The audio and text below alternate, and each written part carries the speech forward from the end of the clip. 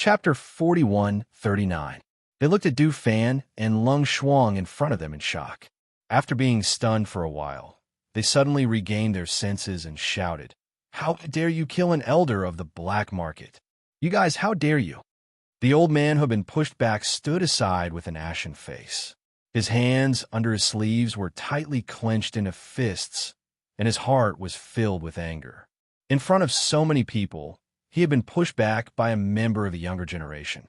Furthermore, the other party had killed an elder of the black market. He had wanted to save someone, but he had been unable to do so and could only watch helplessly as the elder was killed in front of him. This was not only because the other party had died, but also because the elder had been killed in front of him. It was like a slap to his face, making him feel very embarrassed. I don't care how high your cultivation level is. Today, all of you will die here. As the old man spoke, his gloomy voice carried a hint of viciousness. In the next moment, he made his move, gathering wind in his palm and attacking Du Fan. His move was vicious and carried a terrifying killing intent. Kill them. As the old man made his move, he glanced coldly at the two elders standing behind him. His meaning was that he would deal with Du Fan, and the two elders would deal with Lung Shuang. As the old man's voice fell, the two elders regained their senses and attacked Lung Shuang, as well as Yi Fei, who was being supported by her. However, just as the two of them rushed forward, Fengjiu, who was sitting in the corner below the stage, called out softly, "Cloud-devouring beasts!" Two rays of light flashed out, and the two ferocious cloud-devouring beasts roared angrily. They leapt towards the stage and raised their sharp claws, carrying the coercion of a sacred beast as they attacked the two elders. Roar! Roar! The two cloud-devouring beasts roared angrily. Their roars were loud and clear, carrying a powerful coercion that shook the eardrums of the crowd. Their powerful and robust physiques shocked the crowd in the auction house, and they could not help but cry out in alarm. Heavens! That's a cloud-devouring beast. That's a sacred beast-level cloud-devouring beast. Two cloud-devouring beasts have appeared at once. WHWH, where did they come from? When the people who were rushing towards the auction house saw the two cloud-devouring beasts leaping onto the auction stage, their eyes widened in shock and disbelief. They might still see divine beasts, but sacred beasts were extremely rare. And here, there were actually two of them. After recovering from their shock, some of the more attentive people couldn't help but glance at the corner of the auction house. When they saw the red-clothed lady slowly standing up from her seat, their hearts couldn't help but stagnate. The man holding the fan was the woman's attendant, and the two cloud-devouring beasts seemed to have appeared after the woman called out. She had such a powerful servant and two powerful cloud-swallowing beasts protecting her. Who was this woman? The two elders on the stage did not expect two ferocious beasts to pounce towards them. They did not have time to withdraw their attacks, nor did they have time to retreat. They could only see the two cloud-devouring beasts roaring angrily and clawing at them with their sharp claws. Instantly, the sound of their robes being torn, accompanied by the sound of flesh being cut, entered their ears. The pain that came from their bodies made them cry out in agony. They quickly retreated and looked in horror at the two cloud-devouring beasts that had stopped in front of the woman in black. Chapter 41:40. In that split second of distraction, a powerful gust of wind hit his chest and sent him flying back several meters.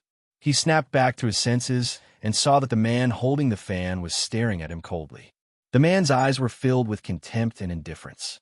He felt humiliated and his chi and blood surged, causing him to spit out a mouthful of blood. Whoever kills them will be heavily rewarded by the black market. In the future, they will be honored guests of the black market. The old man shouted in a low voice and looked at the crowd who had retreated to the entrance of the auction house. There were all sorts of people amongst these people, and there were naturally many experts amongst them. However, they had all chosen to stand by and watch at this moment. If they were lent a hand, then how could a mere few people and two cloud-devouring divine beasts be a match for them? Because of the old man's words, the crowd who had retreated could not help but feel tempted. If they could become honored guests of the black market, it would be a good thing. Furthermore, the black market would owe them a favor. If anything happened in the future, the black market would also help them. Thinking of this, some people clenched their fists and prepared to step forward. However, at that moment, they saw the woman in red slowly walk forward. Her gentle voice echoed in everyone's ears. Today, none of the people in charge of the black market will survive. If anyone is not afraid of death, feel free to step forward. I don't mind sending him on his way. The voice was slow and indifferent.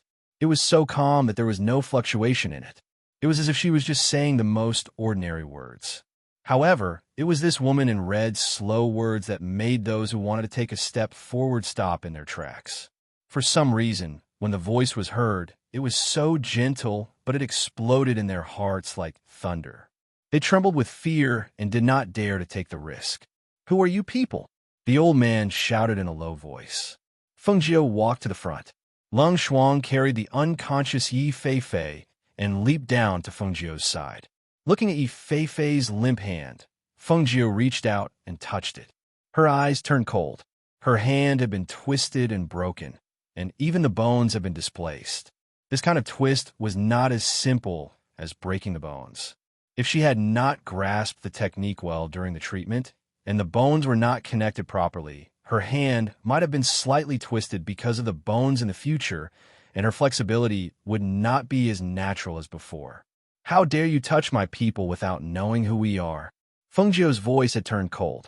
She looked up at the old man and sneered.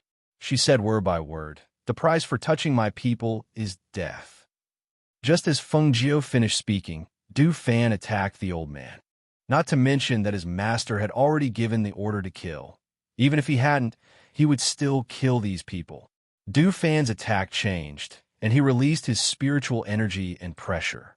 As soon as he released his pressure, the old man's face turned pale, and his body trembled slightly. This person's strength was so strong. If it was the previous attack, he could still barely block it. But now that Du Fan's attack had changed, he did not even have the chance to fight back. This was because his entire person was suppressed by a strong force. Even if it was only for a moment, this moment was enough to determine his life and death. Chapter 41:41. Seeing this scene, the people at the main entrance of the auction house sucked in a breath of cold air, their faces turning pale. Their bodies involuntarily shrank back, trying to hide their presence. Another elder had died, and it was the head of the 4 great elders. This was really going to be a big deal among the cultivators who were shrinking back towards the main entrance of the auction house. There were 1 or 2 who had seen Feng Jiu and the rest on the 2nd floor of the Medicinal Herbs Company. Seeing this scene, they were so shocked that they were dumbfounded, unable to speak for a long while. Who could tell them that what they saw was not real? Just a few of them actually killed 2 elders of the black market and even had 2 sacred beasts following them. This was simply too heaven-defying. They had originally thought that the girl who had been sold to the black market would at most be auctioned off, and if they wanted to get her back, they could only bid for her at a high price. Who would have thought that these 2 or 3 people would actually use such a simple and crude method to directly attack the black market, and the people of the black market were actually not their match? Who could tell them? Where on earth did these abnormally powerful people come from? Just as they were in a daze, Du Fan shattered the inner elixir of the elder, and his entire body fell backwards, his body twitching a few times, blood flowing out of his mouth as he fell into a pool of blood and breathed his last breath. After killing the elder, Du Fan turned to look at the 2 people who were being attacked by the cloud-swallowing beast. The 2 of them were already covered with cuts and bruises, and as they dodged the attacks of the cloud-swallowing beast, they looked at the dead elder on the ground. Because of the shock and fear in their hearts, they revealed many flaws in their defenses.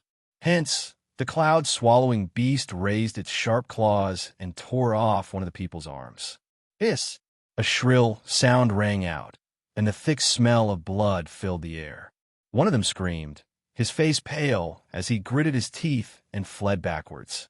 Seeing this, The other person also sent out a palm strike to block the clouds swallowing beast pursuit and fled backwards as well. As for the guards and shadow guards in the open and in the dark, they had already quietly dispersed. Even the elders were not their match. How would they dare to send themselves to their doorstep to seek death? In the end, they still value their own lives more. "Master, wait here," Du Fan said, and his figure flashed, chasing after the two people. If the guards and secret guards escaped, then so be it. But these 4 elders and the steward must die. This black market must disappear from the city tonight. "Lung Shuang, help her sit here," Feng Jiu said, motioning for her to help Yi Feifei sit down. "Yes," Lung Shuang responded and helped Yi Feifei to her seat while he supported her from the side. Feng Jiu took out a medicinal pill and stuffed it into her mouth, then pinched her Rinzhong point. Not long after, he saw Yi Feifei slowly wake up. "Master!" Yi Feifei slowly recovered. He felt a warmth in his chest, as if something was flowing.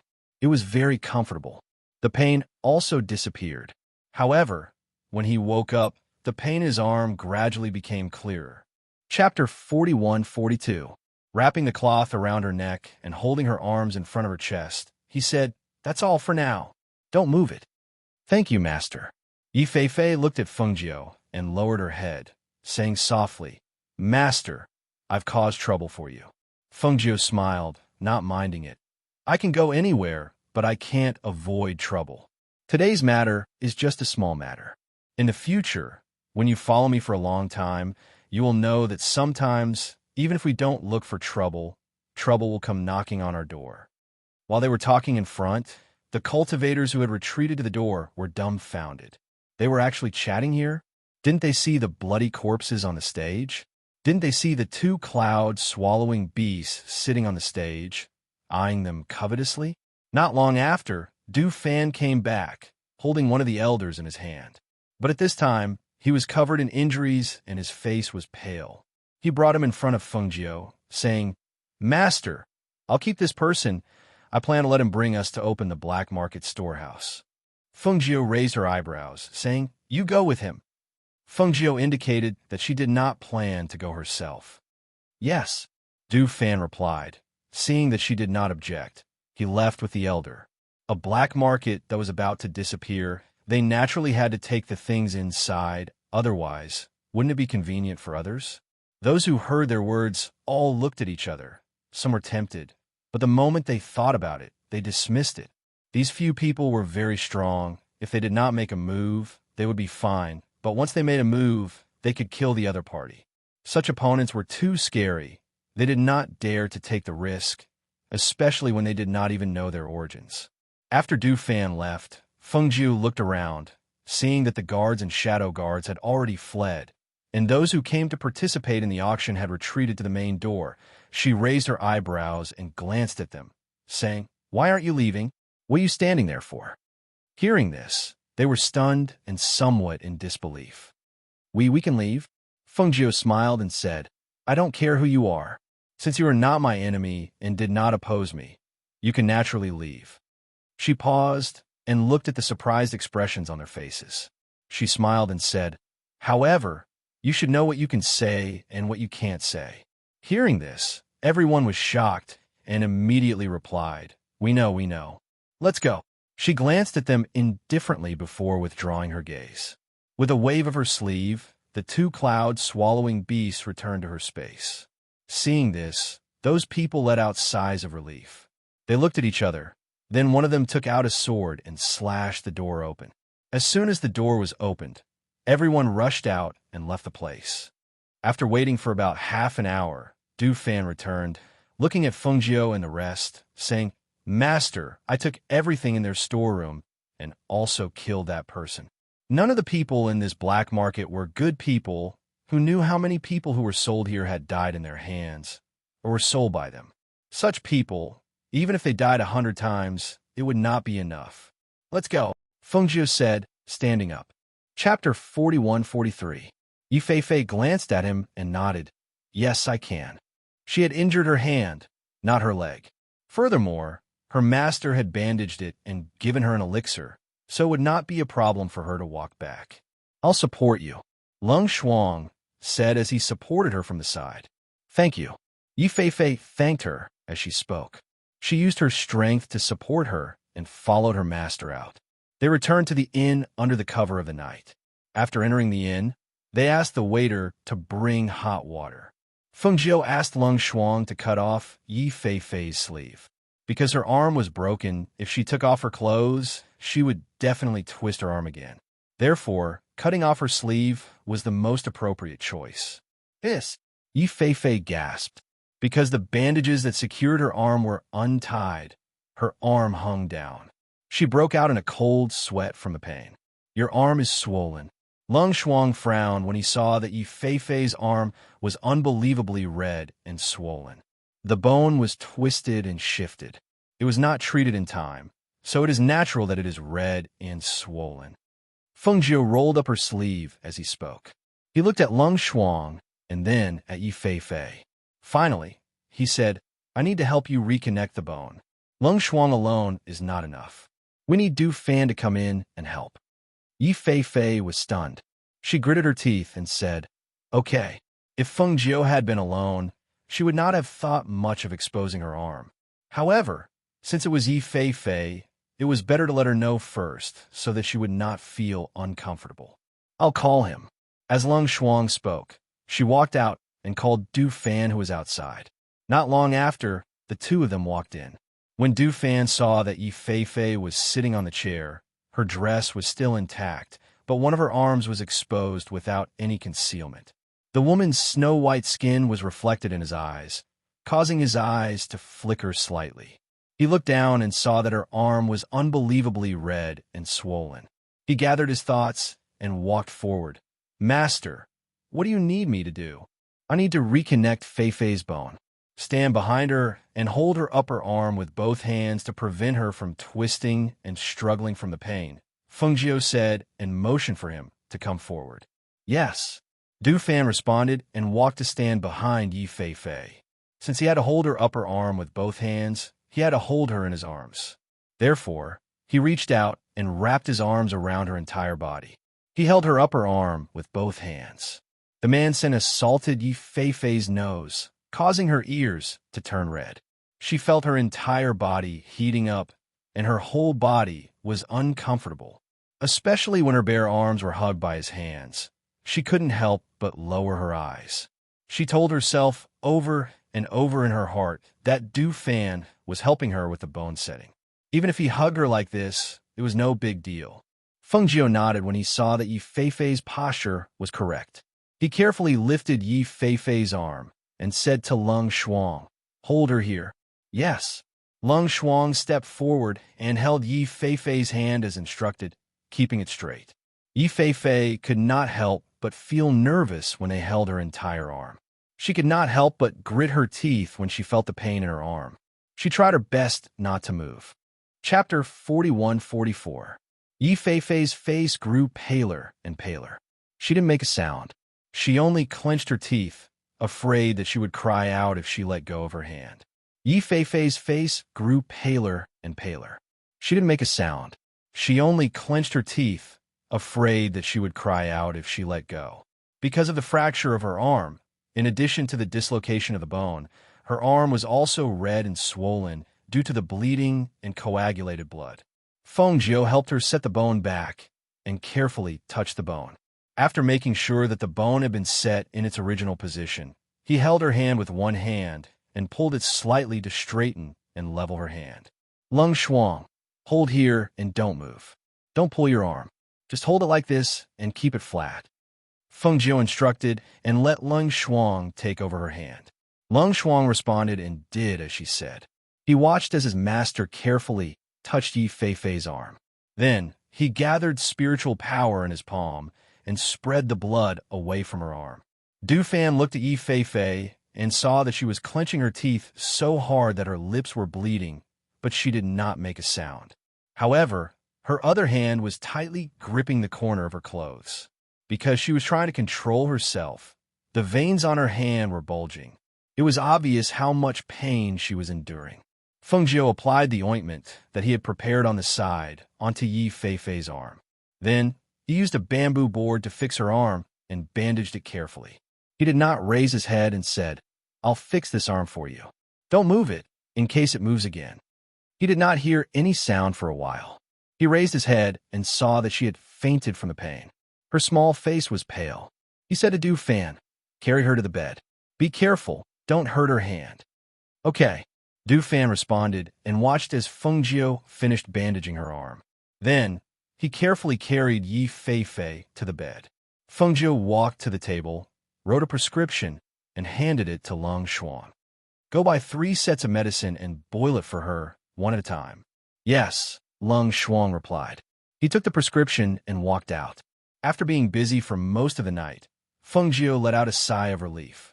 He glanced at Yi Feifei on the bed and said to Du Fan, "Go wash up and rest. I'll keep an eye on things here." Du Fan nodded and left. He did not return to his room, but went downstairs to instruct the waiter to prepare some dishes and rice before returning to his room to wash up. After taking a bath and changing into a new set of clothes, he walked out of the room and was greeted by the waiter. "Young master, the food is ready. Would you like to have it sent to your room or eat on the first floor?" The waiter asked with a smile. Du Fan paused, thought for a moment, and said, "Let's eat on the first floor.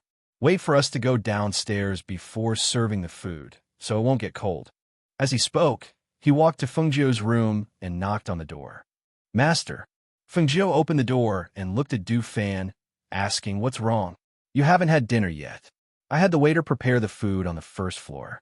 As Du Fan spoke, he glanced at the room and said, "She'll be fine resting in this inn. Master, you should go downstairs and eat first." Hearing this, Feng Jiu nodded. "All right." He closed the door and went downstairs with him. When the waiter saw them go downstairs, he went to the kitchen to serve the food and wine. After serving the food, he left. Chapter 41-45. Feng Jiu took a sip of his wine and smiled. "If we can't leave, then we'll just have to wait for them to come knocking on our door. The guards at the black market were not killed. They will go back and report. As for the owner of the black market, let's see if he has a death wish."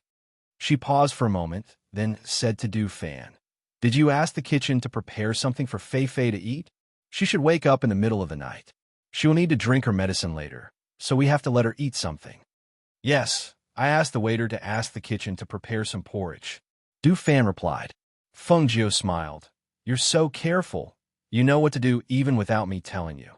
As he spoke, he looked at him teasingly, then picked up his chopsticks and ate some food. Du Fan heard this and smiled. "I've been by Master's side for many years. I know what to do."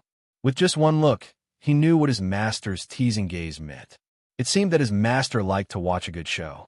Yes, watch the show between him and Yi Feifei. "Master." Lung Shuang came back with the medicine. Seeing them on the first floor, she called out. Du Fan stood up and said, "I'll go prepare the porridge. You accompany Master to eat." "No need, I'll go," Lung Shuang said. Du Fan stepped forward and took the medicine, saying, "I've already eaten." "You haven't eaten yet. Sit down and accompany Master to eat. The food was just served not long ago." As soon as his voice fell, he didn't wait for her to say anything and walked towards the kitchen. "Let him do as he pleases. Sit down and eat." Feng Jiu gestured. Lung Shuang sat down and said, "Master, the people outside are already spreading the news about the black market. There are also many people watching outside the inn. Don't worry about them." Feng Jiu did not care. Seeing this, Lung Shuang did not say anything else, but picked up the rice and ate. In the middle of the night, Yi Feifei woke up. Lung Shuang brought her porridge. After she ate, he brought her a bowl of medicine and said, "Drink this medicine later." Yi Feifei looked at the medicine on the side. It was black and smelled strongly of medicine. Seeing that the medicine was still hot, she was not in a hurry to drink it. Instead, she leaned against the headboard. Fainting was one thing, but now that she woke up, she felt a sharp pain in her arm. Even though it was the second half of the night, she couldn't sleep at all. "Lung Shuang, will the people from the black market take revenge if we stay here overnight?" Yi Feifei asked worriedly. "Master is here. Don't worry." Lung Shuang slept in his clothes on the soft couch and said, "Don't forget to drink the medicine. It can help you recover. Besides, Du Fan made it for you." Hearing this, Yi Fei Fei was stunned. She wanted to ask more, but saw that Lung Shuang had already closed his eyes and was asleep. So, she did not disturb him. She looked at the steaming medicine and thought of Lung Shuang's words. Her heart skipped a beat. When a medicine was not so hot, she picked it up with her uninjured hand, held her breath, and drank it in one gulp. Because the 4 elders of the black market were killed in one night, the news spread quietly, even though Feng Jiu had ordered them not to spread it. Almost all the powers in the city knew about this shocking incident that night. They also knew that the people who destroyed the black market were staying in the inn in the city and had not left. Of course, some people kept an eye on the inn, but no one dared to act rashly. Chapter 41-46. But what? Another person asked, his gaze landing on him. But this cloud-swallowing beast, and hearing your description, I have a faint guess. The middle-aged man said, his face deep in thought. Hearing this, the few of them looked at each other, saying, "If you have something to say, just say it." That middle-aged man looked at them, took a deep breath, and slowly said, "You should have heard of the ghost Dr. Fengjiu, right?" When these words came out, the few of them couldn't help but widen their eyes in shock. "You mean they're the ghost Dr. Fengjiu's people?" The middle-aged man shook his head.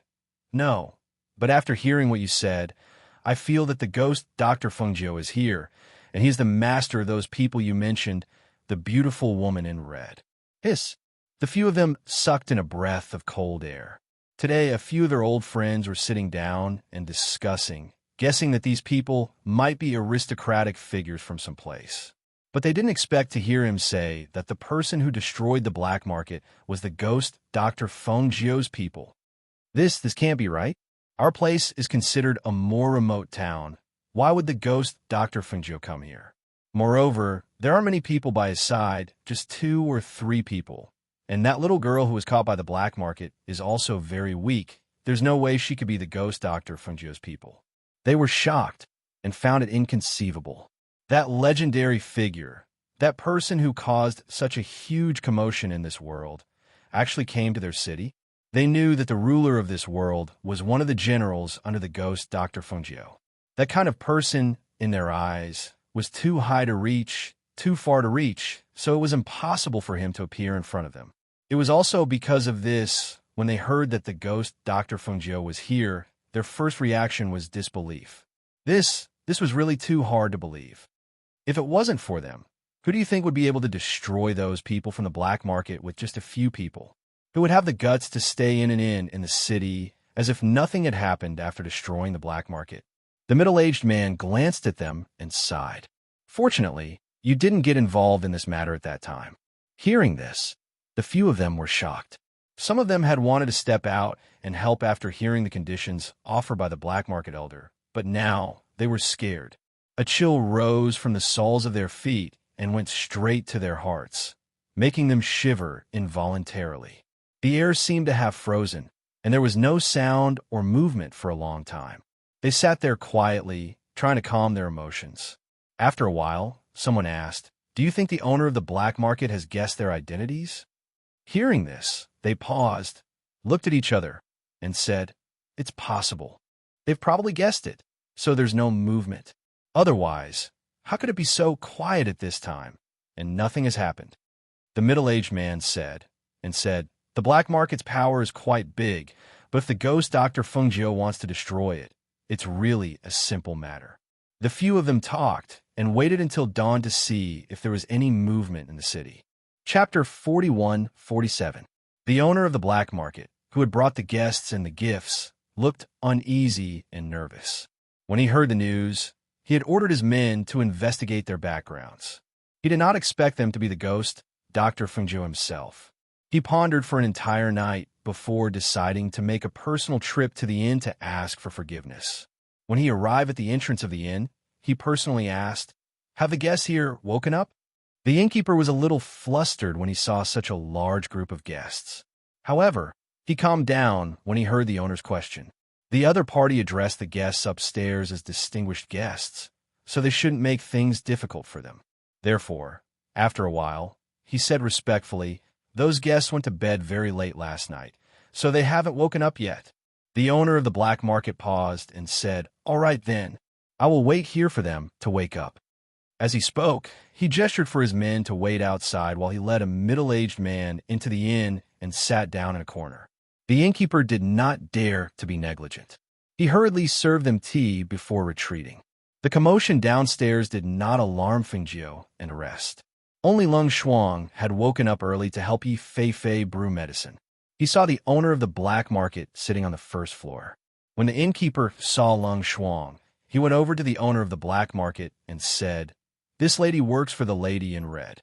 The owner of the black market, who was looking at Lung Shuang and secretly guessing, immediately stood up and hurriedly called out, "Miss Lung Shuang."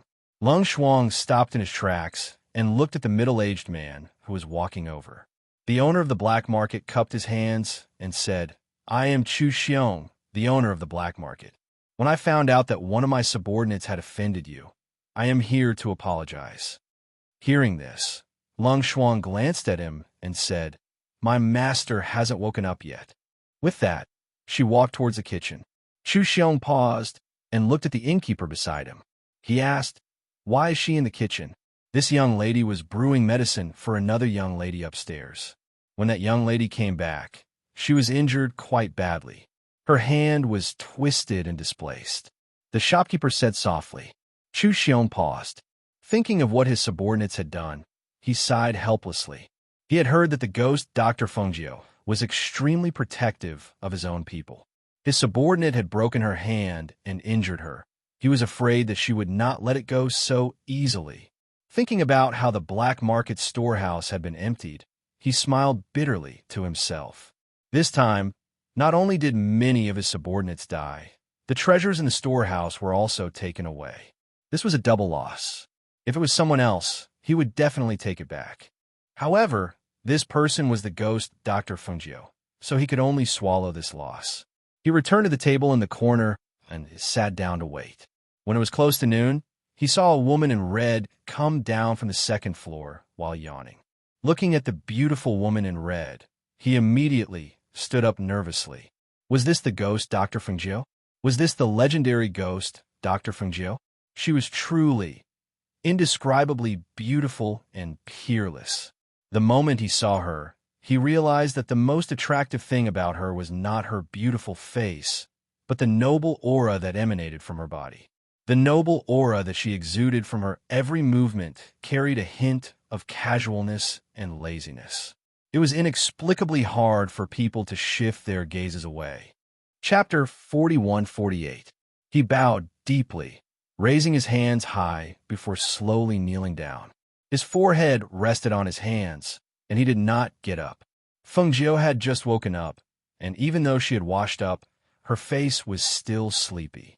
Her hand that was yawning paused, and her clear eyes narrowed. She lazily leaned against the railing of the stairs, looking at the middle-aged man kneeling on the ground. When the middle-aged man behind saw his master bow so deeply, he quickly stepped forward and respectfully knelt behind her. Chu Xiong, she lazily asked, her mind spinning. Looking at the person kneeling by the stairs, she was just about to ask who he was when she saw Du Fan walk out from the room and stand behind her. "Master, it's the master of the black market," Du Fan said, gently fanning himself with the fan in his hand, his gaze looking at the person kneeling below. "Oh, the master of the black market?" Fengjiu raised her eyebrows, looked at the person below, and asked, "What are you doing here?" As she spoke, she slowly walked down step by step. Hearing her words, Chu Xiong panicked and said, "Ghost Doctor, I'm here to ask for forgiveness. I didn't discipline my subordinates well. Please forgive me, Ghost Doctor." Fengjiu walked past him and sat down at a table on the first floor. She slowly said, "It's normal for the underground black market to do some shady business, but this kind of kidnapping and trading of women is not something I'm used to seeing, especially when you're touching my people." Chu Xiong's forehead was covered in cold sweat. When he heard her words, he felt a strong pressure pressing down on him, as if as long as she willed it, he would be crushed to death here. He didn't even dare to breathe loudly. He held his breath, his heart in his throat. Even if the other party spoke casually, he was still scared out of his wits. He immediately said, Ghost Doctor, please investigate. This matter, I really didn't know about it.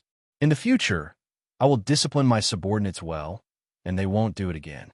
The shopkeeper brought the waiter to personally serve them food and wine, then respectfully retreated, not daring to look at the two people still kneeling on the ground. Feng Jiu poured a cup of wine and took a sip. After a while, she said, "Go back. Discipline your subordinates well. If they do it again, it's one thing if I don't know, but if I know, I won't let you off so easily like this time." Yes, thank you, Ghost Doctor. I will discipline my subordinates well, and they won't do it again, he hurriedly said. When he felt the pressure covering him disappear from the top of his head, he took a deep breath and hurriedly stood up to leave. He didn't dare to stay any longer and quickly left with his people. Dufan sat down at the side and asked, "Master, did you spare their lives because you emptied the black market storehouse?" Feng Jiu smiled and said, "That was only one of the reasons. Secondly, he didn't kill them again and even came to ask for forgiveness. No matter what his intentions were, since he dared to come and ask for forgiveness, then his crime doesn't warrant death. Moreover, we don't have any deep hatred with him. Killing the 4 elders under him and emptying his black market storehouse could be considered teaching him a lesson. After all these years, she had seen too many things, and her temperament had changed. Sometimes there were some things or some people that didn't warrant death. She was willing to spare their lives and give them a chance." Hearing this, Dufan smiled. At least he knows his place. Chapter 41-49. Okay, Dufan replied and asked the waiter to call Lung Shuang and Yi Fei Fei. After they finished eating, they continued on their journey in the spirit deer carriage. The people in the city could not help but sigh in relief when they saw them leave in the spirit deer carriage. They finally left. God knows how worried they were. What would happen to them here? Yi Fei Fei was sitting in the carriage with medicine still tied to her arm. Her complexion was much better than yesterday, and she was in good spirits.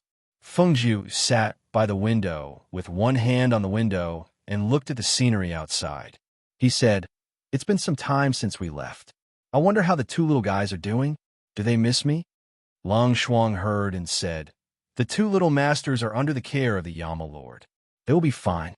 Master, you don't have to worry." "Master, if you miss the little masters, then we can go back as soon as we find the ancient 9-tailed fox." Yi Fei Fei said and looked at Feng Jiu. "Master, how long will it take for us to reach the forest? We won't be there so soon. It's not a short journey." Feng Jiu said and looked at Yi Fei Fei. "Come, give me your hand." Hearing this, Yi Fei Fei stretched out his hand and heard her say, "Not this hand, the injured hand." "Oh." Yi Fei Fei turned her body slightly and carefully untied the hand that was wrapped around her neck. She saw her master dismantle the things on her hand, including the bamboo board and the cloth that was tied around it. The blood clots on her arm had disappeared. It was still red and swollen, but it was not as scary as it was last night. Seeing this, she said, "Master, the medicine is very good. I also drank the medicine made by Long Shuang. My hand doesn't hurt as much. It should be better in a few days." Feng Jiu smiled and said, "Last night, your arm was filled with blood and dislocated bones. Today, I'll use the power of the Azure Lotus to help you heal your bones quickly." As she spoke, she gathered spiritual energy in her palms and drew out the power of the green lotus from her body. As she held onto Yi Fei Fei's arm, specks of green light seeped into her arm. The redness and swelling on her arm gradually disappeared. Under the skin, the broken bones were also healing at an extremely fast speed. Yi Fei Fei blinked her eyes in shock. She watched as the swelling on her arm disappeared at a speed visible to the naked eye. Furthermore, she could even feel that the broken bones in her arm were healing. The pain in her bones was disappearing bit by bit. After a while, Feng Jiu withdrew his hand and said to Yi Fei Fei, "Try clenching your fist to test your strength." "Oh." Yi Fei Fei responded in a daze and clenched his fist. He saw that his fist, which was originally unable to be clenched, was clenched tightly. The blood clots that had flowed down to his palm due to the blockage had also returned to normal due to his master's treatment. Yeah, it's really healed? She blinked her eyes in disbelief and turned her hand to look left and right.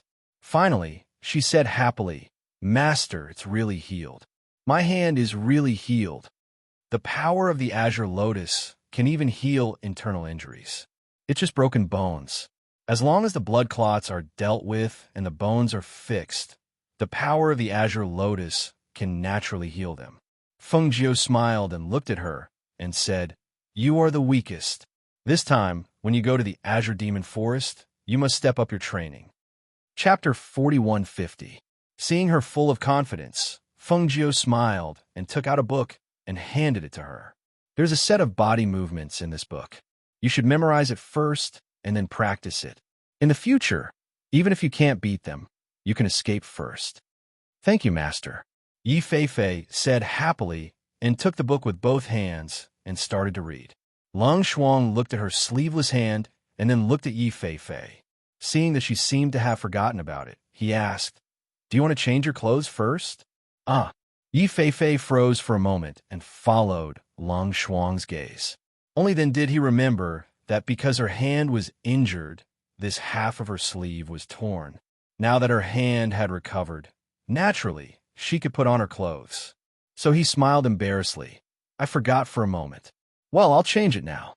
She did as she said, and changed her clothes in the spirit deer carriage. Feng Jiu and Lung Shuang looked at each other and smiled. This little girl was also careless. She changed her clothes as she wished. Wasn't she worried that Du Fan would suddenly open the carriage door and come in? Of course, Du Fan wouldn't come in because he heard the voices inside. At this time, he knew that Yi Feifei's hand was healed. He smiled and drove the spirit deer carriage forward. Half a month later, they arrived at a city and prepared to enter the Cyan Devil Forest. In half a month's time, Yi Feifei's body movements had become very skillful. In addition to Du Fan teaching her, Feng Jiu would occasionally give her 1 or 2 pointers. Perhaps it was because of getting along with each other, Du Fan and Yi Feifei were getting along better and better. They no longer bickered as they used to. Master, Cyan Devil City is the closest city to the Cyan Devil Forest. This place is relatively prosperous, and there are all kinds of people in the city. It's also more complicated. Since we plan to enter the Cyan Devil Forest, let's first prepare in Cyan Devil City and prepare everything we need before we set off. Du Fan drove the spirit deer carriage in and said to Feng Jiu, who was sitting in the carriage, let's find an inn to stay at. Let's take a stroll around the city and stay there for a day or two. We'll set off when we're refreshed. Feng Jiu said as he lifted the curtain to look outside. It was just as they had heard when they came. The city was bustling, but it was also filled with all sorts of people. Because there were many mercenaries who accepted missions, and there were also people who did not follow their families who came out to train, the inns in the city could be said to be extremely popular all year round. They went to 3 or 4 inns, but did not find any empty rooms. In the end, they asked around and found out that there was an inn in the city that was twice as expensive as an ordinary inn. However, there were rooms available all year round, and they were also extremely high class. Thus, the few of them asked for directions and went to that inn. Guests, are you here to stay? The waiter came up to them and asked. He sized them up, and a look of surprise flashed across his eyes. These people's appearances were too outstanding. Even though he was a waiter who worked in the inn and had seen many outstanding young masters and young ladies from aristocratic families, he had rarely seen anyone who looked like them. However, he was after all a waiter who had seen a lot of the world. He quickly collected his thoughts and enthusiastically led the way for them. Ladies and gentlemen, why don't you sit down and have a cup of tea and something to eat? Du Fan handed the deer carriage to another waiter outside and followed them inside. When he saw inside, he couldn't help but smile. Chapter 4151. Master, let's sit down and rest for a while. Du Fan said to Feng Jiu. All right. Feng Jiu agreed and followed the waiter to an empty table. After sitting down, Du Fan looked at the waiter and said, Waiter, prepare 3 rooms for us. All right, waiter. Please follow me to the counter to pay for the rooms. The waiter said as he poured tea for them. Then, he gestured for them to follow him to the counter. Feng Jiu and the others sat down while Du Fan followed the waiter to settle the procedures. After paying for the rooms, he came back and saw that many people sitting on the first floor drinking tea were looking at them. He walked to the table and sat down. He said to Feng Jiu, "Master, do you want to rest first?" "No need. After sitting for a while and drinking tea, I'll walk around the city with Lung Shuang and the others," Feng Jiu said and took a sip of tea. Then he looked at Du Fan and said with a smile, "Do you want to buy anything? You can also walk around and see if there's anything you want to buy." Hearing this, Du Fan nodded. "All right, then I won't be with you later." Feng Jiu smiled and said, "This Azure Demon City is close to the Azure Demon Forest. Many rogue cultivators will bring their prey or spiritual herbs here to sell. There should be a lot of people here. We'll rest here for 2 days and look around and ask for information." "Yes," the others replied. They knew that the information she was talking about was about the ancient nine-tailed fox spirit. They rested in the inn for a while. After chatting and drinking a few cups of tea, Du Fan handed the small wooden sign for the room to Feng Jiu. "Master, this room is yours. If you come back first, you can find your room by following this wooden sign." Then he handed another one to Lung Shuang. "You and Fei Fei will share a room. These 3 rooms are connected. Master will take the room in the middle." "Yes," Feng Jiu responded and put away the small wooden tablet. Then he stood up and said, "Let's go. Let's go out for a walk." Yi Fei Fei followed Feng Jiu with anticipation and joy. She looked at Du Fan and said, "Brother Du will go first. Be careful when you're alone." Along the way, the two of them got along better and better. She also obediently called him Big Brother Du after all. He had taken care of her along the way. "Yes, follow Master and Lung Shuang closely. Don't run around by yourself," Du Fan instructed. "Let's go," Feng Jiu said as she walked out. Lung Shuang and Yi Fei Fei followed behind her. Du Fan watched the 3 of them leave. He sat for a while and drank the tea in his cup. Then he walked out of the inn and went in another direction. Seeing them leave, a man in brocade clothes in the inn said, "Who are those people? Their temperament is really outstanding." "Ha ha ha, Brother Ruan, are you trying to say that those girls are very beautiful?" A man sitting next to him laughed and said, "However, those people are really very dazzling, especially that woman in red. She is really a peerless beauty, seeing that the 4 of them came here, and their strength is unfathomable. Not to mention Brother Ruan, I'm also curious about their background." Chapter 41:52. A middle-aged man said. As soon as he finished speaking, no one else said anything. This was because they had observed the people who had come in. From their auras, they knew that they were people who had been in positions of power for a long time. Moreover, their cultivations were unfathomable. Even some of the people with extremely high cultivations were unable to see through their cultivations. Of course, among the 4 people, there was a woman whose cultivation was relatively low, and they could tell at a glance. However, with the 3 people with unfathomable strength, everyone naturally ignored the weak woman. At this moment, a young girl at another table was curious. She could not help but ask the old man next to her in a small voice, "Fourth Grandpa, are those people really powerful? One of them is on par with you. The other 3 are unfathomable." The old man in gray said as he stroked his beard thoughtfully. After a pause, he looked at the people at the same table and said, "Go back and tell the people below not to cause trouble casually. More importantly, they are not to offend those people." Hearing this, the middle-aged men at the same table were slightly surprised. They looked at each other, but did not say anything. They only nodded, "All right, we understand." Feng Jiu and the others did not pay much attention to the people and matters in the inn. At this moment, they were strolling along the street towards the central trading area. Because it was a major trading city, there was a large area designated for rogue cultivators to sell things. Yi Fei Fei walked along the main street until he arrived at the trading area. Looking at the things on the ground, Yi Fei Fei's eyes lit up. So this is how they sell things. Just a square piece of cloth will do. If we close the stall, we can just roll up the cloth and leave. That's convenient. She walked to a small stall and squatted down to look. Seeing that the stall was filled with small magic tools and formations, She could not help but look around and buy a few small magic tools to keep. You guys walk around.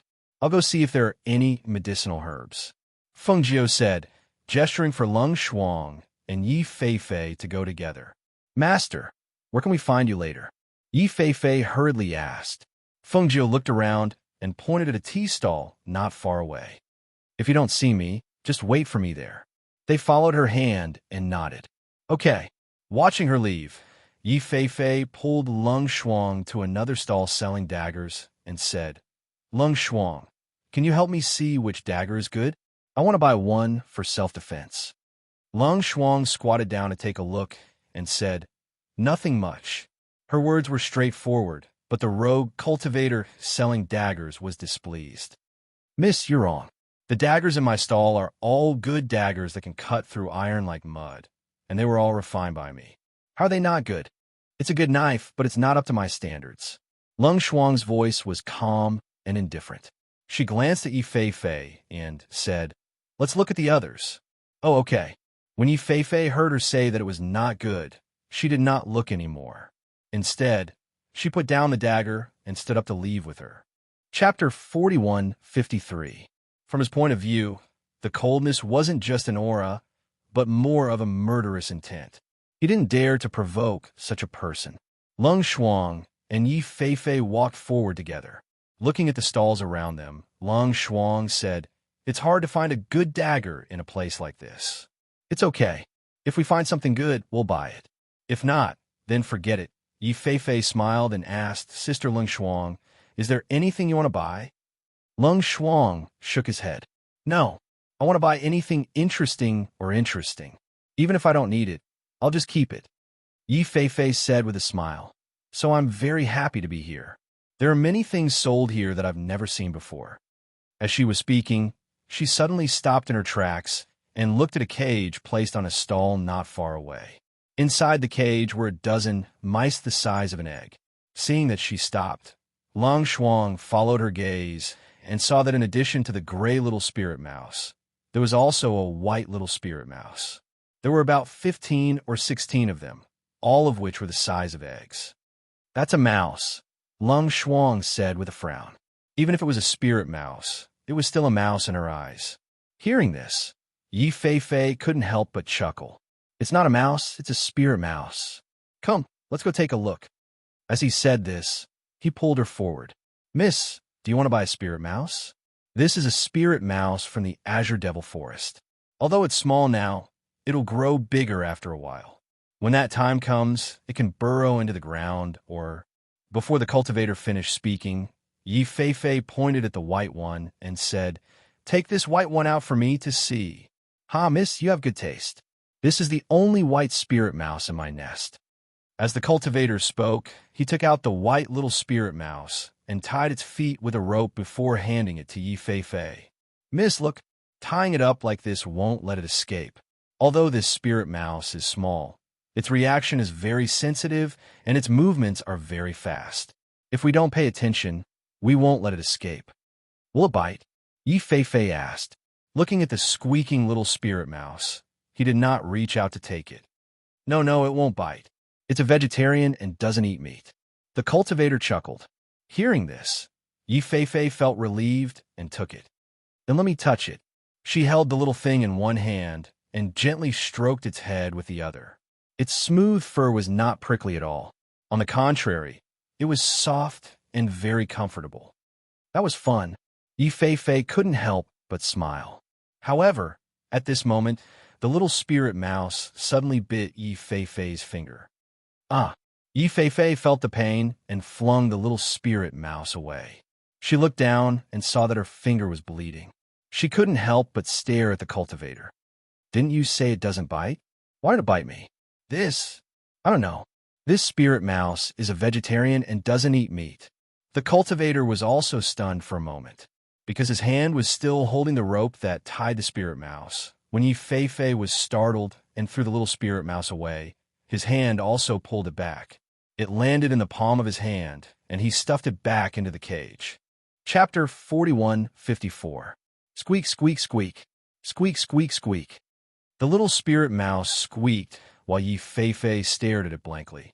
After hearing Lang Shuang's words, she wanted to squeeze blood out of her hand. However, when she looked at it, she only saw a trace of blood oozing out. Her face turned pale.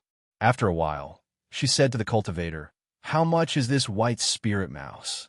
Since you like it, I'll sell it for 100 gold coins." "I'm selling it for 120 gold coins," the cultivator said with a smile. "It's too expensive." Yi Feifei looked down at her bitten hand and said, "I'll buy it for 10 gold coins." Seeing that the cultivator was about to speak, she said, "If you don't want to sell it, then you have to pay for my bitten hand. I was bitten by your little white mouse, and I'm bleeding. You have to pay me 10 gold coins." The cultivator stared at her. He originally wanted a bargain, but when he heard her words, he felt as if his breath was stuck in his throat. He wanted to say something, but he couldn't. It was very uncomfortable. 10 gold coins are equivalent to 100 silver coins. "Do you want to make 10 gold coins? Or do you want to pay 10 gold coins?" Yi Feifei asked. "Hey, okay. Isn't it just a little spirit mouse? I'll sell it to you, okay? 10 gold coins it is." The cultivator said and shook his head, but he was secretly happy. He didn't know how this white spirit mouse got into the cage when he came back from the Cyan Demon Forest.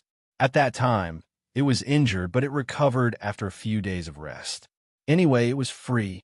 10 gold coins, it was 10 gold coins. He wouldn't lose money. Lang Shuang washed her hand over the money and take the little spiritual mouse. After walking some distance away from the stall, Lang Shuang asked, "Is there anything special about this little mouse?"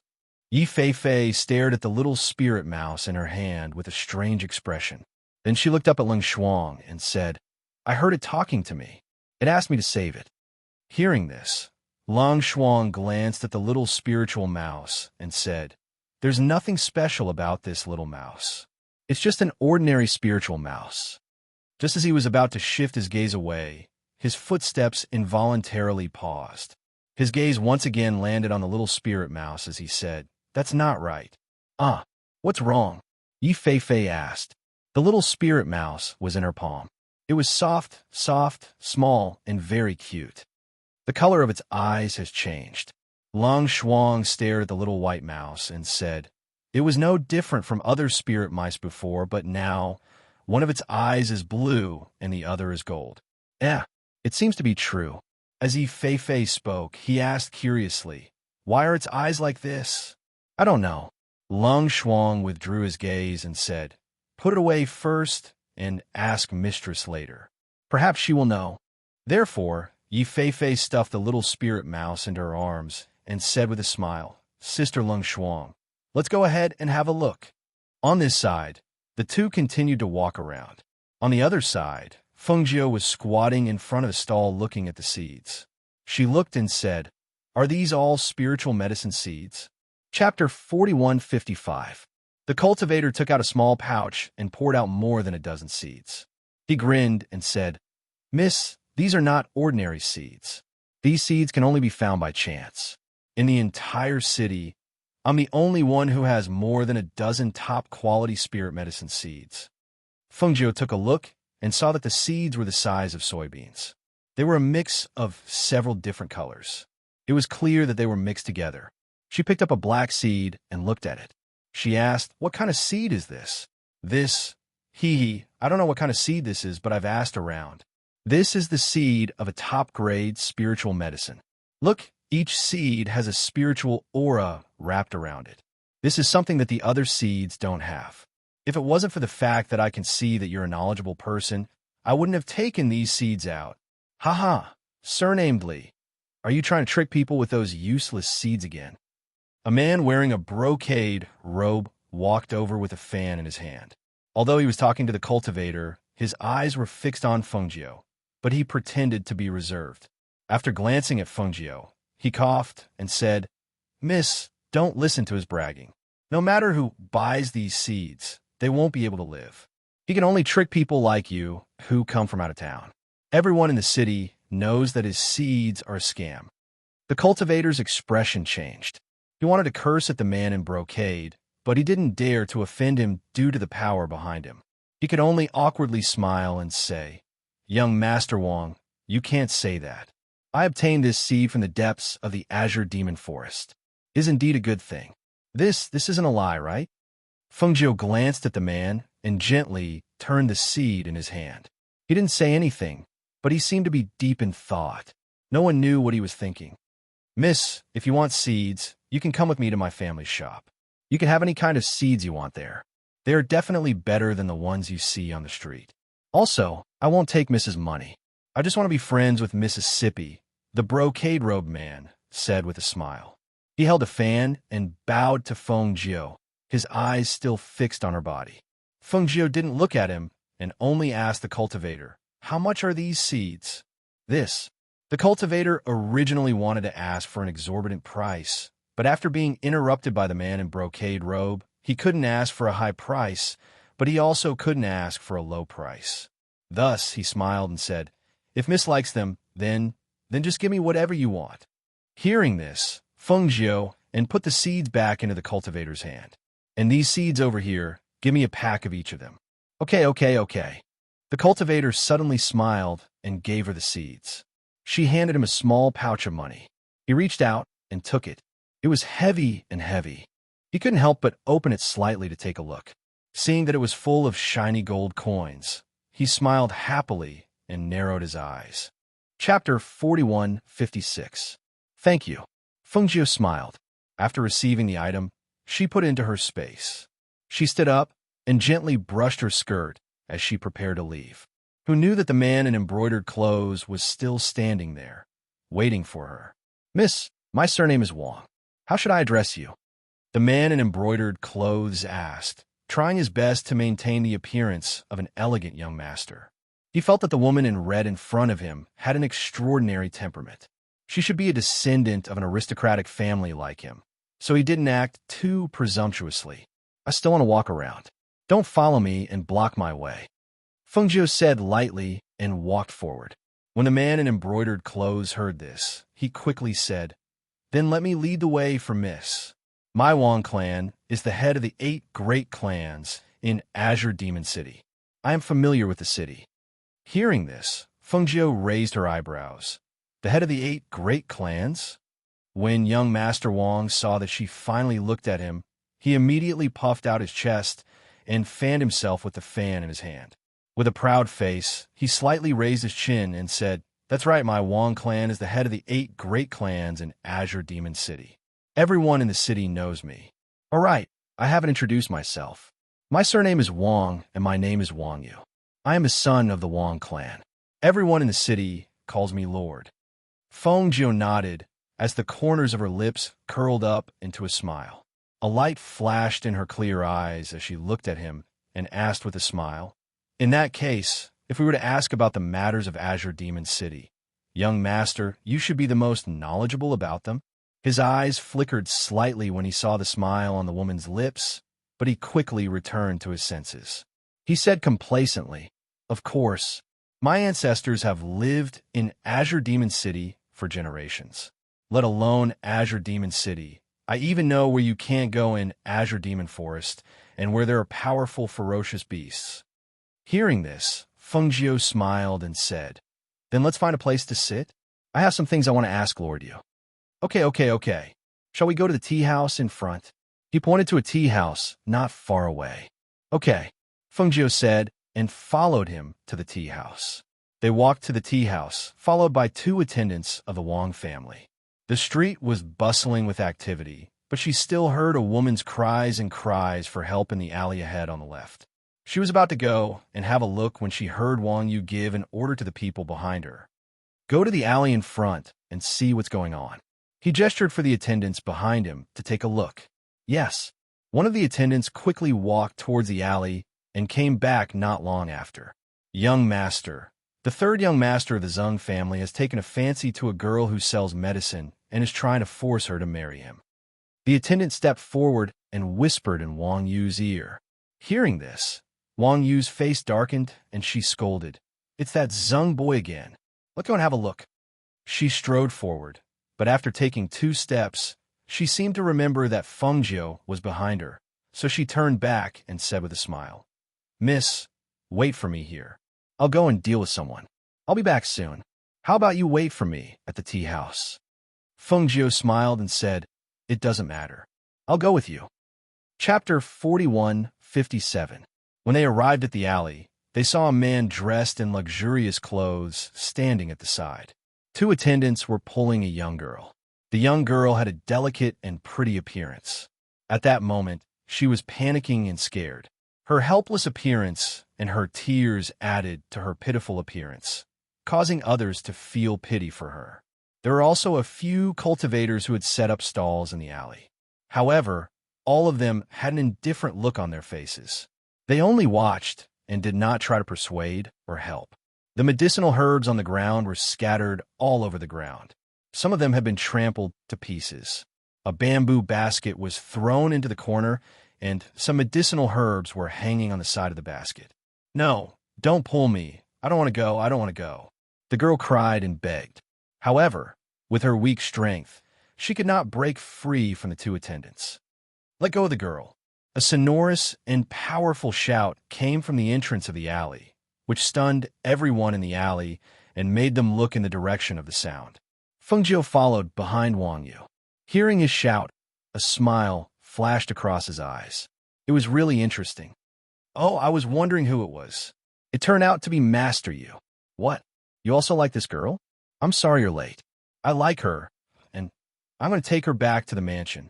The man in luxurious clothes glanced at the crying girl, reached out his hand to wipe her tears, and said tenderly, Don't cry. What's there to cry about? It's your blessing that I like you. You can live a good life with me. Can it compare with the herbs you sell here? Because Feng Jiu was standing in the back, blocked by Wang Yu and his two attendants, the people in the alley could not see her. They only knew that there was a woman in a red dress behind her. However, they did not pay too much attention to her, and their eyes and attention only fell on Wang Yu. Zhang San, you're also a member of several big families in the city. Your kidnapping will only bring shame to your Zhang family. Let her go. Otherwise, don't blame me for being rude. Wang Yu shouted. What? You also like her? Zhang San asked, one hand holding the young girl's waist. I won't let go. What can you do to me? Wang Yu looked at him coldly, waved the fan in her hand, and ordered the two attendants beside her go. Beat the crap out of him. As soon as he finished speaking, two of his attendants rushed towards Zhang San. The two Zhang family attendants who were holding the girl immediately let go of her and quickly went to help. The young girl took the opportunity to wipe away her tears. She picked up the bamboo basket on the ground and packed it with the herbs that were not trampled and quickly left. Feng Nine stood quietly and watched. Seeing that Wang Yu's two attendants were stronger than the other two, they quickly suppressed the other side. However, the man surnamed Zhang came forward to help, waving his fist and rushing directly at Wang Yu's two attendants. Seeing this, Wang Yu immediately scolded. She put the fan in her hand to her waist, waved her fist, and went straight to Zhang San's face. You little turtle, how dare you hit my people? I'll teach you a lesson. When the cultivators in the alley saw this, they hurriedly moved their stalls to the back. Some of them hurriedly packed up their things and went outside. Chapter 41:58. These people were hitting each other with their fists, using a lot of inner strength. They really didn't show any mercy, as if they were seizing the opportunity to beat each other to death. However, even though these people were fighting fiercely, no one used a weapon, nor did they try to kill each other. This made her a little surprised.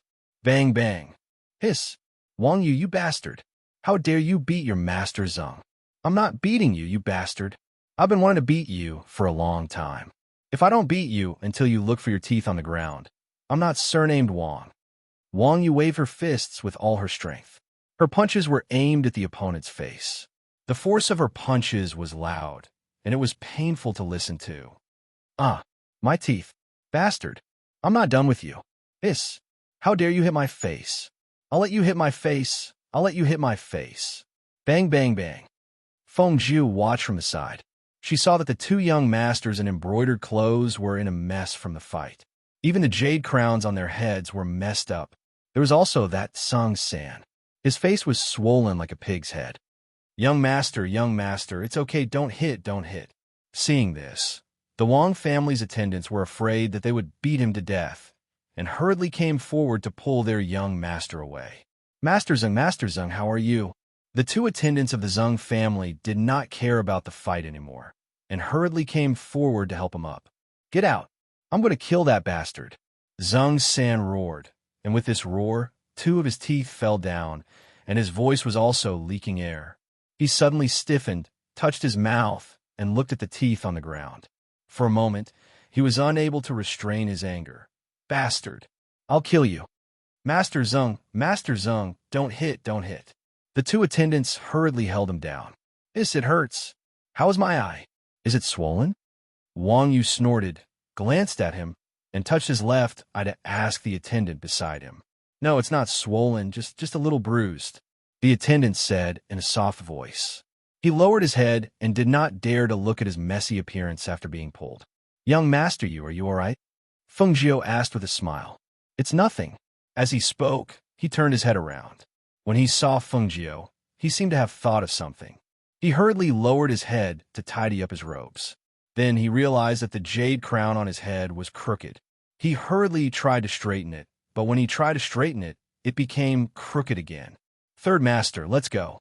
Seeing that Wang Yu's attention was not on them, the two attendants of the Zeng family hurriedly pulled their master to leave. Unexpectedly, Zeng San was pulled away, but when he passed by Feng Jiu, he saw her face and suddenly couldn't move his legs. He was stunned and tried to open his swollen eyes to see the beauty in front of him. But at this moment, you idiot, what are you looking at? Get lost. Wang Yu saw his eyes staring at Feng Jiu. She was annoyed and lifted her leg to kick his ass. Hiss! Wang Yu, you bastard! You wait for me. I won't let you go. Zeng San was kicked forward. Fortunately, the two attendants supported him, so he didn't fall to the ground. The two attendants were afraid that they would fight again, so they hurriedly half-dragged and half-escorted him away. Chapter 41:59. Feng Jiu smiled and said, I think you're also badly injured. How about this? You go back and apply the medicine first. I'll stay in the city for 2 more days. Let's sit down and talk when you're better. Hearing this, Wang Yu looked down at her current appearance. She was in a mess, and it was not suitable for her to sit down and talk. So she asked, Where do you live in the city? Where can I find you? And, you see, I still don't know your name. Feng Jiu glanced at her and said, My surname is Feng. I live in the Qingyun Inn in the city. Hearing this, Wang Yu's eyes lit up. Well, I'll go back and apply the medicine first. I'll come to you tomorrow. Okay. Feng Jiu responded, nodded slightly, and then turned to leave. After watching her leave, the two attendants looked at him and said, Young master, shall we go back first? Go back. I'm too embarrassed to walk on the street like this, let alone accompany Miss Feng to chat in the inn. Let's go. I'll have to apply the medicine when I get back. As he spoke, he walked out of the room. The two attendants behind him hurriedly followed after him. When Wang Yu walked out of the alley and walked to the street, Feng Jiu, who was not far behind, stopped and looked at the cultivators on the street, smiling and greeting Wang Yu. He was very happy to hear them call him Young Master Yu. After seeing him leave, the people on the left and right sides also chatted. While compared with the young masters of other aristocratic families, this young Master Yu is very good. A cultivator who set up a stall said, Yes, at least the Wang family didn't bully us, and the children of the Wang family didn't kidnap girls like the Zeng family did. Although this young Master Yu is a bit foppish, I've never heard of him kidnapping girls. And it is said that the Wang family has a rule that he can't touch other women before his wife marries into the family, let alone have a concubine. So he is still a virgin. Ha ha ha. This is the rule left behind by the ancestors of the Wang family. The Wang family really abides by the rules. If it were any other family, children of his age would be running around everywhere. Hey, that's not right. I heard that the Wang family and the Ruan family are discussing marriage. I'm preparing to marry this young Master Yu. That's the news from last month. You definitely don't know. The third miss of the Ruan clan despises Prince Yu, saying that he's useless and doesn't deserve her. The marriage has long been called off. Is that so? You see, it's hard for these aristocratic families to get married. They have to have a similar family background, a handsome face, and strong strength. The young masters of aristocratic families have to consider all aspects before they marry a wife. Many of them are arranged by their parents. They don't like their wives even if they don't meet them. Fengjiu stood at a small stall not far away, looking at things while listening to the cultivator's conversation. After a while, she picked 2 trinkets, paid the money, and got up to leave. When she first saw Wang Yu, she thought that he was a lecherous, foppish young master. However, after interacting with him, she found that although he looked at her with amazement, there was no profanity. He just felt that she was very beautiful and stunning. So he approached her. What surprised her was that Wang Yu saved the girl, and it didn't look like he did it deliberately for her to see. Instead, it seemed like this was not the first time. Chapter 4160. What was interesting was that this person was not as simple as he looked on the surface. He acted out the image of a hedonistic son of rich parents so well that she was almost fooled.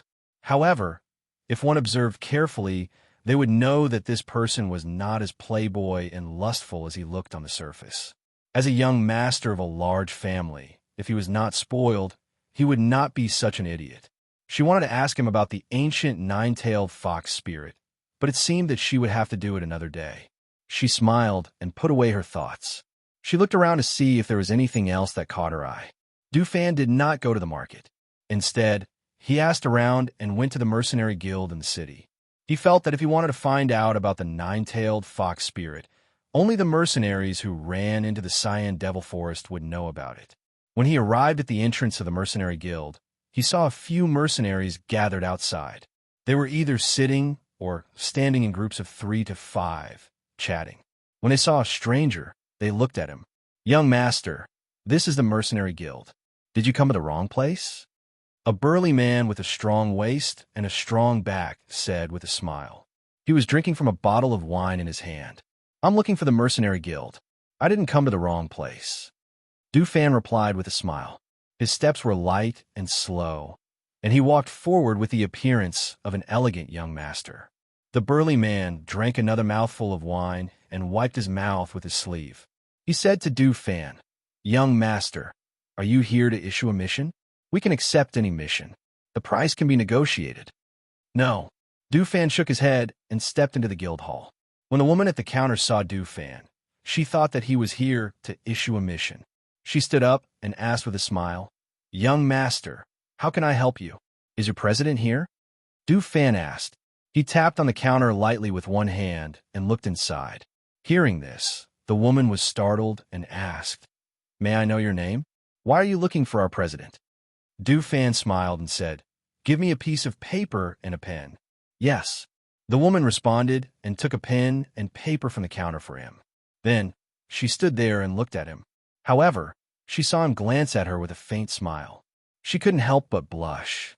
Then, she sat down and didn't look at what he wrote. "Give this paper to your president." As Du Fan spoke, he glanced at the woman and smiled. "You can't peek. You can only hand it to your president personally." "Yes." The woman blushed and hurriedly responded. Then, she took the folded paper and went inside. Du Fan walked to a chair at the side and sat down. The people sitting next to him were cultivators who had come to take the mercenary assessment. At this moment, they were all looking at Du Fan with curiosity and sizing him up. Some people thought that he was a descendant of an aristocratic family. Some people felt that he was an elegant young master. There were also people who felt that this was a person who had been in a high position for a long time. Some people even thought that he was just a gigolo. Inside, the woman at the counter took the folded paper and went in. Before she could meet the president, she was stopped by a manager. "Why are you not at the counter? Why are you here?" The manager said unhappily, "Hello, Manager Lin." The woman bowed and said, "There's a young master outside who asked me to pass this paper to the president." Chapter 4161. You don't even know who the other party is, and you want to take his things to the president? If anything happens, can you bear the responsibility? The manager shouted sternly. Looking at the woman with her head lowered, he asked, "Where's the thing?" "It's just a piece of paper. Moreover, it's the pen and paper I gave him. There's only words on it, nothing else." The woman whispered, "Give it to me," the manager said and stretched out his hand. The woman hesitated for a moment, then bit her lip and shook her head, No. That young master said, I can only give it to the president. Give it to the president? Does he know the president? Do you know why he's doing this? What if something bad happens when you casually give something unknown to the president? But this is just a piece of paper with words on it. The woman whispered. Because she was a relative of the president, she was not afraid of this manager. Take it out. The manager shouted again, his anger obvious. What's with the noise? An old man walked out and looked at the two people outside. He frowned. What are the two of you arguing about? Third elder, is the president here? The woman asked and quickly walked forward. The president is discussing something with us elders. What do you want? The old man asked, his gaze falling on the woman. There's a young master outside who want me to give this to the president. The woman said and took out the piece of paper. Give it to me. The elder stretched out his hand and gestured for her to take it, but who knew that she would take a step back? He couldn't help but raise his eyebrows and stare at her. What are you doing? Isn't it just a piece of paper? I want you to give it to me. I'll take it in for you, all right? The woman thought of that elegant young master, thought of how he looked at her with a smile, and told her that she could only give it to the president personally and not peek. She clenched the piece of paper in her hand and said, That young master said, I can only give it to the president personally. She knew she shouldn't, but she didn't know why. But when she thought of that young master's smiling eyes, her mind was in a mess. She only felt that since that young master trusted her so much, she should do it well. When the old man saw this, he took a deep breath and cursed under his breath, Blockhead! He walked inside and saw that she was still standing there. He immediately shouted, Come with this old man. Yes. The woman smiled happily and hurriedly followed him in. Inside, the president was discussing something with several elders. When they saw the third elder bring in a little girl, they couldn't help but be startled. They looked at each other and asked, What's wrong? Let this little girl speak for herself. The third elder lightly snorted. He flicked his sleeves, walked to his seat, and sat down. Then, he picked up his teacup and took a sip. President, there's a young master outside who wants me to give you a note. The woman revealed a joyful smile as she stepped forward and handed the note to him before standing to the side. Hearing this, the president was slightly surprised. After glancing at the woman, he opened the note and read it. When he read it, his expression changed slightly, and he stood up from his seat. Where is that young master now? The president asked anxiously. Not knowing why the president had such a look on his face, the woman hurriedly replied, That young master is waiting outside. Quickly invite him in. As he spoke, he felt that it was inappropriate and said, There's no need for me. I'll personally invite him in. As he spoke, he was about to walk out when he was pulled back by one of the elders. Chapter 4162. We'll talk later. As the president spoke, he walked out quickly. Dufan sat outside until he saw the lady walking quickly with an old man. Only then did he stand up. Young master, this is our president. As the lady spoke, she wanted to tell the president that she was talking about this young master, but the president pushed her aside. Young master, let's talk inside. The president gestured for him to enter. All right. Dufan nodded slightly and smiled at the lady. Thank you, young lady. As he spoke, he walked in. The lady's face turned red, as if she was in love. She walked back to the counter and sat down in a daze. Inside, in the hall, a few elders had not left. When they saw the president return with a young master holding a fan, they were startled and looked at each other. Why are you all still here? Let's disperse for now. The president was slightly stunned when he saw them, and had them leave first. Hearing this, the elders stood up. They wanted to ask, but when they saw the president's expression, they did not ask. They only said, Then we'll leave first. We'll talk about what happened just now later. As they spoke, they left. After inviting Dufan to sit down and serving tea, the servants left. Only the president and Dufan were left in the hall. At this moment, Dufan spoke, Sorry to disturb you. No. As the president spoke, he looked at him and took out the piece of paper and asked, Young master, the words master of heaven and earth are written on this. What do they mean? In fact, he had a guess in his heart, but he wanted to confirm it. Dufan smiled and said, I haven't introduced myself. My surname is Du, and my name is Fan. My master is the ghost Dr. Fengjiu. The current master of heaven and earth is Qi Kong, one of the 8 great phoenix guards under my master. Hearing these words, the president's heart thumped wildly. The hand that was holding the teacup trembled slightly. He hurriedly drank a mouthful of tea to calm himself down. Then, he placed the teacup down and took a deep breath before asking, "I wonder what young Master Du is here for." "President, there's no need to panic. I'm here today to ask you about something." Du Fan smiled and spoke gently. The president's anxious heart gradually relaxed. "I see. Then what does young Master Du want to ask about? As long as I know, I'll tell you everything." He hurriedly said, "I'd like to ask if you've heard of any news about the ancient nine-tailed fox, since you're close to the Azure Demon Forest, and the Mercenary Guild is in contact with the Azure Demon Forest more often." Hearing this, the president was startled. Ancient nine-tailed fox. He paused for a moment and said, "I've heard of it, but I've never seen it. The mercenaries of the guild will also go on missions into the Azure Demon Forest. However, the ancient nine-tailed fox's hiding place must be in the depths of the Azure Demon Forest. It's the most dangerous place. Ordinary people can't go to that place.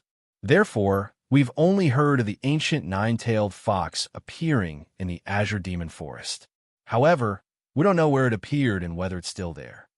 Chapter 4163. Hearing this, Du Fan was deep in thought. The Wang family, one of the 8 great families in the city. Yes, if young master wants to know about the ancient nine-tailed fox, you can ask the Wang family. Du Fan nodded and said, "I understand." He stood up and said, "Sorry for disturbing you today." No, it's my fault for not being able to help young master. I'm really sorry." The guild master quickly said. Du Fan smiled and said, "I accompany my master here. My identity is a secret. I hope the guild master can keep it a secret in case it causes too much commotion." Yes, I know this. I will not reveal any information," he quickly promised. "If that's the case, I'll take my leave first." He cupped his hands and bowed, then turned and walked out. "I'll see young master out." As he said this, he quickly followed and saw him off. After seeing Du Fan leave, the guild master returned to the inner hall. When he returned, he saw a few elders waiting for him in the hall. He asked, "Sit, let's talk about what happened earlier." Hearing this, the elders looked at each other. One of them said, "Guild master, who is that young master? What did he come here for?" "He is an old friend of mine. This time he passed by and came to see me." The guild master did not say much. He looked at the few of them and said, "About the mercenary assessment, do you have any other opinions?" Seeing that he did not say much, the few of them did not ask anymore, but they did not believe the guild master's words. On the other side, Feng Jiu walked around, bought some things, and went to the appointed tea house to sit, while looking at the various people on the street. Looking at one of the stalls, a woman was selling things. Behind her sat a child of about 3 years old. The child was holding a ball in his hand, and it rolled down the street. The child stood up and chased after the ball. When the woman saw this, she called out to the child, telling him not to run too far, and continued to buy things. At this time, the street in front of them was filled with panic and chaos. He saw a ferocious beast with red eyes running out of nowhere. It was an adult wind wolf. It was extremely fast, and its body was injured. As it ran, the things on the street were flattened and messed up. Some cultivators couldn't react in time and fell to the ground in fright. They watched as Hui Lang dashed towards them, with several men in black chasing after him. On the street in front of them, the child was standing there with a ball in his hand, staring blankly, oblivious to the approaching danger. Just as she was about to rush out, she saw a cultivator leap forward and grab the child before rolling away. However, as he carried the child away from the wind wolf, he was heavily stepped on by a man in black robes. Amidst the chaotic noise, she could faintly hear a muffled groan from the cultivator. Due to the wind wolf's extreme speed, the black-robed cultivators were unable to catch up. One of them immediately raised his hand to reveal the sleeve arrow on his arm, but was pulled back by the person beside him. "There are too many people on the street. We can't shoot. If we don't shoot, it will run away. Its speed is too fast. We won't be able to catch up. Let's catch it first," that person said, ignoring the person beside him, the sleeve arrow in his hand shot out. Chapter 4164. Ah! He cried out in pain and retreated a few steps before falling to the side. Seeing the hidden arrow in his shoulder, his face immediately turned pale. Whoosh! The man in black didn't stop there. Instead, he shot out a second sleeve arrow. This time, the sleeve arrow shot into the Wind Wolf's back arm. With a howl, the Wind Wolf ran even faster. Whoosh! The hidden arrow shot out again, but the Wind Wolf dodged it. As soon as the Wind Wolf dodged, the old man behind it immediately turned pale and froze in place as he watched the hidden arrow fly towards his forehead. Fengjiu's expression became cold. She originally wanted to act, but when she saw Long Shuang appear beside the old man, she calmly watched. Clang! The long sword blocked the hidden arrow.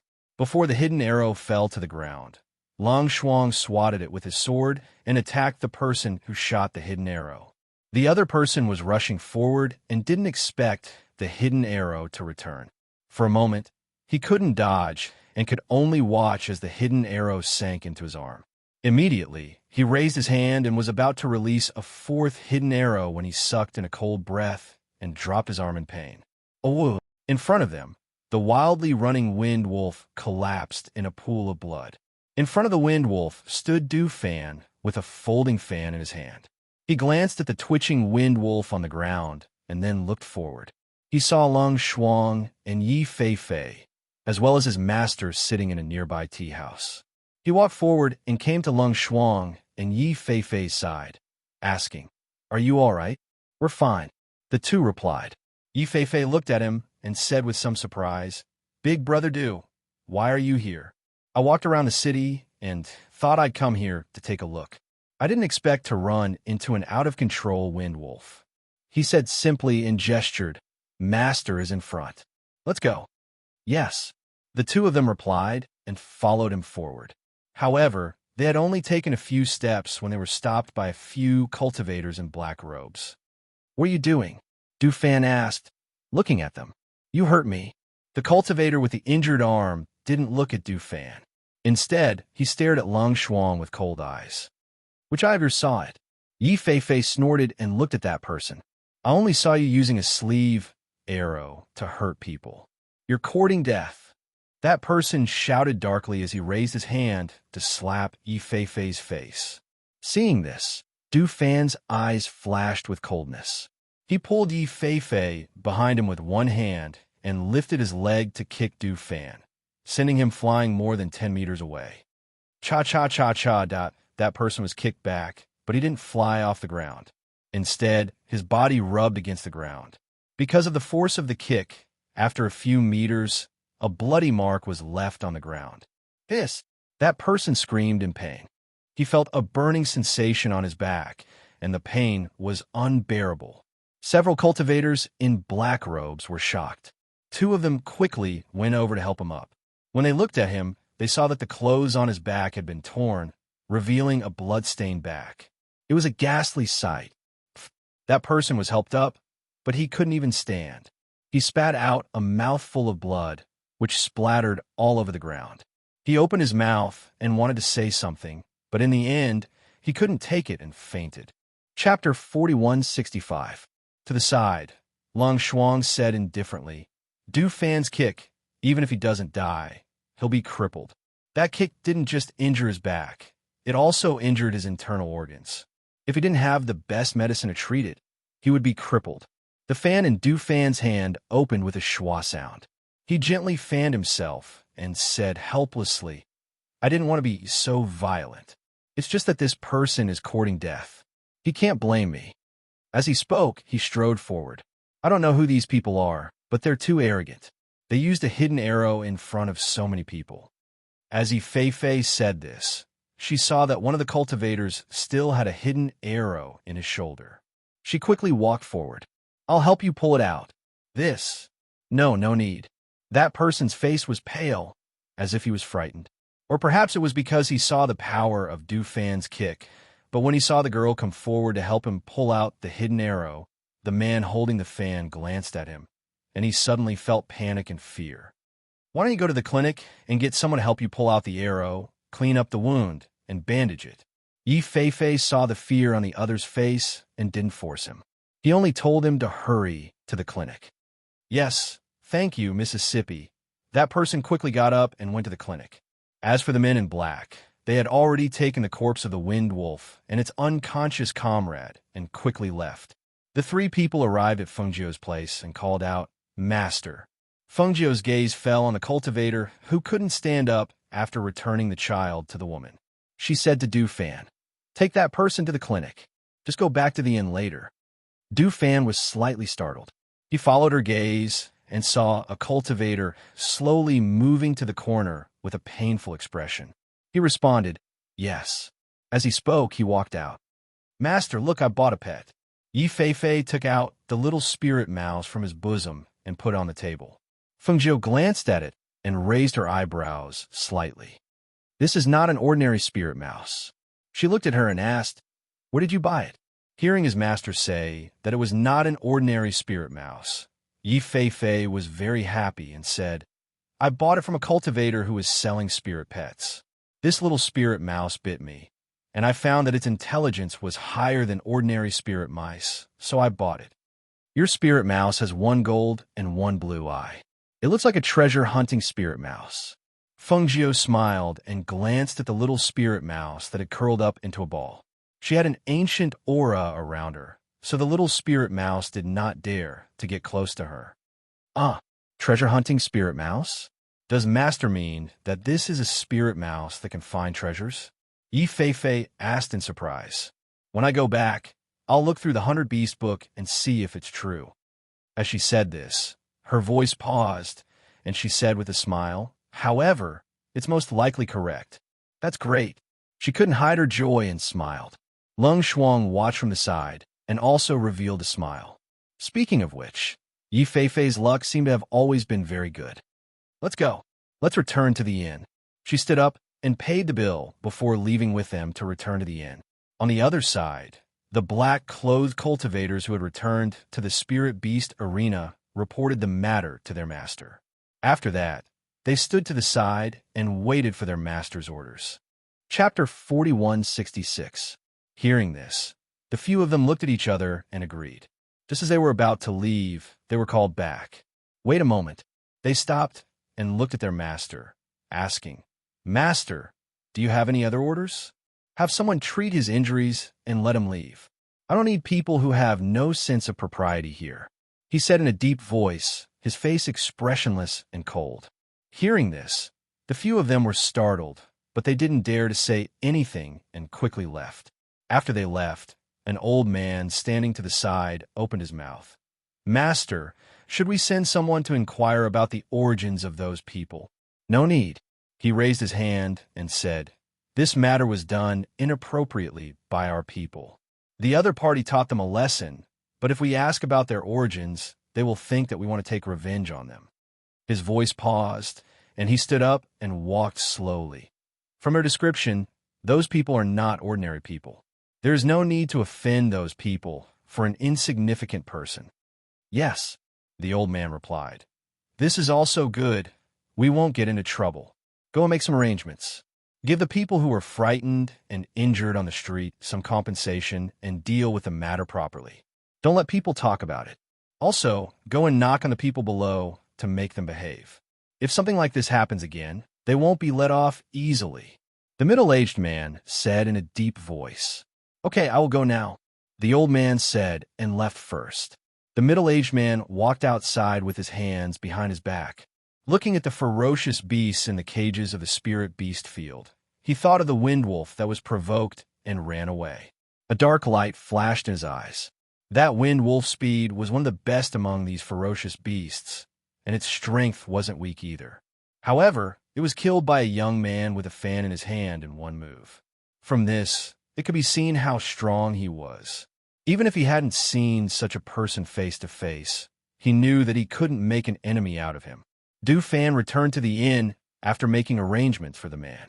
Seeing that his mistress and the others had already sat down at the table and were chatting, he walked up to them and said, "Mistress, that cultivator has an old injury on his leg. He was stepped on, and his old injury was triggered, but we've already applied medicine and sent him back. He'll be fine after a few days of rest. All right, have a seat. Fengjiu gestured. Master, do you know that person? Yi Feifei asked. Fengjiu smiled, took a sip of tea, and said, I just asked Du Fan to help him because he saved a child. We don't know each other. Hearing this, the three of them came to a realization. So that was the case. Du Fan poured a cup of tea and said, On the way back, I asked around. Those cultivators in black robes were from the Spirit Beast Arena. This Spirit Beast Arena is a place where vicious beasts and spirit beasts trade. There are many humans, spirit beasts, and vicious beasts inside. That wind wolf must have been provoked by something and ran out. This Azure Demon City is close to the Azure Demon Forest. It's not strange that there are people doing business with vicious beasts. Fengjiu said, However, if you have time, you can go and see what kind of beasts are kept in this Spirit Beast Arena. Master, when we were outside asking around today, we didn't hear much about the ancient nine-tailed spirit fox. Yi Feifei said as he poured tea for them. Chapter 4167. Oh, tell me about it. Fengjiu said, looking at Du Fan. I thought that the people from a mercenary association would know something about the Cyan Demon Forest, so I went to ask the president of the mercenary association. However, he didn't know much except for some rumors. He said that the people from the Wang family, one of the 8 great families in the city, would know something. So I thought, should I go to the Wang family and ask? The Wang family? Fengjiu raised his eyebrows and thought of Wang Yu. Du Fan nodded and said, Yes, the Wang family is one of the 8 great families in the city. The ancestor of the Wang family once led a team into the depths of the Cyan Demon Forest. According to the president of the Mercenary Association, the ancestor of the Wang family had seen the ancient nine-tailed fox spirit. Hearing this, Fengjiu smiled and said, I met a disciple of the Wang family outside today. Let's put it aside and wait for me to sound out Wang Yu's words. Yes, Du Fan answered. Seeing the waiter serve the food and wine, he didn't say anything more. Let's eat first. We're not in a hurry to enter the Cyan Demon Forest. Let's rest here and prepare the information and things we need. Fengjiu said, picking up the chopsticks and eating a piece of meat. On the other side, as soon as Wang Yu returned to the mansion, she was stopped by the steward before she had time to apply medicine. First, young master, the family head is looking for you. Hearing this, Wang Yu covered her eyes and said, Don't you see that I'm in a mess now with injuries on my face? Can I go to see my father like this? She walked inside and said, I'll apply medicine and change clothes first. But the family head said you should go to see him as soon as you come back. The steward caught up and said, The family head is very angry. First, young master, you'd better go now. Hearing this, Wang Yu stopped and asked, Why is he angry? I didn't provoke him these 2 days. Seeing this, the steward sighed helplessly, stepped forward and whispered, The family head of the Zeng family came with 3rd young Master Zeng. Now they are waiting in the hall, asking for an explanation. TSK. This Zeng San couldn't beat me, so he called his father over to our house to demand an explanation. All right, I'll go talk to them. He sneered and walked towards the hall. At this time, in the hall, Patriarch Zeng looked at Patriarch Wang with a dark face and said, This is outrageous. Look at what your son has done to my son. If you don't give me an explanation today, I won't let this matter go. The Wang family head took a sip of tea and said, Brother Zeng, don't be angry. In fact, this is a matter between the children. Let the children solve it. Fighting is quite normal for young people, right? What's more, my son hasn't returned yet, so I don't know what the situation is. You can't just say whatever you want, right? What do you mean? Are you saying that the Zeng family is in the wrong? Did my son deserve to be hit? Does he deserve to be beaten like this? The head of the Zeng family slammed his hand on the table and stood up angrily, glaring at the head of the Wang family. What's going on? Why are you slamming the table in my Wang family's territory? Isn't this Uncle Zeng? I haven't seen you for a long time. You look a lot older. Wang Yu, who was in a mess, came in with a sloppy look. Chapter 4168. Father, I was going to come back after applying medicine and changing my clothes. After all, I'm an adult. It's not good to fight with Zeng San like this, but I didn't expect that Zeng San would call his father to come to our house. So, I didn't even have time to apply medicine or change my clothes. Wang Yu said, tugging at her clothes. She walked to the side and sat down. She glanced at Zheng San, who still looked the same without any medicine, and laughed. Zheng San, you've given your Zheng family too much face. How could you ask your father to step in? Even if you don't feel ashamed, I feel ashamed for you. You. Zheng San pointed at him angrily. His eyes were swollen, leaving only a small slit. You can't be so presumptuous in front of the guests. The head of the Wang family shouted softly. After glancing at him, he said to the head of the Zheng family, Brother Zheng, you see that my son is also injured. I see that both of them are like this. This is also a matter of the younger generation. Can we just let go? Let it go. Can it be? Can it be let go? My son said that he saw a lady and your son tried to snatch her away. That's why the two of them got into a fight. Tell me, who's in the wrong here? If you want to let it go, let Wang Yu apologize. The head of the Zheng family shouted and stared at Wang Yu angrily. Is this the case?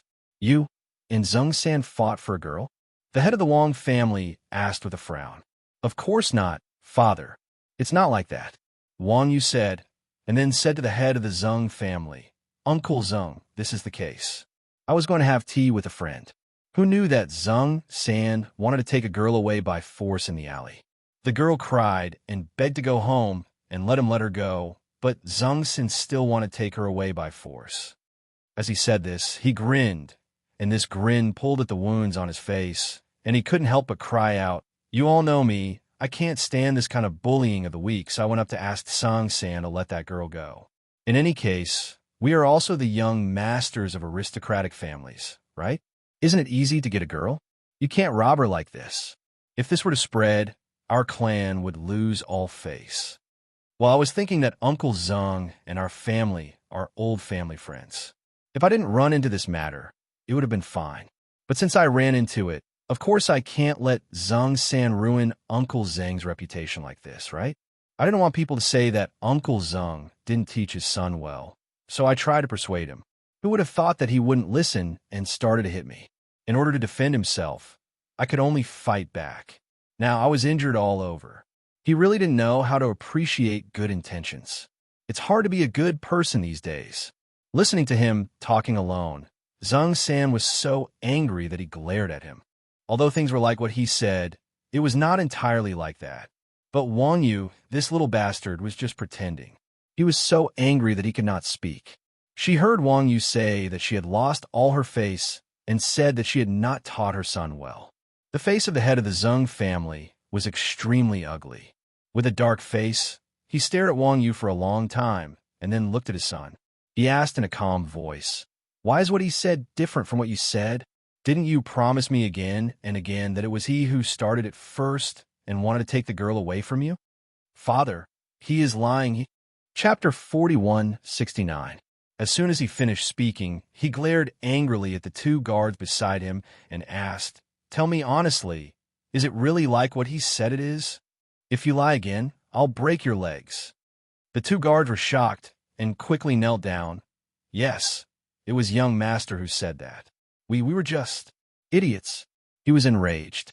He stepped forward and kicked the two of them, directly sending them flying. Brother Zheng, it's not a big deal. Let's forget about it. I won't argue with the children, the Wang family head said with a smile. The Zheng family head's face darkened. He turned back and bowed. I'll go back and teach my unfilial son a lesson. Goodbye. As he spoke, he grabbed his son with one hand and strode out. Wang Yu saw this, shook his head and sighed. If the Zheng family head doesn't change his impatient temper, he'll bring trouble to the Zheng family. He didn't even ask clearly before coming here. Is there no one else in the Zheng family? How can they let someone else be the family head? Aren't they afraid of ruining the Zheng family? The Wang family head stepped forward and pulled his son's ear. Why do you care about other people's family matters? Can't you give me one less day of trouble? Ouch, ouch, ouch, ouch. Father, let go. I'm not a child. It's ugly for you to pull my ear like this. He bent over and gasped. You know it's ugly? Do you know that ever since your grandfather's strength regressed due to his injuries, our Wang clan's position in the 8 great clans has been declining day by day? Otherwise, Do you think the Zung clan would come knocking on our door for such a trivial matter? The Wang family head snorted and let go of his son's ear. Looking at his son's embarrassed appearance, he said with disappointment, I wanted you to marry the third miss of the Yuan family to consolidate our Wang family status. Who would have thought that this marriage was ruined? Now everyone in the city is laughing at our Wang family. Do you know that? Wang Yu rubbed her painful ear and said carelessly, Dad, she doesn't like me today. Tomorrow, she won't be worthy of me. You don't have to worry about it. Besides, I'll tell you that I met a woman outside today. This woman. She was interrupted before she finished her words. Okay, I won't listen to your nonsense. You like this. Go wash up and apply medicine. He shook his head and walked out with a helpless face. Father, I haven't finished speaking. Why are you leaving? He shouted. Seeing that his father didn't stop, he smiled and walked out carelessly. As he walked, he ordered, Get someone to prepare some food and send it to my yard. After washing up, he applied medicine and had a meal. After sitting in the yard for a while, he got up and walked to the back of the mountain in the mansion. When he came to a cave residence in the back of the mountain, he put away his carelessness and cupped one hand in the other before his chest and said, Grandfather, Ewer wants to see you. Come in. An old voice came from the cave residence. Wang Yu, who was outside, heard the order and walked in. In a simple cave residence, there was only a stone table and a stone bed. However, there were luminous pearls on the wall, so the light was as bright as daytime. Moreover, the spiritual chi here was more abundant than that outside. Chapter 4170. He bowed respectfully, then said, Grandfather, I met a woman outside today. Oh, what's so special about this person? She actually made someone come? He got up, slowly walked to the table, and sat down, then raised his hand to signal him to sit beside him. Wang Yu sat down at the stone table and said, This woman came from outside. I think she's special because she's very strong, and her aura is extraordinary. From her appearance, bearing, and clothes, she reminded me of someone. Who? He poured a cup of water and drank. Ghost Dr. Fengjiu. Wang Yu slowly said these 4 words, a wisp of light flashing through his eyes. Hearing this, the old man didn't react but asked, Who is this? I've never heard of her before. Grandfather, it's not strange that you don't know. After all, our Azure Demon City is located in a rather remote area. It takes a long time for news from other big cities to reach our side. However, some of the people that I've spread out in other cities have returned after receiving first-hand news. Thus, I have some understanding of this ghost Dr. Fengjiu. He slowly said, then paused and continued. Some time ago, our continent finally had a lord of heaven and earth. Grandfather knows about this, but Grandfather doesn't know that the current lord of heaven and earth, Monarch Shi Kong, is one of this ghost Dr. Fengjiu's people. What? The old man exclaimed in shock. Because he was too shocked, the cup in his hand overflowed, spilling all over his hand, but he didn't notice. It's said that this ghost Dr. Fengjiu isn't originally from our area, but a lord of heaven and earth from another area, and her strength is extremely strong. Everyone knows the name of the ghost doctor, and her alchemy skills can be said to be unparalleled in the world. Everyone by her side is a top expert and can be an overlord. The old man took a deep breath and asked with a serious face, The person you met, is she really Ghost Dr. Fengjiu? Is she really as powerful as you say? If it's really her, why would she come to a remote town like ours? I can't be wrong. Grandfather hasn't seen her before. If you had seen her, you wouldn't have doubted her identity. Also, I asked her for her name, but she didn't say it. She only said that her surname was Feng. Wang Yu said thoughtfully, However, I don't know why she came here, but I think I will know soon. Thus, he told his grandfather about how he met Fengjiu and how he found out where she lived. You're very good. Grandfather's efforts in nurturing you have not been in vain. Your knowledge, the way you handle matters, and your intelligence are all rare in the Wang clan. Grandfather's strength is not as great as before, and the Wang clan status among the 8 great clans is gradually falling behind. It's good that you're willing to restrain yourself. At the very least, you won't become a thorn in their side. As the old man spoke, he exhorted, "Now that you have the opportunity to meet that ghost Dr. Fungio, you should make good use of this opportunity. This might be a chance for you, but it might also be a chance for our Wong family.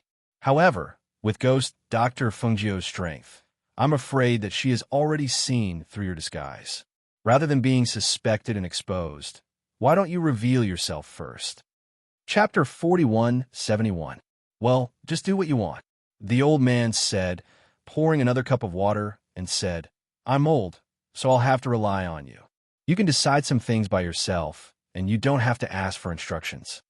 "I know," he answered, stood up, and said, "Grandfather, I'll go back first." "Go," he said, watching him get up and walk out. Then he walked out with his hands clasped behind his back and looked at the lights in the distance. After a long time, he went back. The next morning, Wang Yu went out with an attendant, intending to go to the inn to find Fungio. When he came to the inn, he asked and learned that she had not gotten up yet, so he sat and waited on the first floor. Fungio got up at about 7 a.m. She washed and went downstairs refreshed, ready to go to the city to see if there was anything delicious in the morning. However, when she went downstairs, she saw Wang Yu, who was dressed in brocade, sitting downstairs. She raised her eyebrows, glanced at him, and walked down slowly. Seeing him stand up to greet her, she smiled and said, "When did you come, Miss Feng?" Wang Yu saluted and said, "I just came here for a while. I heard from the waiter that you haven't gotten up yet, so I waited here for a while. I was just thinking about going out to see if there are any special breakfast dishes in the city. Since you're here, why don't you introduce them to me?" Feng Jiu said, walking to the table and pouring a cup of tea. Hearing this, Wang Yu smiled and said, "Miss Feng, you've asked the right person. If you want to know the special food in the city, no one is more familiar with it than me. I'll take you to the city. Then I'll have to trouble you," Feng Jiu said, and glanced at Lung Shuang and Yi Feifei out of the door. She smiled and said, "Call Du Fan and follow Child Wang to the city." "Okay, I'll call him," Yi Feifei said with a smile. She turned around and walked towards Du Fan's room. She knocked on the door and called out, "Big brother Du, Master said that we should go to the city together." Downstairs, Wang Yu looked at Lung Shuang, who was dressed in black and had a cold face, and then looked at Yi Feifei, who was upstairs. Then, the door opened, and a handsome young man came out with a fan in his hand and a smile on his face. Looking at the three of them, his eyes flickered, then he looked at Fungio. Seeing that she was looking at him, as if she had seen through his expression, he couldn't help but smile. "Miss Feng, who are these three?" "My subordinate," Fungio said, glancing at him with a smile. Looking at the three people coming down the stairs, she introduced them to him. The one with the fan is Du Fan, the one in black is Lung Shuang, and the one next to him is Yi Feifei. Hearing this, Wang Yu was moved. His eyes fell on Du Fan, Lung Shuang, and Yi Feifei. He saluted them and said, "I'm Wang Yu." The three of them returned the salute and came to Fungio's side. "There's a porridge shop not far from here. The porridge there tastes very good. I'll take you there," Wang Yu said, motioning them to follow him. Because he had guessed Fungio's identity, today he was no longer the playboy he usually was. He was mature, steady, and polite. Fungio saw the change in him today. She just smiled and didn't say anything. She followed him out. Chapter 41:72. According to their master, they thought that Wang Yu was a playboy, but judging from his appearance today, he did not look like one. Moreover, although he hid his cultivation well, they could see that his real strength was not weak based on their cultivation. Wang Yu introduced the scenic spots and prosperous places in the city to them along the way. When passing by a stall, he stopped and said to Fungio, "This stall sells bowl cakes, which are also one of the specialties of the city. This is the most delicious bowl cakes in the city. I'll buy some for you to try." He asked the attendant to pay and bought a few bowls of cakes. He said, "This bowl of cakes is steamed with rice, or it's fragrant and has a unique taste. You could try it when we arrive at the porridge shop in front." Fungio nodded and listened to his introduction as he walked. They came to a shop with a big porridge sign hanging in front of the door. They walked in and sat down at the table by the window. The porridge is freshly cooked, so it will take a little longer. However, I have asked the attendant to bring you some special snacks. You could try the bowl cakes first. Wang Yu said with a smile and motioned them to eat the bowl cakes while it was hot. Wang Yu's attendant went to buy a lot of food and put it on the table. They ate and were almost full before the porridge was served. Feng Jiu wiped his mouth and took a sip of tea. Then he said, "We ate a lot. I'm afraid we won't be able to eat when the porridge is served." "Then let's have a taste," Wang Yu said. They talked for a while. Not long after, the waiter came up with a pot of hot porridge and gave each of them a bowl. The hot smoke filled the air, and a delicious smell came to their noses. "It's really good," Feng Jiu said and tasted it first. Different from the previous porridge, she nodded and said, "It's very good." Hearing this, Wang Yu said with a smile, "It's the honor of this porridge shop to be praised by Miss Feng. The taste is indeed not bad.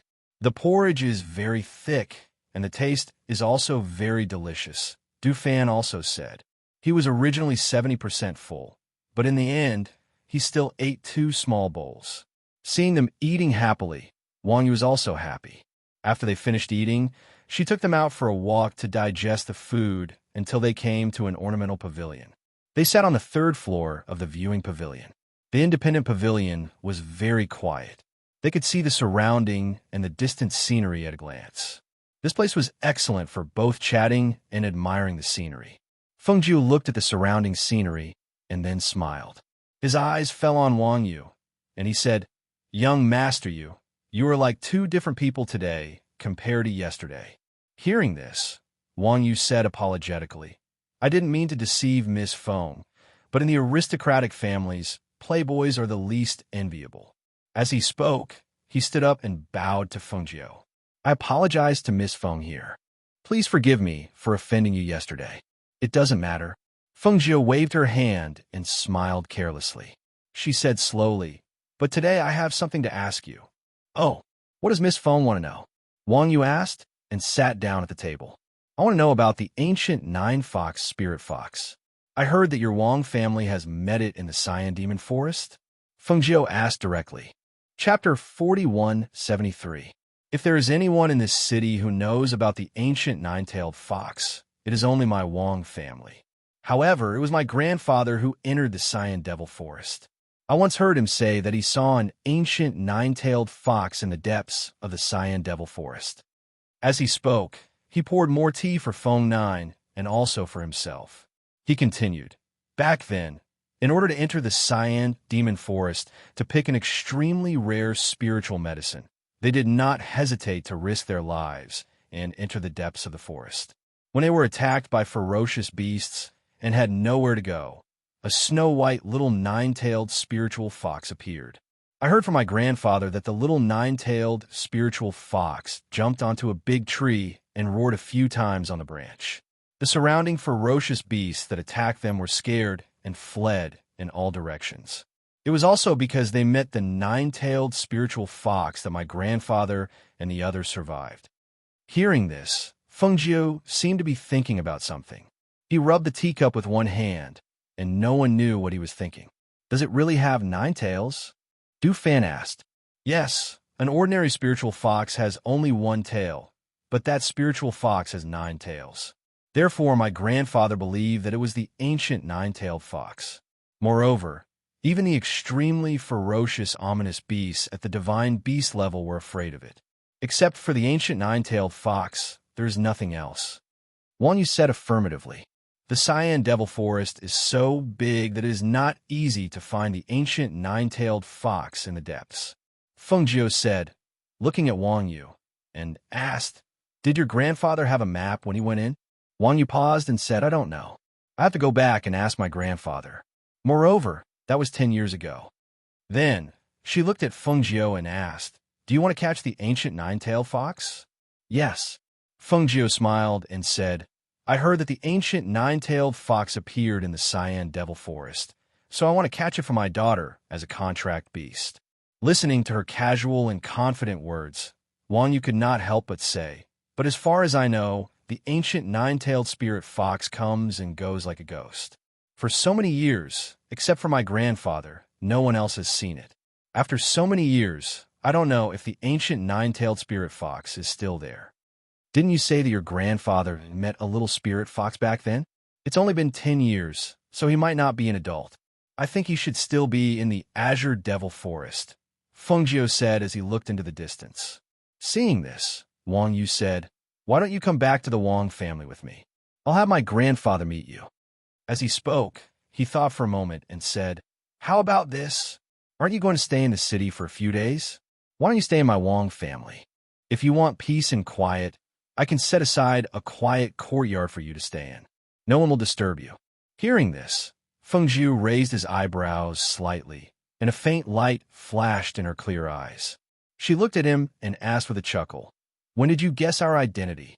This was only the second time they had met today, and this second time, it was as if he had changed into a different person. He was no longer the hedonistic son of a rich family. Although he had tried his best to be calm and steady, the reverence in his words and actions still let her know that he had guessed their identities. Chapter 4174. Wang Yu was startled and looked at her. When he saw her looking at him with a faint smile, he said, "After we parted yesterday." "Yes, you're really good," Feng Jiu said with a smile. "But I'm curious. How did you guess our identity? I have some properties in other cities, and any big news in other cities will be sent to me as soon as possible. So, when I met Miss Feng yesterday, I was guessing. Later, when I heard you say your surname was Feng, I was almost sure." He did not hide anything and said it. "It seems that the Wang family is not as declining as it is rumored to be. At least, there are not many people in this city who know I'm here." Feng Jiu smiled, stood up, and walked slowly to the fence. Looking at the scenery in the distance, he said, "Since you know our identity and our purpose of coming to Azure Demon City, then, in the next few days, we'll come to your mansion and bother you." Seeing that she was not angry but agreed to visit his mansion, Wang Yu was overjoyed and hurriedly stood up, saying, "It's our honor to have Miss Feng come to our Wang family. However, I don't like trouble, so our identity must not be revealed," Feng Jiu said and turned to look at him. "I know about this. Only my grandfather knows about this. I didn't even tell my father. Come back with me. I will tell my father that an old friend of mine is here to stay for a short while. I won't reveal anything else." He hurriedly said, "Okay." Feng Jiu nodded and said, "Well, I also want to ask your grandfather about the ancient nine-tailed fox spirit," Wang Yu said with a smile. "Then I'll take you around the city today. There are several scenic spots in the city that are worth visiting. You can go and have a look. In the evening, I'll take you back to the mansion." "Okay," she responded. It was good to walk around the city to relax, so that she would not think about Xianyuan Mose and her 2 children when she was free. So, Wang Yu walked out of the attic and told a servant to go back to the mansion and have someone clean a yard. They could stay there when they went to the Wang family in the evening. On this day, he took Feng Jiu and others to play around the city. In the mansion, the head of the Wang family was surprised when he learned that Wang Yu had someone come back to clean the plum courtyard. When he arrived at the courtyard, he saw that the servants were all busy and the attendant was still watching the servants clean. He asked, "Jianshu, why did you come back by yourself instead of accompanying your young master?" As he said this, he glanced at the plum courtyard and asked, "Who are you letting to live in this plum courtyard for?" Jianshu was Wang Yu's confidant and servant. And his servant, after hearing the head's words, he said according to Wang Yu's order, "Master." The master met his old friends outside and invited them to stay in the mansion for a few days. Now the master accompanied them to play in the city and will come back to the mansion in the evening. So I came back to clean the plum courtyard to receive the guests." Hearing this, the head of the Wang family thought for a while and said, "Your master usually doesn't let people live in the plum courtyard, but today he uses it to entertain his old friends. I think he values his friends very much." He glanced at the plum courtyard and said, "Since it's your master's order, you should have people clean it carefully. In addition, tell the kitchen to prepare some wine and dishes to entertain your master's friends in the evening, so as not to be rude." Chapter 4175. Knowing that his son was going to bring a guest back, the head of the Wang family didn't care much. He just thought that the guest must have a good relationship with his son. Otherwise, he wouldn't have asked someone to clean the plum garden first. After instructing the servants to prepare so that they wouldn't be disrespectful, he threw the matter to the back of his mind. In the cave residence at the back of the mountain, a middle-aged man came to the residence and reported to the old ancestor of the Wong family. Master, the eldest young master asked someone to clean the plum garden first and said that he would bring a guest back to stay for a few days. Other things in the mansion are as usual. Today, I heard the head of the family making arrangements. It seems that he's going to celebrate your birthday. Hearing this, the old man was slightly surprised and said, "You mean you were asked someone to clean the plum garden and said that a guest was going to live in?" The middle-aged man was surprised by his focus, but he didn't show it on his face. He just said, "Yes, when I passed by the plum garden, I saw the servants were cleaning and the kitchen was busy." It seems that the eldest young master values this guest very much. When he heard the news, the first thing that came to the old man's mind was whether the guest was the ghost Dr. Fengjiu. However, he wasn't sure. How could someone like Fengjiu live in the Wong family? "I see. You can leave now," he said and motioned for him to leave. However, just as the middle-aged man was about to leave, he was stopped by the old man. "Wait, master, what else can I do for you?" The middle-aged man asked and stopped. "Yura is back. Ask him to see me," the old man said. "Yes," the middle-aged man answered and left. In the evening, Wang Yu took Fengjiu to the gate of the Wang family. He stopped and said to Fengjiu, "This is my home." Then he asked the servants to open the gate to welcome the guest. "It's very grand." Fengjiu looked at the gate and nodded. It was an old man who opened the gate. When he saw Wang Yu come back, he smiled and saluted. "Young master is back." He looked at Fengjiu, Lung Shuang, and Yi Fei Fei with some surprise. He was surprised that Wang Yu would come back with 3 women. Originally, he thought that they would be girls from some small family, but seeing the 3's bearing, he didn't dare to be negligent. He hurriedly opened the door and invited them in. "Butler, why are you here?" Wang Yu asked when she saw him. "I heard from Jianshu that young master wanted to bring the guests back home, so I've been waiting here. Young master, ladies, please come in." Hearing this, Wang Yu invited Fengjiu and the others in and said to the housekeeper, "Housekeeper, you wait here for a while. Mr. Du will come later." The butler was slightly startled and hurriedly replied, "Yes." He was surprised. There was another guest? Fengjiu followed him into the prince's mansion. While looking at the scenery of the prince's mansion, he said, "Since I've disturbed you, I think I should meet your father. After all, this is etiquette. Entering someone else's house, since they were guests, they had to meet the host. Otherwise, it would be rude." Hearing this, Wang Yu paused and said, "Then I'll take you to the hall to have a cup of tea first, and then go to the yard to rest." While speaking, she beckoned a servant and said something. "Okay." Fengjiu responded and followed her to the hall. Chapter 4176. Yes, the young master just brought the guest into the mansion and asked me to report that he wants to invite you to the hall. The guard said respectfully, "Is the guest a man or a woman?" Family head Wang asked. The guard thought for a moment and said, "Yes, there are 3 women, but the one in red should be the master of the other 2. I heard that the young master also ordered the housekeeper to wait at the gate, saying that Mr. Du hasn't arrived yet." "I see. You can leave now," Family head Wang said thoughtfully and let the guard leave first. "What's wrong?" Mrs. Wang came over and asked. "You brought the guest back. It seems that he wants us to meet them. Let's go. Let's go and see what kind of guest he brought back." The Wang family head straightened his robe as he spoke. "That's right." Hearing that it was a female guest, Mrs. Wang nodded and said, "Since it's a female guest, I'll go and have a look." Then she went out with her husband. Wang Yu took Fengjiu to the hall and occasionally stopped to introduce the structure and courtyard of the mansion to them. Therefore, when family head Wang and his wife arrived at the hall, they had not arrived yet. "This is the front hall," Wang Yu said, and saw that her parents were already sitting in the hall.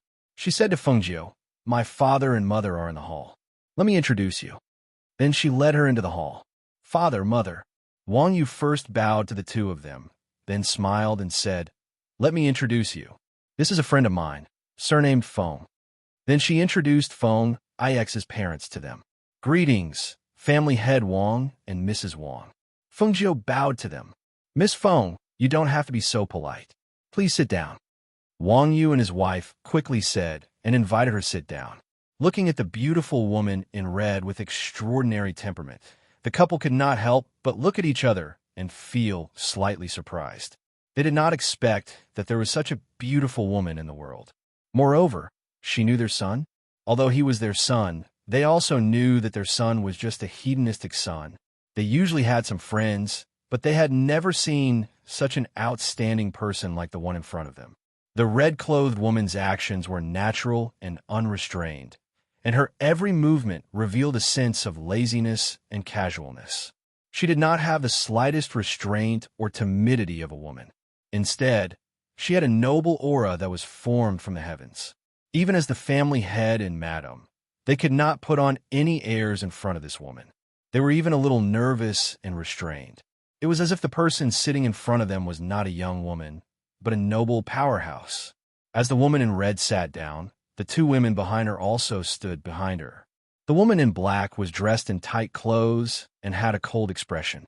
However, she exuded a cold aura, and her cultivation level was unfathomable. The other woman's cultivation level was not strong, but her temperament was like that of a woman from a noble family. She was definitely not an ordinary rogue cultivator or maid. "I hope the two of you don't mind my intrusion," Fengjiu said with a smile as he looked at the two people at the head of the table. Chapter 4177. Fengjiu smiled, glanced at Lung Shuang, and raised his hand. "This is a little gift from me. I hope you'll accept it." Lung Shuang came out, took a square gift box from the space, and handed it to them. Wang Yu was slightly surprised and said, "It's good that you can come. How can we accept your gift?" "It's the first time we visit, so we can't come empty-handed." Fengjiu smiled and said carelessly, "It's just a little gift." Hearing her words, Mr. and Mrs. Wang looked at each other and said, "In that case, we thank you very much, Miss Feng." Then, Mrs. Wang motioned the maidservant to come forward and take it. They thought it should be some ordinary gifts, so they didn't take it seriously. They just thought that since it was a little gift from the girl, they should accept it. They couldn't ask her to take it back. "Is this the first time Miss Feng comes to Azure Demon City?" Family Head Wang asked. "Yes, it's my first time here," Fengjiu answered and took a sip of tea. "Where is Miss Feng from? How'd you know you are?" Mrs. Wang couldn't help asking. Hearing this, Fengjiu smiled. When he was about to speak, Wang Yu stood up and said, "Father, Mother, they must be tired after playing outside for a whole day. I'll take them to the plum garden to have a rest." Seeing this, the couple looked at each other and said with a smile, Yes, let's go to have a rest first. Since Miss Feng is here, you should take good care of her. See if there is anything missing in the plum garden. Accompany Miss Feng to play around these 2 days." "I know. I'll take them to have a rest first," Wang Yu said and looked at Fengjiu. Fengjiu stood up and smiled at Family Head Wang and Mrs. Wang, saying, "Family Head, Mrs. Wang, I'll go to have a rest first." Okay. The Wang couple responded and stood up as well. They watched Wang Yu leave with the 3 girls. When they were out of sight, Madame Wang said worriedly, "Isn't it inappropriate for you to take care of these 3 girls? We don't have to worry about this. You will arrange everything. Moreover, this Miss Feng seems to have an extraordinary background. Didn't you notice? You only said that her surname was Feng and didn't even tell us her name. She also didn't allow us to ask in detail. She was very mysterious." Wang Family Head said thoughtfully. He felt very strange in his heart. It wasn't that he looked down on his son, but how did his son make such an outstanding friend? The head of the Wang family looked outside. Suddenly, as if he remembered something, he turned to look at his wife and said, "By the way, isn't it Father's birthday in a few days? I think there hasn't been a happy event in our family for a long time, so I want to hold a big one. I've already asked my subordinates to prepare for it. You keep an eye on it these days and let them arrange it carefully." "I know, but if we hold a big one, too many people will be invited. I'm a little worried that something will happen at that time," Madame Wang said with a little worry between her eyebrows. "Are you worried that other families will take the opportunity to make trouble?" Wang Family Head asked. "Yes. Don't worry about this. On such a day, no one will be so sensible to make trouble," Wang Family Head said and clasped his hands behind his back. "Let's go. Go back to the courtyard." Chapter 4178. "Yes," the maidservant answered and handed over the box in her hand. Mrs. Wang took the box and went back to the room with her husband. On the other side, Wang Yu took Feng Jiu and others to the plum courtyard and said, "The plum courtyard is a little far from the front yard. It's a remote place in the mansion, but it's quiet and quiet. You can live here. It's divided into inner and outer courtyards. There are more than a dozen rooms. You can choose whichever one you want. I'll tell the servants not to disturb you if no one asks." Wang Yu introduced them to the plum courtyard while taking them inside. He opened the door and said to Feng Jiu, "This room has the best position. It's the master bedroom. You can live in this room." "Okay," Feng Jiu answered and looked inside. "No one usually lives here, right? Because there are several courtyards in the mansion to entertain guests. I usually don't let people live in the plum courtyard." Wang Yu smiled and said, "You've been tired all day today. Have a good rest first. I've asked the maidservants to wait outside in the courtyard. You just need to call them. I'll go first. Have a good rest." With that, he bowed to Feng Jiu and turned to leave. After watching him leave, Yi Fei then said with a smile, "Master, this young master you seems to be quite good. He arranged it well. It's really quiet in the courtyard, and the environment is really good. Master, do you want to take a bath? I'll ask someone to prepare the water first." Lung Shuang said and looked at Feng Jiu. "Well, a hot bath is also good. Ask someone to prepare it." Feng Jiu said and went to the soft couch in the master bedroom to lie down. So, Lung Shuang asked someone to prepare the water for the bath.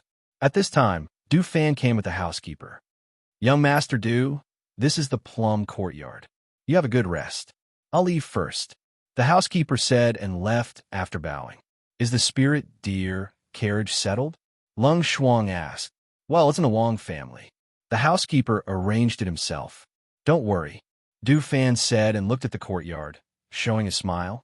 "It's quite big here, and the environment is really better than the inn. There are more than a dozen rooms in the courtyard, divided into the front yard and the backyard. Master, you live in the master bedroom. Fei and I live in one next to it. You choose one," Lung Shuang said and went inside. Du Fan rubbed his chin and said, "You can come however you want. I'll just stay next to you." As he said this, he went to the door of one of the rooms and pushed it open to take a look. He said, "Where? How come we don't know?" "If you don't know, I don't know either. Why don't we call our son here and ask him?" Mrs. Wang said and put the box on the shelf. "We have to ask him. After a while, he'll probably still be in the plum courtyard with Miss Feng and the others." The Wang family head said and looked at her. Seeing that she was putting the box on the shelf, he asked in surprise, "Why did you bring the gift they sent to the room? Didn't you put it in the storeroom?" "I thought the box was not big, so I took it back," Mrs. Wang said. Chapter 4179. Hearing this, Madame Wang picked up the box and walked to the table. "It's quite light. I guess it's a small thing." As she spoke, she opened the box and saw only a bottle of medicine inside. She was stunned and looked at her husband. "It seems to be medicine." "Medicine?" Patriarch Wang took off his coat and hung it up. After hearing her words, he walked forward and saw that there was indeed a bottle of medicine in the box. He picked it up and opened it. When the bottle cap was opened, a strong spiritual aura accompanied by the smell of the elixir came to his nose. He was stunned for a moment and quickly poured the elixir into his hand. This is... He widened his eyes in shock and looked at the elixir with an elixir pattern in his palm. His heart was like a storm, fiercely impacting his soul. "This is a 7th level elixir of the best quality." Madame Wang saw the 7 elixir patterns and exclaimed in surprise. "Such an elixir is priceless outside. She gave it to us just like that." As the mistress of one of the 8 great families, she still had a discerning eye. However, this kind of elixir was something that even their family storehouse didn't have.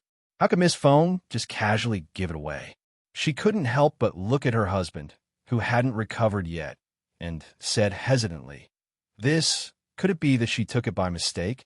Isn't this gift too precious?" Patriarch Wang looked at the elixir in his hand and said with a dignified expression, "This is not an ordinary 7th level elixir. This is an elixir that can help one's strength to break through. As far as I know, even the alchemists in the Alchemy Guild can't refine this kind of 7th level elixir."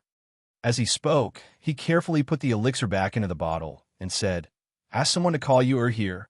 As he spoke, he turned around and put on the coat that he had just taken off. Okay, Madame Wang said and gave an order to the outside. At this time, Wang Yu was in the cave residence at the back of the mountain, talking to his grandfather about what happened today. Grandfather, I guessed correctly. She is indeed the ghost Dr. Fengjiao. She came here this time for the ancient nine-tailed spirit fox.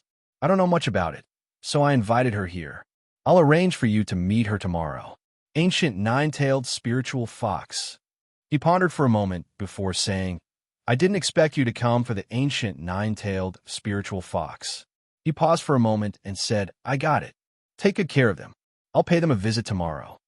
Then I'll go back first. He bowed and left. After he left, the old man started searching in his own space. Let's see if the map and records are still there. Wang Yu came back from the back of the mountain.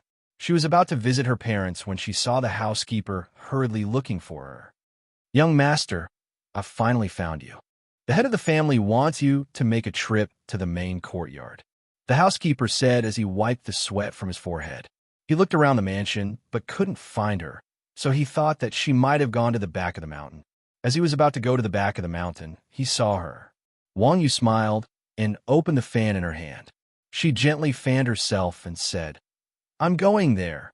Well, you can go about your business.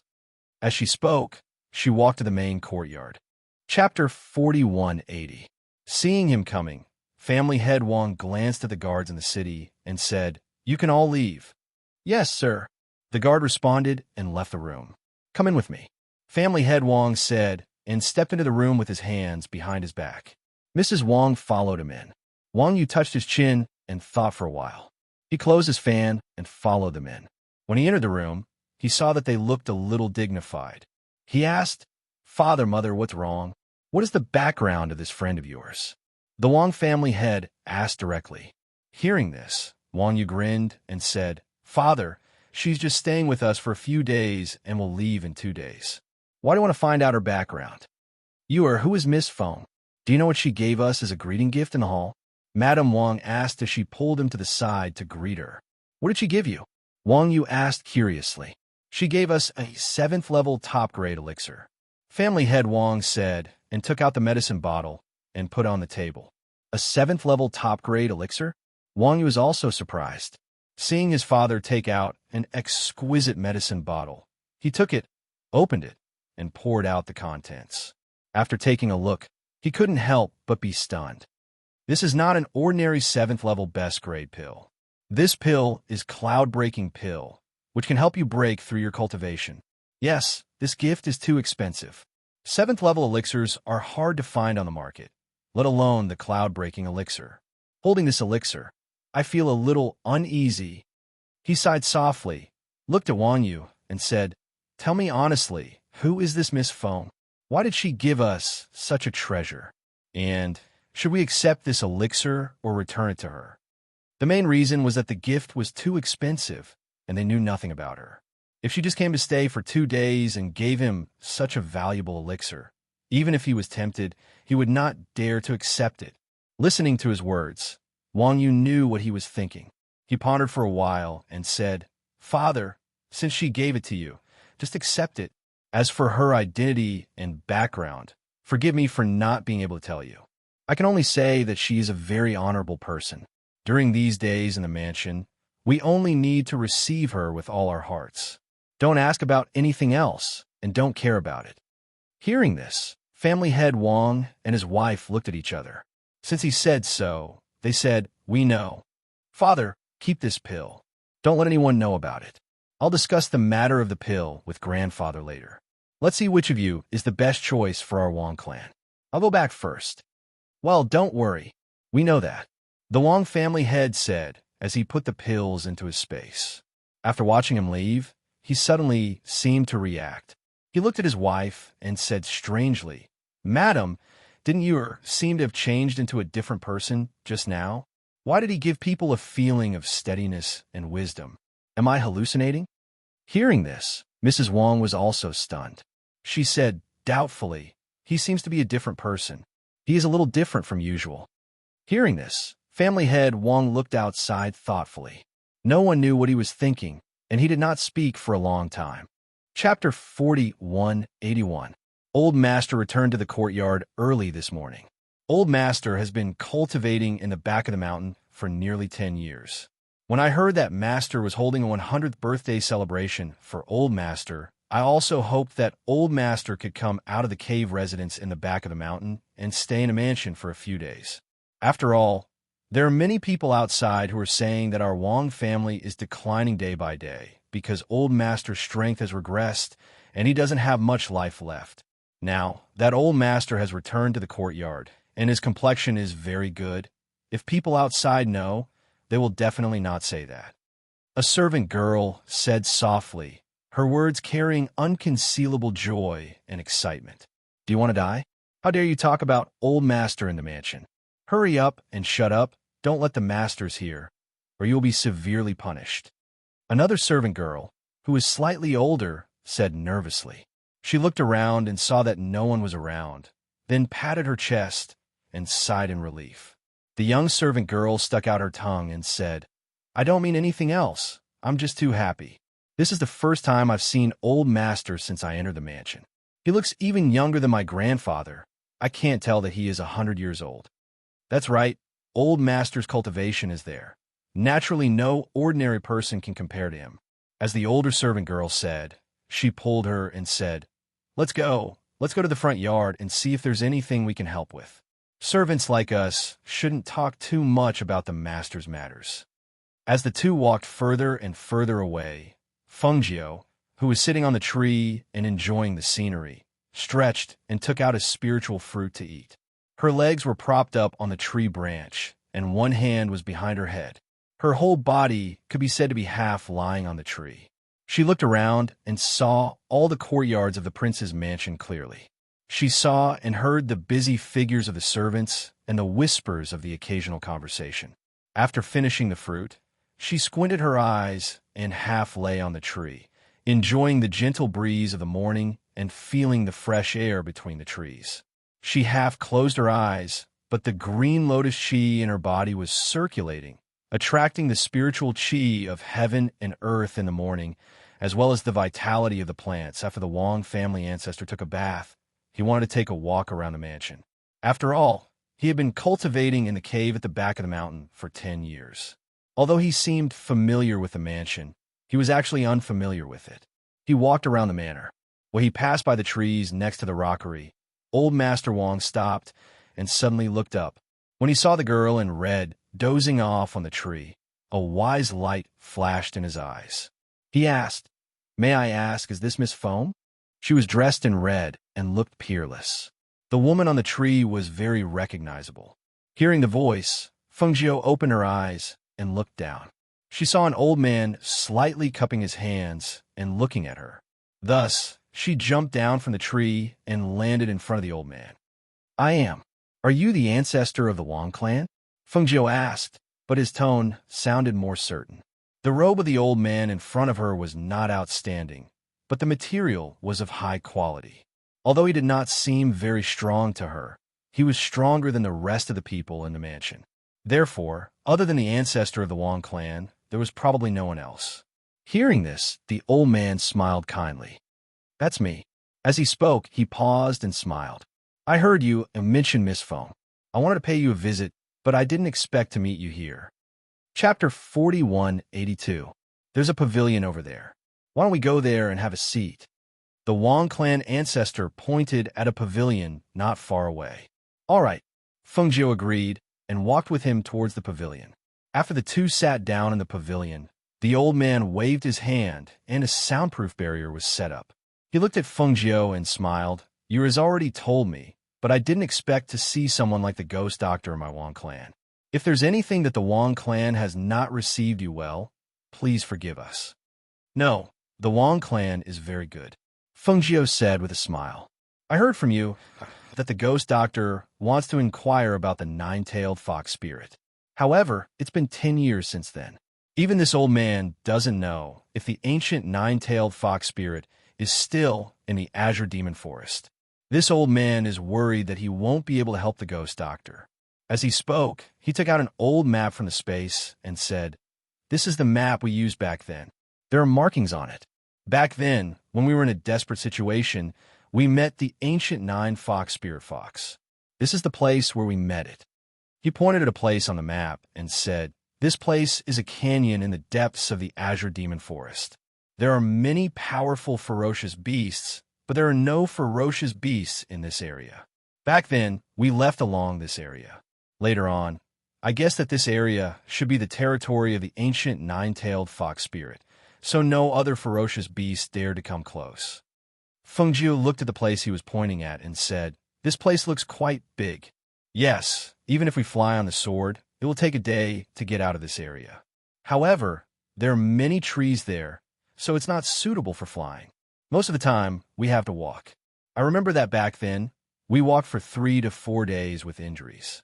The Wang clan ancestor said, looking at Fengjiu, and said, "Because of my injuries back then, I have been cultivating in seclusion ever since I came back. In these 10 years, I have rarely inquired about the outside world. I don't know what changes have happened in the Azure Demon Forest. If you want to go, it's better to bring more people." Fengjiu smiled and said, "I brought a few people." "A few people?" The Wang clan ancestor was startled, then smiled and shook his head. "How can a few people do it? Back then, my group of 60 to 70 people, but less than 20 people came back alive." He took out another piece of paper and said, "I thought about it last night and drew the ancient nine-tailed spirit fox that I saw that year. Back then, the ancient nine-tailed spirit fox was still a cub and had not yet matured. Now, it has only been 10 years. For an ancient divine beast, if there is no opportunity, not to mention 10 years, even 1,000 years may not be enough for it to mature."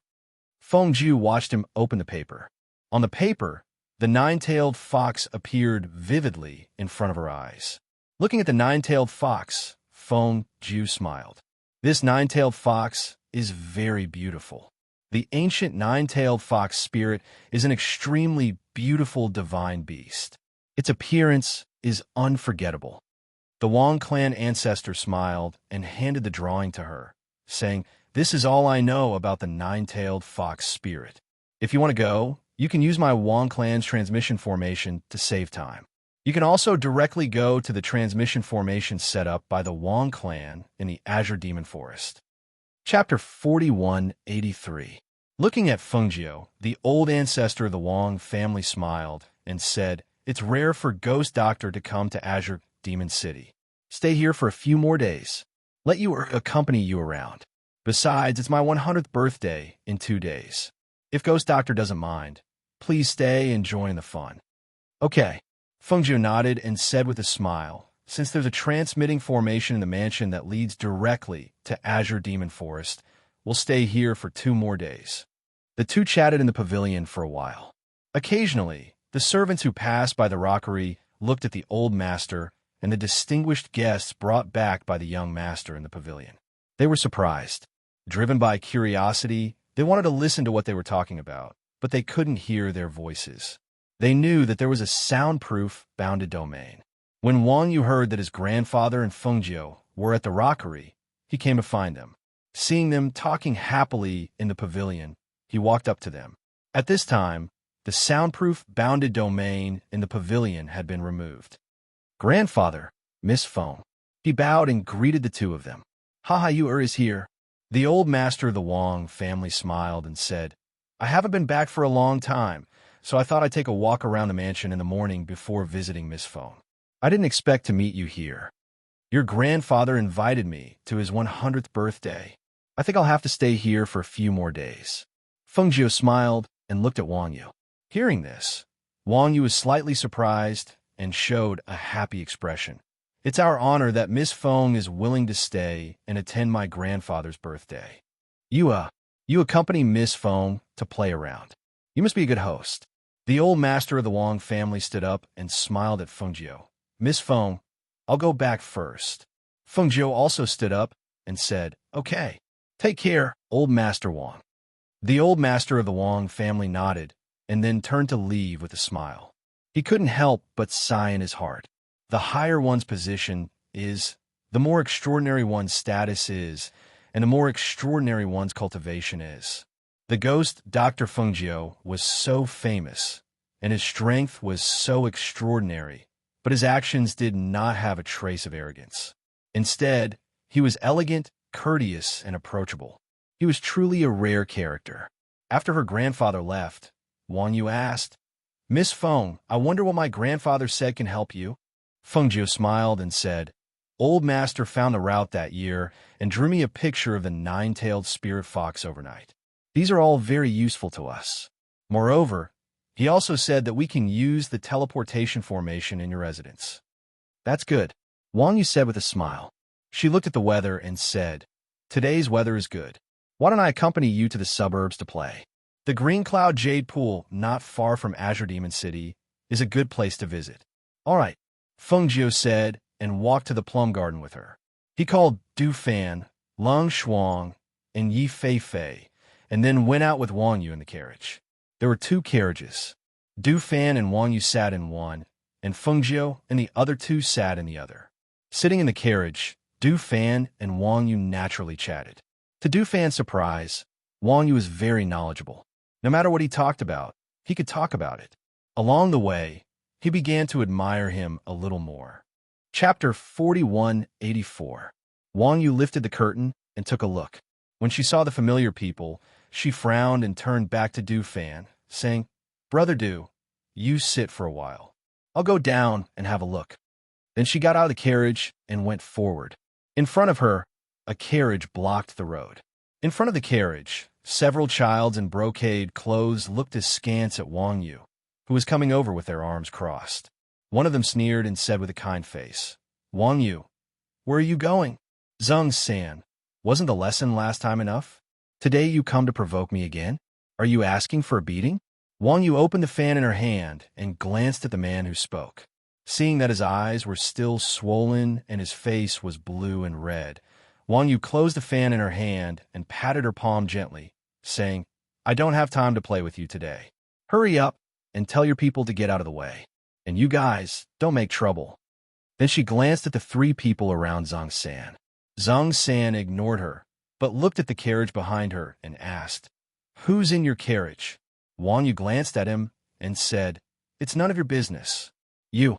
Zhang San was annoyed. When he was about to roll up his sleeves and fight with her, he was stopped by the people around him. "Didn't you say that you won't fight today? Don't be impulsive. The wound on your face hasn't healed yet." "Yes, Wang Yu hit us hard.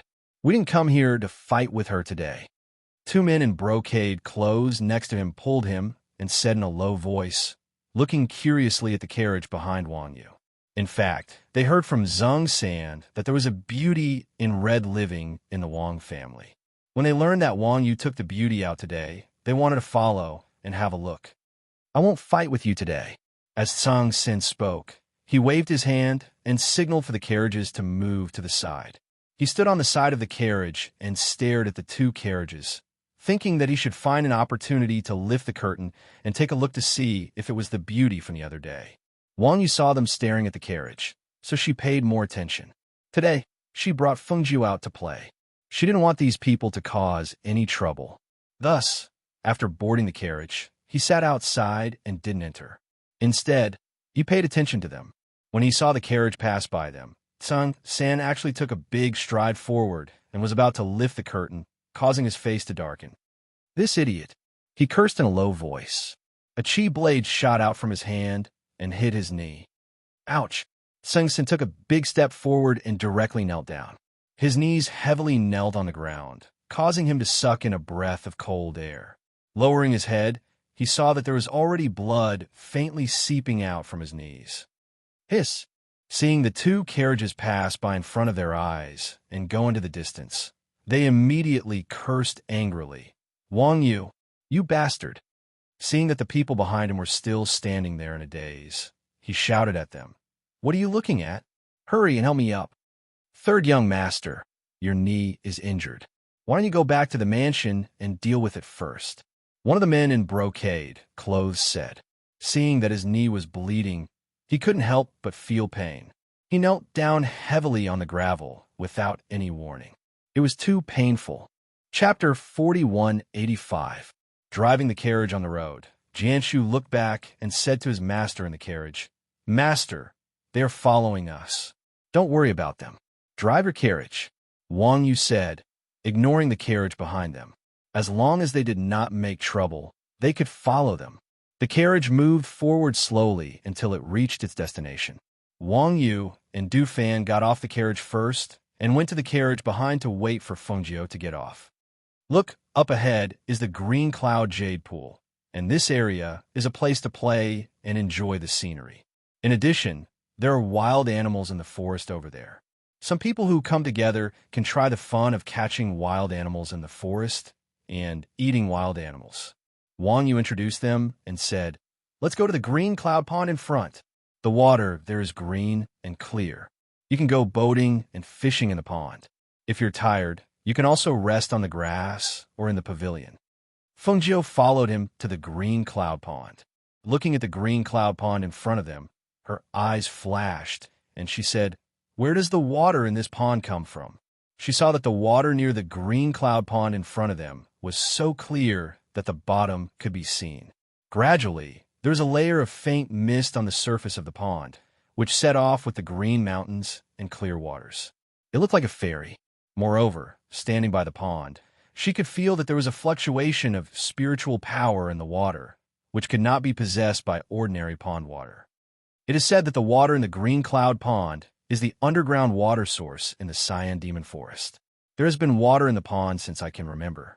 Because the environment here is very beautiful and the water in the pond has a faint spiritual power, the surrounding trees and animals are affected by the pond water and grow very well. Wang Yu said with a smile, "There are also fish in the pond. The fish here are very delicious, but few people can catch them. You see, the people boating in the pond are fishing with fishing rods in their hands. They want to catch the fish in the pond. Why don't they go directly into the water to catch them? Isn't it faster?" Yi Fei asked from his side. She stepped forward and scooped up a handful of water. She felt that the water was unusually cool. Wang Yu looked at the surface of the pool and said, "Someone went down, but he never came up again. Therefore, it is said that there are water monsters in the pool. You can only fish, but you can't go down to catch them." "Water monster?" Yi Fei was startled and turned to look at him. Wang Yu nodded and said, "Yes, but no one has seen it. I don't know what it looks like. Maybe it's just a rumor, or it's deep in the pool." "That's interesting." Feng Jiu's lips curled up slightly as he looked at the bitch and said, "Let's go boating on the surface of the pond as well. If we can catch a few fish, we can have a picnic here. Since that's the case, Fei and I will go and pick up some branches. While we're at it, we'll see if there are any wild animals in the forest." Du Fan said with a smile as he gently fanned himself with the fan in his hand. "Jian Shu, you follow Child Du and pick up some branches around." Wang Yu ordered his attendant to stay and help. "Yes," Jian Shu answered and looked at Du Fan, saying, "Child Du, I'll take you there." So, Du Fan, Yi Fei, and Jian Shu went to the forest, while Feng Jiu, Lung Shuang, and Wang Yu went boating. Chapter 4186. His eyes lit up, and he said excitedly to the people around him, Look, it's the woman in red. She's the most beautiful woman I've ever seen." Where? Let me see." The three brocade-robed men next to him squeezed forward and looked in the direction he pointed. They saw several figures standing on the boat. In addition to Wang Yu, whom they were familiar with, there was a woman in red and a woman in black. "I can't see clearly. They're a little far away, and there's some fog over there. I only know that there are two women, one in red and one in black." One of them said, trying hard to open his eyes, but he still couldn't see the appearance of the two women. Let's go boating and see clearly." Zheng San's face was full of lust, and he almost drooled. At this time, there were only a few boats on the surface of the Cyan Cloud Pond. In the light fog, the boats were shrouded in it, and they were looming, which had a different artistic conception. Feng Jiu sat on a small stool, took the fishing rod, and threw the hook into the pond. The hook sank into the pond. Next to him, Wang Yu also fished, but she didn't have much hope. After all, although there were many people fishing here today, at most 1 out of 10 people could catch a fish in the pond. The hook was quiet, and there was no fish under the water. Feng Jiu raised his eyebrows and said, "If the water is clear, there are no fish. Are you sure there are fish in the water?" Wang Yu smiled and said, "Yes, there are, but the fish in the deep water are less likely to be hooked." Seeing this, Feng Jiu's eyes moved slightly, and he wanted to know if there were fish under the water. So his palm moved, and a wisp of green lotus vitality was injected into the hook. The pure aura of spiritual power and the green lotus vitality spread under the water. Within a breath, a fish swam out of the water and bit the hook. Feng Jiu smirked when he felt the movement of the fishing rod in his hand. He waited for the fish to bite down before pulling it out of the water. With a splash of water, a palm-sized fish jumped out of the water and fluttered. The fish tail swung and water droplets splashed. Wang Yu was stunned and asked, "Did you catch it? Spiritual fish?" Feng Jiu was a little surprised. He thought it would be an ordinary fish, but he didn't expect it to be a spirit fish. It must be known that this kind of natural spirit fish was helpful to cultivators' cultivation. Even ordinary people who ate it could strengthen their body and prevent all kinds of diseases. Look, someone caught a fish on the boat over there, and it's a big fish the size of a palm. When the people on the other boat saw the fish that Feng Jiu caught, they couldn't help but exclaim. They said to the old man, "Quickly, quickly, row over there, row over there."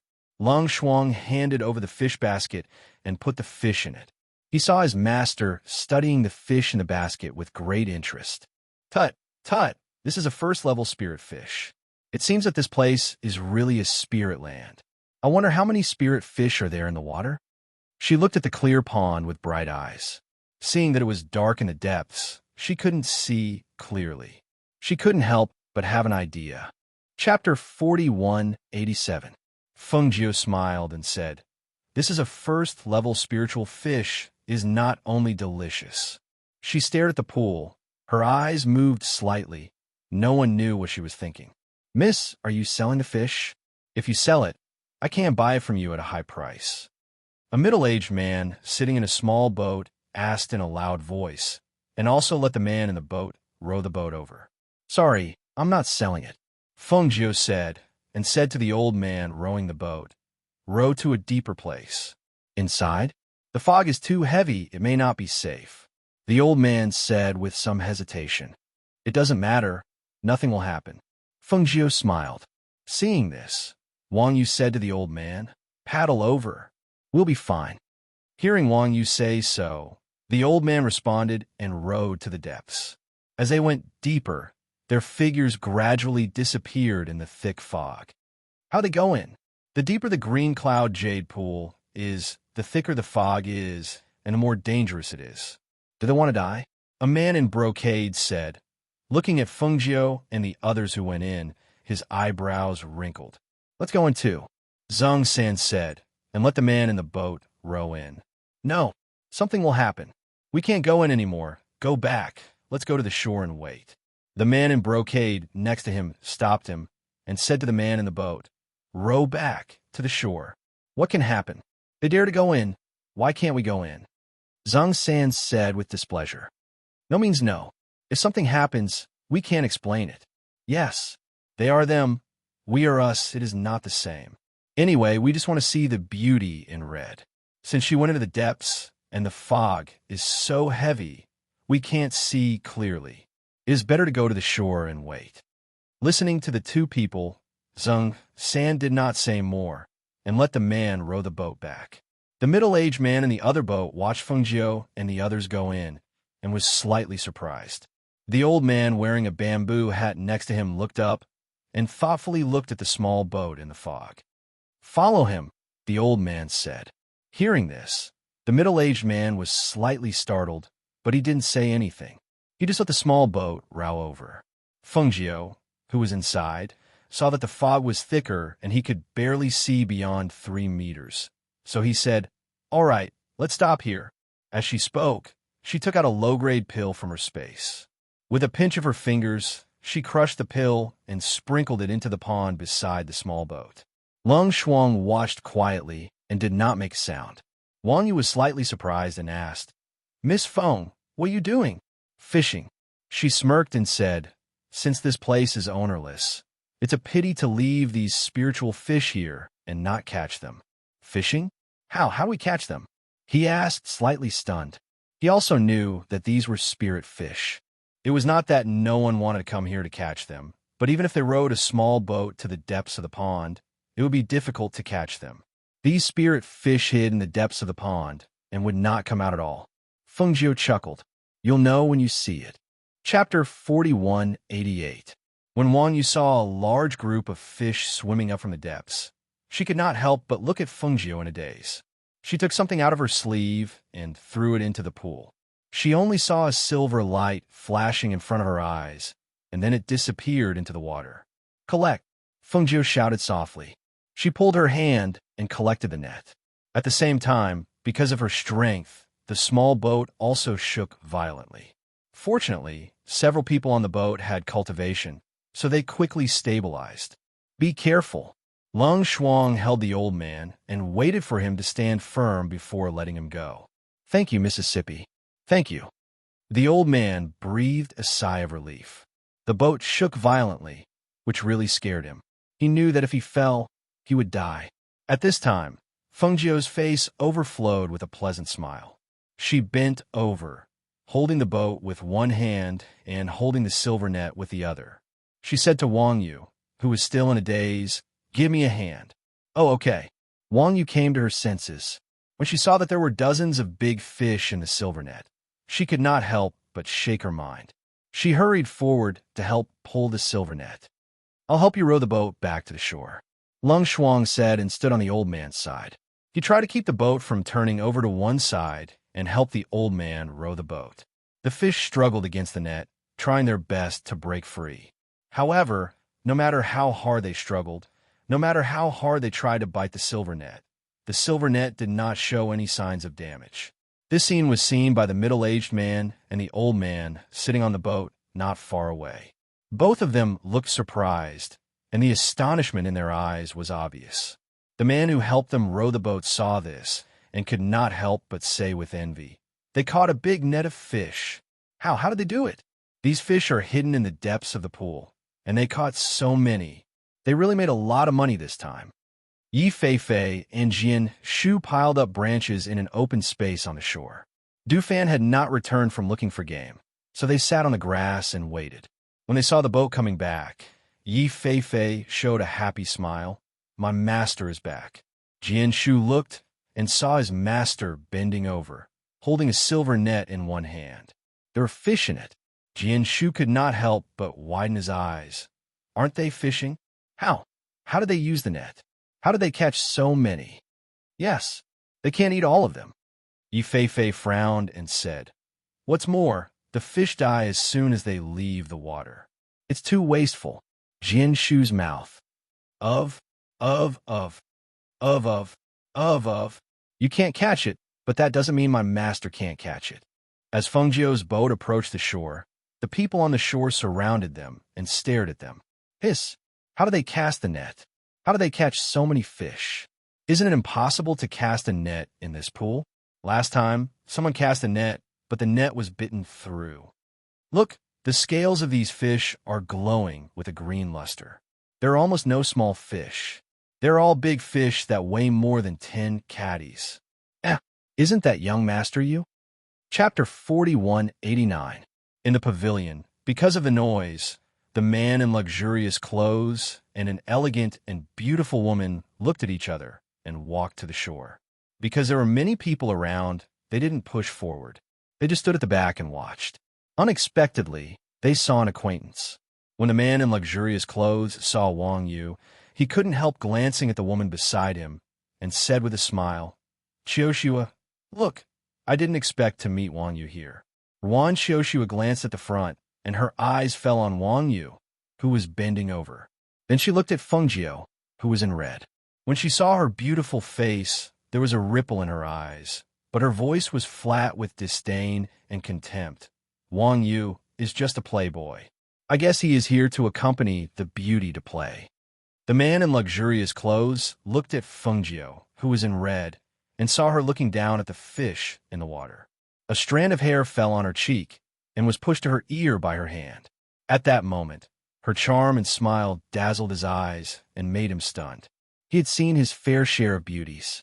Even Ruan Qiushua, the third miss of the Ruan clan, was a well-known beauty. However, compared to this red-clothed beauty, Ruan Qiushua was like a dim firefly, while the other woman was like the blazing sun, radiant and eye-catching, making her unforgettable on the other side. Fengjiu got off the boat first and said to Wang Yu, "The spiritual fish can't be dragged up the cliff or it will die soon. You have to stay on the boat and ask someone to go back to the mansion to get a big bucket." Hearing that, Wang Yu shouted to Jian Shu, "Jian Shu, go back to the mansion and get 2 big buckets." Okay. Jian Shu wanted to go forward, but when he heard his master's words, he quickly flew to the city on his sword. Fortunately, it was not far from the city. Especially if he flew on his sword, it would save more time. "Young master Yu, can you sell me one of the fish?" A practitioner came forward and asked. He looked at the spiritual fish weighing more than 10 kilograms with envy in his eyes. "Sorry, this fish is my friend's," Wang Yu said and looked at Fengjiu. Hearing that, the practitioner looked at Fengjiu and asked, "Miss, I wonder."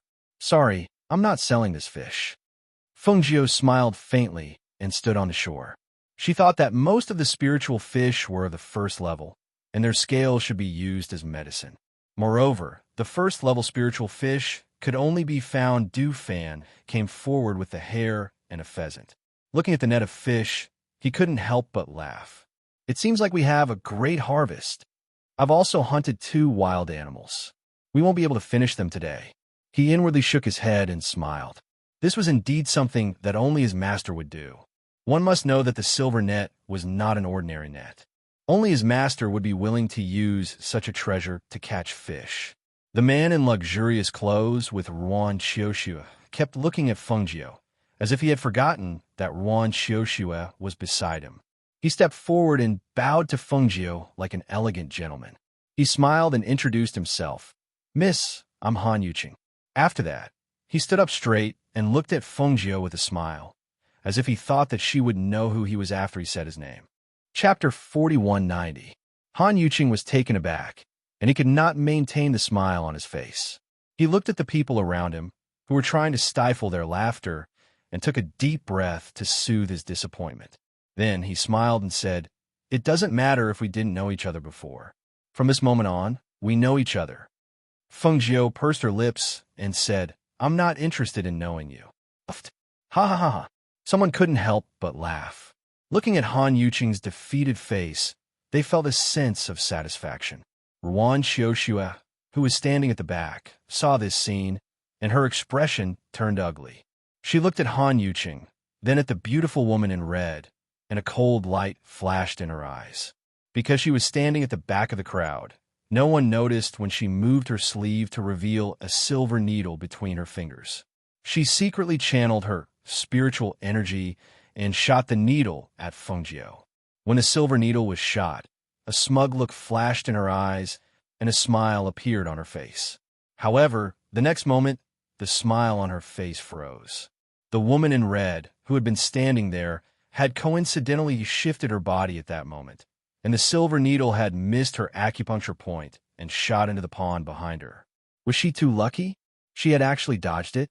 Anger appeared on her face, and her gaze was fixed on Fengjiu. Therefore, she did not see the cold light that flashed in Du Fan and Long Shuang's eyes. Fengjiu's gaze seemed to inadvertently sweep over the woman, and the corners of her lips curled into a faint smile. She looked away and looked at Du Fan, saying, "The weather is good now. You catch one tail and deal with it first. We'll make fish soup." "Okay," Du Fan replied. He called Yi Fei and walked toward the small boat. "Everyone, you can leave now. I don't intend to sell this fish." Fengjiu glanced at the crowd as she spoke, and then walked with Long Shuang to the place where the branches were placed. Hearing her words, the crowd felt that it was normal. After all, if they were in her shoes, they would not be willing to sell it either. This kind of spiritual fish was not something that could be bought easily, so they would naturally keep it for themselves. However, seeing Fengjiu turn to leave, Ruan Xiuxue was still unwilling to stop. Seeing that Fengjiu's back was facing her, the silver needle in her hand once again aimed at Fengjiu's acupuncture point. The silver needle was aimed at Fengjiu's acupuncture point at the back of Fengjiu's neck. If the needle, the result, it would cause paralysis. It's obvious how vicious the woman was. If it was an ordinary person, the force of a silver needle would be extremely small, and the person's back was facing her, so it would probably be very difficult for that person to avoid it. However, the person she was facing was Feng Jiu, an expert who possessed great strength, so it was naturally impossible for her to not notice that this silver needle was flying towards her. Lung Shuang stopped when she noticed the air blade coming at her master from behind. At the same time, Feng Nine turned around and caught the silver needle that was coming at her. She turned her hand and shot it back at Lung Shuang. Xiao! A silver needle as thin as a hair shot out from Feng Jiu's hand and pierced the acupuncture point on Ruan Qiushue's right hand. Almost at the same time, Ruan Qiushue cried out in pain. Ah, Qiushue! Han Yuqing hurriedly supported her and looked at Feng Jiu. Chapter 4191. Her voice was calm, but there was a sense of power in it. After she finished speaking, she did not care about the angry look on her face, nor did she care about who she was. She then turned around and continued to walk forward. Han Yuqing supported Ruan Qiushue and frowned. Qiushue, she hasn't offended you. Why did you attack her? He had been shocked when he had seen the silver needle aimed at the acupuncture point on her neck. However, he had not expected her to be able to catch it. Furthermore, what did she mean by once, but not twice? Could it be that Qiushue had attacked her before? Ruan Qiushue clenched her trembling right hand and gritted her teeth. Her expression was cold as she spat. I don't like her. She doesn't like her. Because of her appearance, Han Yuqing's gaze had been fixed on her. When she saw the infatuation and amazement in his eyes, she was jealous. What right does a woman who had appeared out of nowhere have to be prettier than me? What right does she have to steal the spotlight and attention that should have belonged to me? Ruan Qiushue was one of the top beauties in Azure Demon City. Not only was her appearance outstanding, her family background was illustrious, and her own cultivation was not to be underestimated. No matter where she went, she was the subject of envy. However, this woman's appearance had stolen the spotlight that should have belonged to her. So what if she wanted to teach her a lesson? She was the daughter of an aristocratic family. So why couldn't she teach a foreign woman a lesson? However, the damnable thing was that this woman had dared to hurt her. Not too far away, the middle-aged man stood by the side with the old man and watched. When he saw this, the old man shook his head to himself. He only cast a glance at Ruan Qiushue's trembling hand before moving his gaze away. His gaze landed on the woman in red who was slowly walking away. His curiosity grew. Who on earth was this woman? When Ruan Qiushue had secretly attacked the woman in red, he had also seen it. However, he had not warned her because he had sensed that the woman in red was very powerful. The man with the fan and the woman in black next to her were also very powerful. When Ruan Qiushue was secretly making a move, not only did he discover it, the others had also discovered it. However, they had chosen to ignore it.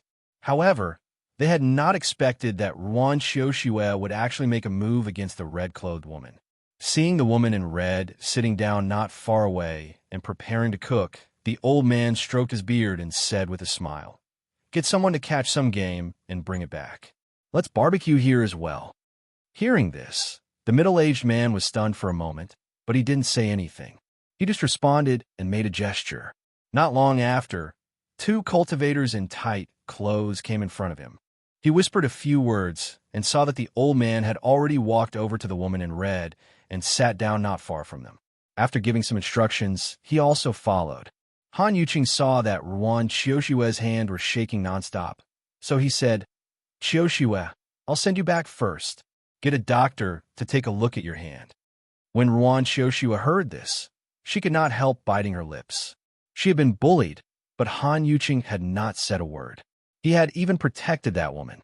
After all, their Han and Ruan clans are discussing their marriage. But he had just watched as she was bullied. Knowing that she was no match for them, Ruan Qiushue did not plan to stay for long.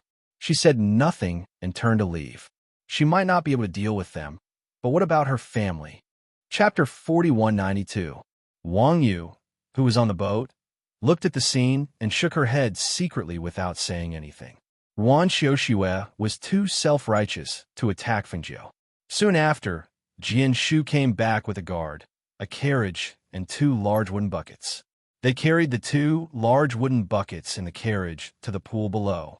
"Master, the buckets are here," Jianshu shouted while filling the buckets with some pool water.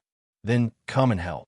Wang had been holding the silver net on the boat and stabilizing the boat so that it would not be overturned by the struggling fish. At this time, seeing them come, she quickly asked them to come and help. "Be careful. Most of these fish are at the same level. If you are bitten, you may lose an arm. Moreover, they struggle very hard." Du Fan reminded them. Seeing their expressions, he shook his head and said with a smile, "Forget it. Let me do it." Yi Fei looked at them with a smile. She took the fish that Du Fan had already prepared and said, "Brother Du, I will take this fish to make soup first. Go ahead." Du Fan gestured and handed her the blue fish scales. "You take these first. Go back and dry them in the sun before giving them to Master." "Okay, I know," Yi Fei said. She took them and walked to Fengjiu. "Come to the shore. Don't let the fish slip away." Du Fan gestured and asked them to come to the shore. So, Wang Yu and the other 2 people held the silver net and opened the mouth. They saw Du Fan reach down and quickly grab a spiritual fish weighing more than 10 kilograms and put into the big wooden bucket. The people who had originally dispersed saw him catching fish and walked closer to take a look. Their faces were filled with envy. "Hey, why are these 2 fish not the same?" Wang Yu said and looked at one of the fish that Du Fan caught. It was only the size of a palm and weighed at most 1 or 2 kilograms. However, the fish scales on the fish sometimes glowed blue and sometimes glowed blue. Du Fan glanced at it and saw that the last fish in the net was also the same. He put the 2 fish in the bucket and said, "These 2 are second-level spiritual fish." Then he gestured, "Carry this to the side first." So, several people worked together to carry the 2 big wooden buckets to a cool place on the side, and one person stood there to guard. "Master, there are 19 fish in total, 2 of which are only the size of a palm. They are second-level spiritual fish." Du Fan came to her side and sat down. "Oh, there are second-level spiritual fish?" Feng Jiu was slightly surprised. He didn't expect this, so he got up and walked to the wooden barrel to take a look. Sure enough, he saw 2 palm-sized fish inside. The aura of the light on their bodies was different. The fish's scales were green and glowed blue. They were very beautiful. Here, they were leisurely enjoying this moment. On the other side, Ruan Xiuxue returned to the mansion. Her trembling hands made her feel a little scared. Thinking of the woman in red who said that one of her hands was destroyed, she could not help but worry. Therefore, when she arrived at the mansion and heard that her father and the master of the Han family were in the hall, she went straight to the hall. "Father, woo-wooed," she cried into the hall, rushed into her father's arms, and cried with grievance. Unexpectedly, he saw his favorite daughter crying with grievance in front of the Han family. The master of the Ruan family was stunned and asked, "What's wrong? Didn't you go out to play with Yuqing? Why did you come back crying?" Chapter 4193. Han Yuqing, who was following behind, quickly followed them in. Seeing that his father was also in the hall, he bowed to them. "Father, Uncle Ruan." As he spoke, he couldn't help but look at Ruan Xiuxue. "Yuqing, what's going on?" Father Han asked in a deep voice. Han Yuqing was a little hesitant. He didn't know how to explain it. "Father, my hand hurts. My hand was injured by someone. It hurts so much." Ruan Xiuxue's face was covered in tears. At this moment, she no longer had the high and mighty attitude of a daughter from a noble family. Instead, she was complaining to her father like a little girl. Hearing this, the Ruan family head looked down and saw that her hand was trembling. He immediately shouted, "Men, quickly get the doctor here." "Nephew Yuqing, you went out with Xiuxue. How did her hand get injured like this? Who hurt her?" The Ruan family head asked in a deep voice. It was obvious that he was suppressing his anger. It was a young lady. As Han Yuqing spoke, he added, "But it's not what you think." Xiuxue plotted against the other party first, and that young lady then attacked. Hearing this, the Ruan family head looked displeased. In a lecturing tone, he said, "Nephew Yuqing, our 2 families are discussing your marriage. Not to mention whether this marriage will succeed or not. You went out with Xiuxue today. She was bullied to this extent. It's fine if you can't stand up for her, but how can you speak up for the other party? What do you think of Chioshua by doing this? I. He moved his lips, but didn't know what to say. He couldn't help but look at his father. When the Han family head heard his son's words, he thought to himself, so she was the one who attacked first. However, plotting against others isn't something to be proud of. Moreover, it's hard to talk about it. Thus, he didn't say anything else and just scolded his son. Yuqing, this is your fault. Let's not talk about the fact that we are discussing your marriage. As a man, you shouldn't have allowed Qiushu, a girl, to be hurt like this. Your Uncle Ruan is right. You shouldn't have done that. As he spoke, he chuckled and said to Ruan Qiushu, Qiushu, don't cry, don't cry. Uncle will teach him a lesson when we get back. Right now, the most important thing is to let the doctor take a look at your hand. Patriarch, an old man carrying a medicine box, walked in. He was the residence's physician and also a pharmacist. When he heard that the third young Mrs. Hand was injured and the patriarch asked him to come over, he put down what he was doing and rushed over. It's good that you're here. Quickly take a look at Qiushu's hand. She has been trembling ever since she entered the hall. Master Ruan said, indicating for him to come forward. Yes. The old man stepped forward and asked Ruan Qiushu to sit at the side. Then he took her pulse. After checking her pulse, he couldn't help but frown. How is it? Ruan family head asked worriedly. Ruan Qiushu bit her lip and looked at the old man. She was a little nervous. Third young miss, is your hand injured? The old man asked. No, it's just that a silver needle pricked me here. I pulled it out when I came back. Ruan Qiushu pointed at the place where the needle pricked her arm. Chapter 4194. Hearing this, the Ruan family head's face darkened. What do you mean by powerless? The old man sighed. It means that I can't cure it. Not only can I not cure it, even if we find someone else, they probably won't be able to cure it either. This hand can only be treated by the person who did it. Since that person knows the acupuncture points, they should be able to treat this kind of injury. Otherwise, third Miss Hand can only be crippled, not to mention being unable to pick up a sword. Even holding a pair of chopsticks will be difficult. Hearing this, Ruan Qiushu panicked. Father, quickly send someone to capture that woman. Saying this, he added, she's currently at the Green Cloud Jade Pool. She used a silver net artifact to catch quite a few spiritual fish, each one weighing more than 10 kilograms. The Han family head's expression changed. Spiritual fish from the Green Cloud Jade Pool? That's impossible, right? The fish caught, there were only 2 fingers wide. He had never heard of a big fish weighing more than 10 kilograms. Moreover, even if there were, the pool was so deep that he couldn't see the bottom. It was impossible to catch a big fish in the pool. He couldn't help but look at his son, asking with his eyes.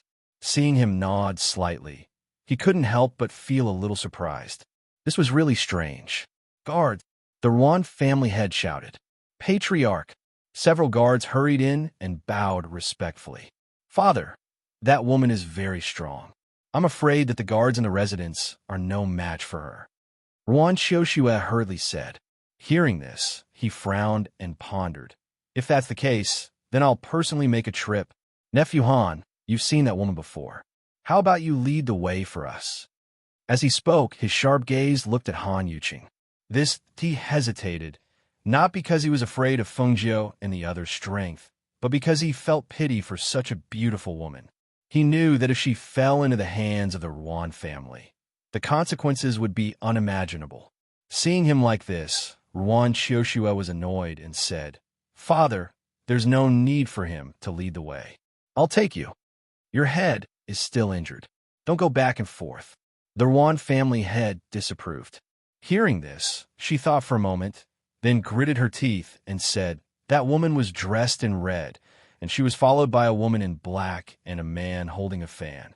They were all very good-looking and could be recognized at a glance. Wang Yu, the Wang family, was also with her. All right, Father understands. You just wait at home. Wait for Father to bring her back and treat your hand. Then, I'll deal with her properly. Ruan family had glanced at Han Yuqing as he spoke. He flicked his sleeves and walked out with a cold snort. Hey, Brother Ruan, the Han family head shouted as he watched Han Yuqing stride away. He couldn't help but sigh and shake his head as he scolded Han Yuqing. You've really disappointed me. Come back with me. I'll definitely teach you a lesson. As he spoke, he smiled at Ruan Qiushue and said, Qiushue, have a good rest. We'll be leaving first. As soon as he finished speaking, he led his men away. Seeing this, Han Yuqing wanted to say a few words to Ruan Qiushue, but seeing her turn her back on him with a face full of anger, he didn't say anything and left with his father. After leaving the Ruan residence, the Han family head sat in the carriage and said to a middle-aged man accompanying him, You follow behind and see what's going on. Yes, the middle-aged man replied and left alone. Chapter 4195. On one side, the Han father and son were talking about what happened at Qingyunbai Pond. On the other side, Master Ruan led a team and rushed to Qingyunbai Pond. At the same time, the Wang family also got the news and knew what happened at Qingyunbai Pond. Master Wang was surprised and immediately went to find Master Wang and told him about it. Father, do we need to send someone to check it out? The Ruan family sent a large group of people there. If they fight, I'm afraid you will be at a disadvantage. Master Ruan said with some worry. After they left the mansion, he told his father about the elixir given by Fengjiu. However, according to his father, she was a very noble person, but he didn't tell him her identity. At this time, they had an accident outside, so he couldn't help but worry. After all, she also gave them such a precious elixir. If something happened, the Wang family couldn't help but protect her. Unexpectedly, his father chuckled and stroked his beard. No need.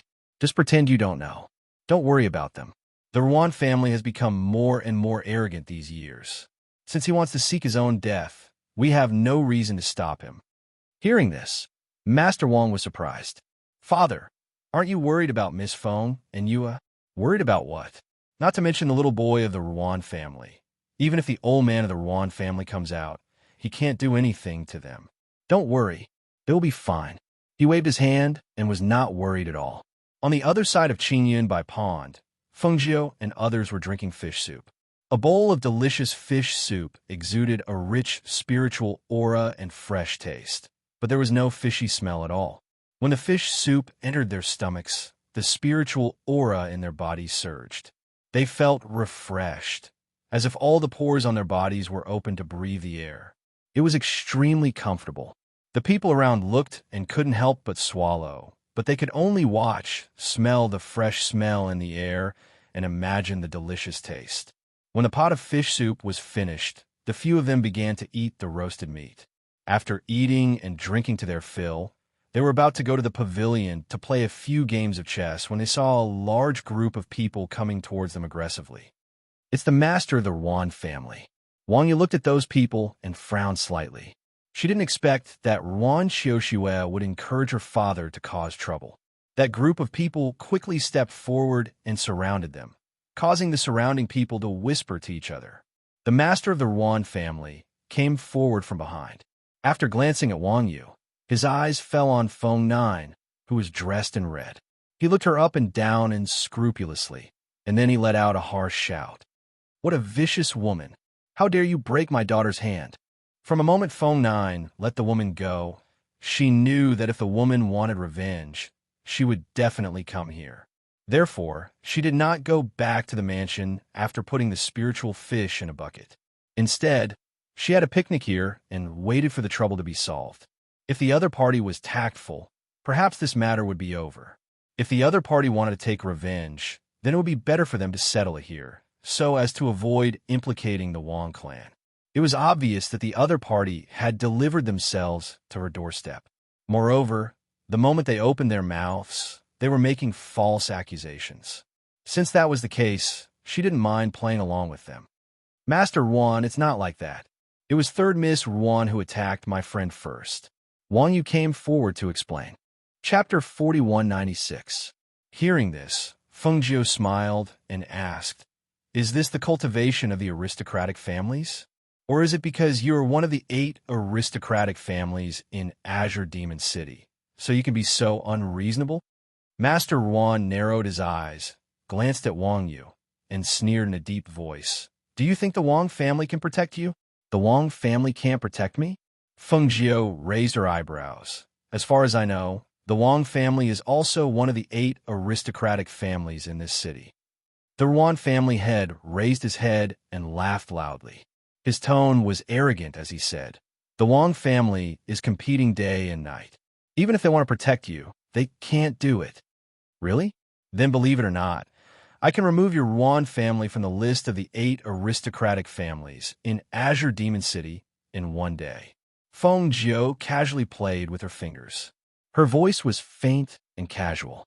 However, her words shocked everyone around her. Even the Ruan family head was no exception. The Ruan clan head stared at the lady in red in front of him. He saw that her expression was indifferent, without the slightest bit of fear. Her actions were even more graceful and calm. The words that came out of her mouth were as natural and casual as if she was talking about the weather today. This caused his heart to skip a beat, and he began to guess her identity. This woman was obviously a foreigner. Even if he didn't know her origin, he guessed that she was just a daughter of an aristocratic family. He was not afraid of any aristocratic family. What was more, Azure Demon City was also a big city. As one of the 8 aristocratic families in this city, how could the Ruan family not have a background? At that moment, he sneered, "How arrogant you are!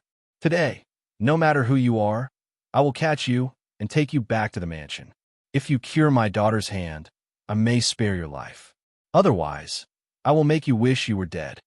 Guards, catch her!"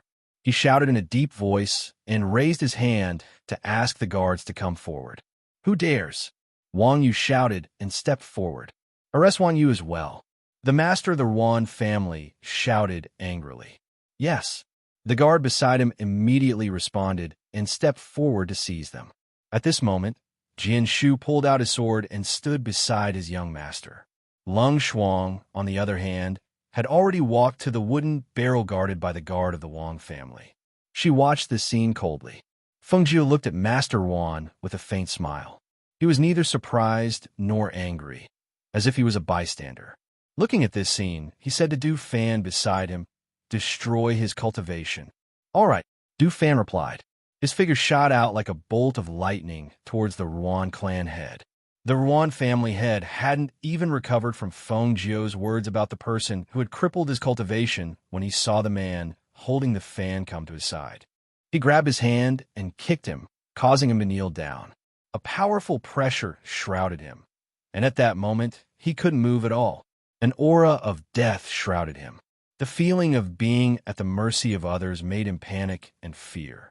The arrogance between his eyebrows finally disappeared, and what replaced it was horror and fear. No. He only had time to let out a trembling cry.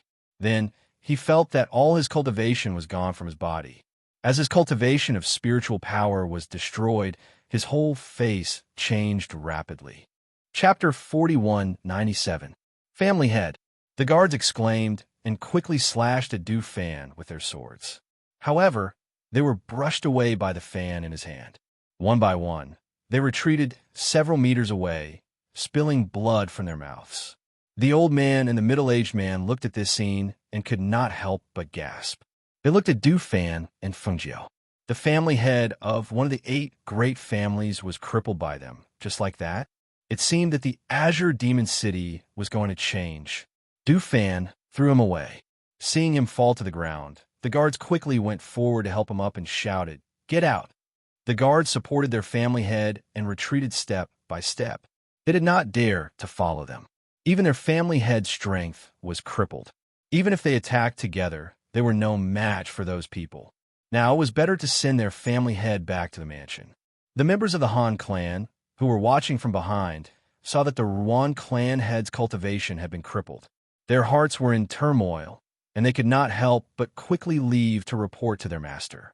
At this time, the old man and the middle-aged man came forward. Looking at Feng Jiu, the old man sighed and said, "Miss, you crippled the family head of one of the 8 great families. They will not let you go. You'd better run for your life." Feng Jiu smiled and said carelessly, "Since I dared to cripple his cultivation, I am not afraid of his family's revenge." Then he said to Wang Yu, "Let's go. Let people take the 2 buckets of fish." Okay. Wang Yu recovered with great difficulty. Her whole heart was in turmoil. The family head of the Ruan family was crippled. This was good news for the Wang family. However, the Ruan family would not give up. She did not know what would happen when things developed. The news spread like the wind. Before Fengjiu and the others returned to the Azure Demon City, the whole Azure Demon City knew that the family head of the Ruan family was crippled.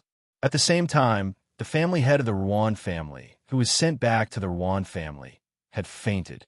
Because of this, the Ruan family fell into great panic and uneasiness. Father, Ruan Xiuxu ran to the front yard and saw that the physicians and uncles of the clan were all gathered there. She squeezed her way forward to take a look and almost fainted. This is impossible. This is impossible. A heavy slap landed on Ruan Xiuxue's face, and her whole body was thrown to the ground. You Scourge. It's all your fault. You're the one who caused Patriarch's cultivation to be crippled. Scourge. After a clan elder found out the reason and saw Ruan Xiuxue running over, he immediately slapped her and sent her flying. Ruan Xiuxue cried out in pain as blood seeped out from the corner of her mouth.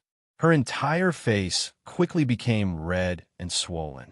Her eyes were filled with anger as she glared at the elder and shouted, "It wasn't me. It's not me. It was that woman. It was that woman who caused my father to be like this." The elder was so angry that his entire body was trembling. He immediately shouted, "Men, lock her up. Lock him up. She will be punished according to the family law." Soon, Ruan Xiuxue was taken away. At this time, the surrounding clan elders looked at each other. They looked at the angry elder and asked, "Great elder, what should we do now? The family head has been crippled. We must immediately ask the great elder to come out of seclusion." Chapter 4198. While the Ruan clan was in chaos, the various powers in the city were watching from the sidelines. In the Wang clan, Fengjiu scooped up the 2 second-level spiritual fish and placed them in the spiritual spring in her space. The rest were given to the Wang clan. The Wang clan's old master came to Fengjiu's courtyard. Seeing her lying on the soft couch, he walked in. "Miss Feng." "HM?" Fengjiu opened her eyes and sat up. Looking at the Wang clan's old master, she gestured. "Sit." After sitting down, the Wang clan's old master smiled. "I'm here to thank Miss Feng for the spiritual fish. They're all good stuff. It's all thanks to Miss Feng that we were able to obtain these spiritual fish." Fengjiu smiled. "They're all first-level spiritual fish. It's also because the Emerald Cloud Pond is a good place. Otherwise, they wouldn't be able to raise such spiritual fish. I'm the one who's causing trouble for the Wang clan." Miss Feng, what are you saying?" He smiled and waved his hand. "That trouble isn't trouble. Moreover, the Ruan clan's kid's cultivation was crippled today. The Ruan clan might not stand up for him. Based on my understanding of the Ruan clan's old man, if he comes out of seclusion and finds out what happened, he'll probably come to apologize. From what you're saying, you're very familiar with the Ruan clan's old ancestor." Fengjiu asked in surprise. The Wang clan's old master stroked his beard and laughed. Of course we're familiar. Otherwise, I wouldn't have agreed to you Er's father becoming in-laws with the Ruan clan. It's just that I didn't expect the Ruan clan to get worse with each generation. Well, in these 10 years, the Ruan clan status and power are considered outstanding among the 8 great clans. It's no wonder that the youngsters are so complacent. The two of them chatted in the courtyard. At the Ruan residence, old Master Ruan, who had been in seclusion for a long time, was invited to come out. After old Master Ruan asked about the ins and outs of the situation, his face sank. "So you're saying that while I was in seclusion, not only did I reject the marriage with the Wang clan, I even caused such a thing?" His voice was old, but there was a hint of inner strength in it. He was full of energy, and his complexion was very good.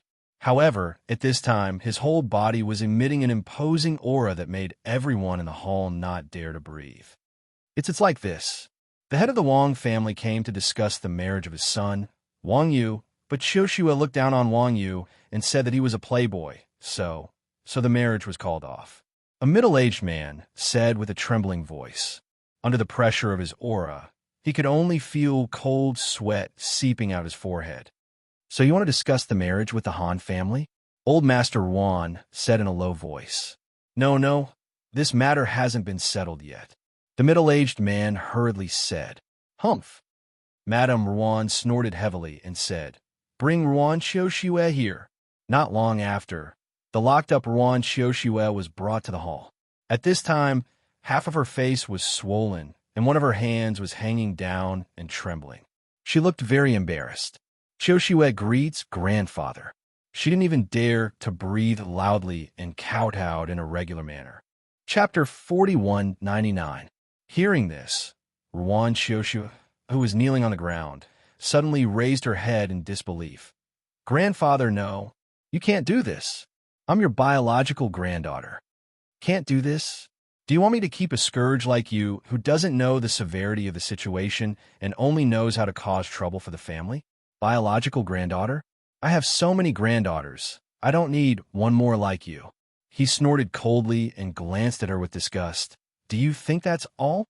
Let me tell you, because of your stupidity, your father's cultivation was destroyed, and he became an ordinary person without cultivation. From today onwards, you will be responsible for taking care of his daily life in the manor. You can't rely on others. Hearing this, Ruan Xiuxiue collapsed on the ground, her face full of despair. No, I don't want to go to the manor. I don't want to go to the manor. I'm the third young miss of the Ruan family. I'm the third young miss of the legal wife. I don't want to go to the manor. I don't want to go. As she spoke, she suddenly stood up and ran outside. Lock her up. Send her father to the manor tomorrow as well. Old Master Ruan ordered coldly. Thus, Ruan Xiuxiue was taken away. From afar, one could still hear her hysterical screams. When everyone in the hall saw this scene, none of them dared to breathe loudly. The patriarch's thunderous methods were not something that had happened in a day or two. It was just that he had not done anything for a long time, so everyone had forgotten about it. Now, the patriarch had been crippled. As soon as he came out of seclusion, he did not deal with the person who had crippled the patriarch's cultivation. Instead, he dealt with these messy matters in the family first. It was really frightening to see this. They were afraid that the next one to be dealt with would be them. Have the people we sent out to investigate returned? Old Master Ruan asked in a low voice, looking at the people in the hall. Not yet. As First Elder spoke, he looked at Old Master Ruan, who was sitting at the head of the table, and said, Those people are from outside, but they are currently living in the Wang family. We don't know much about them, so I think the people we sent out to investigate won't be able to find anything useful. Hearing this, Old Master Ruan thought for a while, then ordered, Personally go to the wine cellar and get 2 jugs of good wine. Also, bring the Eastern Sea luminous pearl from the storeroom and come with me to the Wang family. Okay, the great elder responded and immediately turned to leave. Seeing that the great elder had left, everyone in the hall looked at each other and hesitated. Someone mustered up the courage to ask, Ancestor, are you going to apologize to them? Wouldn't that be too? Before he could finish his sentence, he saw the patriarch's cold gaze sweep over him, and he immediately shut his mouth. The atmosphere in the hall froze at this moment. No one dared to speak again. They just stood there with their heads lowered. After a long while, the old master on the main seat snorted heavily. He stood up with his hands behind his back and walked towards the center of the hall. He said, You are all old people, yet you can't even see through such a small matter. I really don't know to what extent this family will fall if I'm not here in the future. With your short-sightedness, who knows when you'll bring a calamity to your family. Hearing this, everyone was shocked. They couldn't help but look at each other and say, How can this be? How could that be? You guys, all of you better reflect on yourselves. As he spoke, he flicked his sleeves and walked out. Chapter 4200. In the Wang family, after the gatekeeper reported, the housekeeper reported. When the master of the Wang family heard the news, he called Wang Yu to tell his grandfather and Fengjiu, asking them to decide whether to see him or not. Wang Yu came to the plum garden where Fengjiu was. Seeing his grandfather and Fengjiu playing chess in the yard, he went forward and bowed to them. Then he said, Grandfather, Miss Feng, the old master of the Ruan family is here. He's waiting outside the gate. Do you want to see him? Hearing this, Fengjiu smiled and looked at the old master of the Wong family. You guessed right. Ha ha. When the old master of the Wong family finds out, he can't sit still. He laughed and was not surprised. Let him in, Feng Jiu said as she raised her hand and put down a chess piece. Outside the gate, the carriage stopped aside. The old master of the Ruan family and the first elder stood aside and waited. After all, they came to apologize. It was not good to sit in the carriage and wait for people to come out. Only in this way could they show their sincerity. Old master, first elder, please come in. When the gate opened, Wang Yu smiled and gestured to them. Looking at Wang Yu, the old master of the Ruan family looked at him and said, You are, right? Yes, I'm Wang Yu. He nodded and answered, Ha ha. Speaking of which, I haven't seen you for many years. I didn't expect you to look so good. Your grandfather is so lucky. He has such a grandson, he said with emotion as he followed him inside, feeling pity in his heart.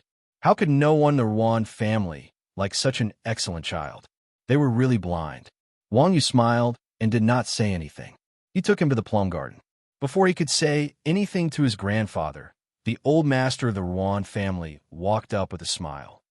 Ha ha, old master of the Wang family, see what I brought you? He took out 2 jars of wine from the space and carried them forward.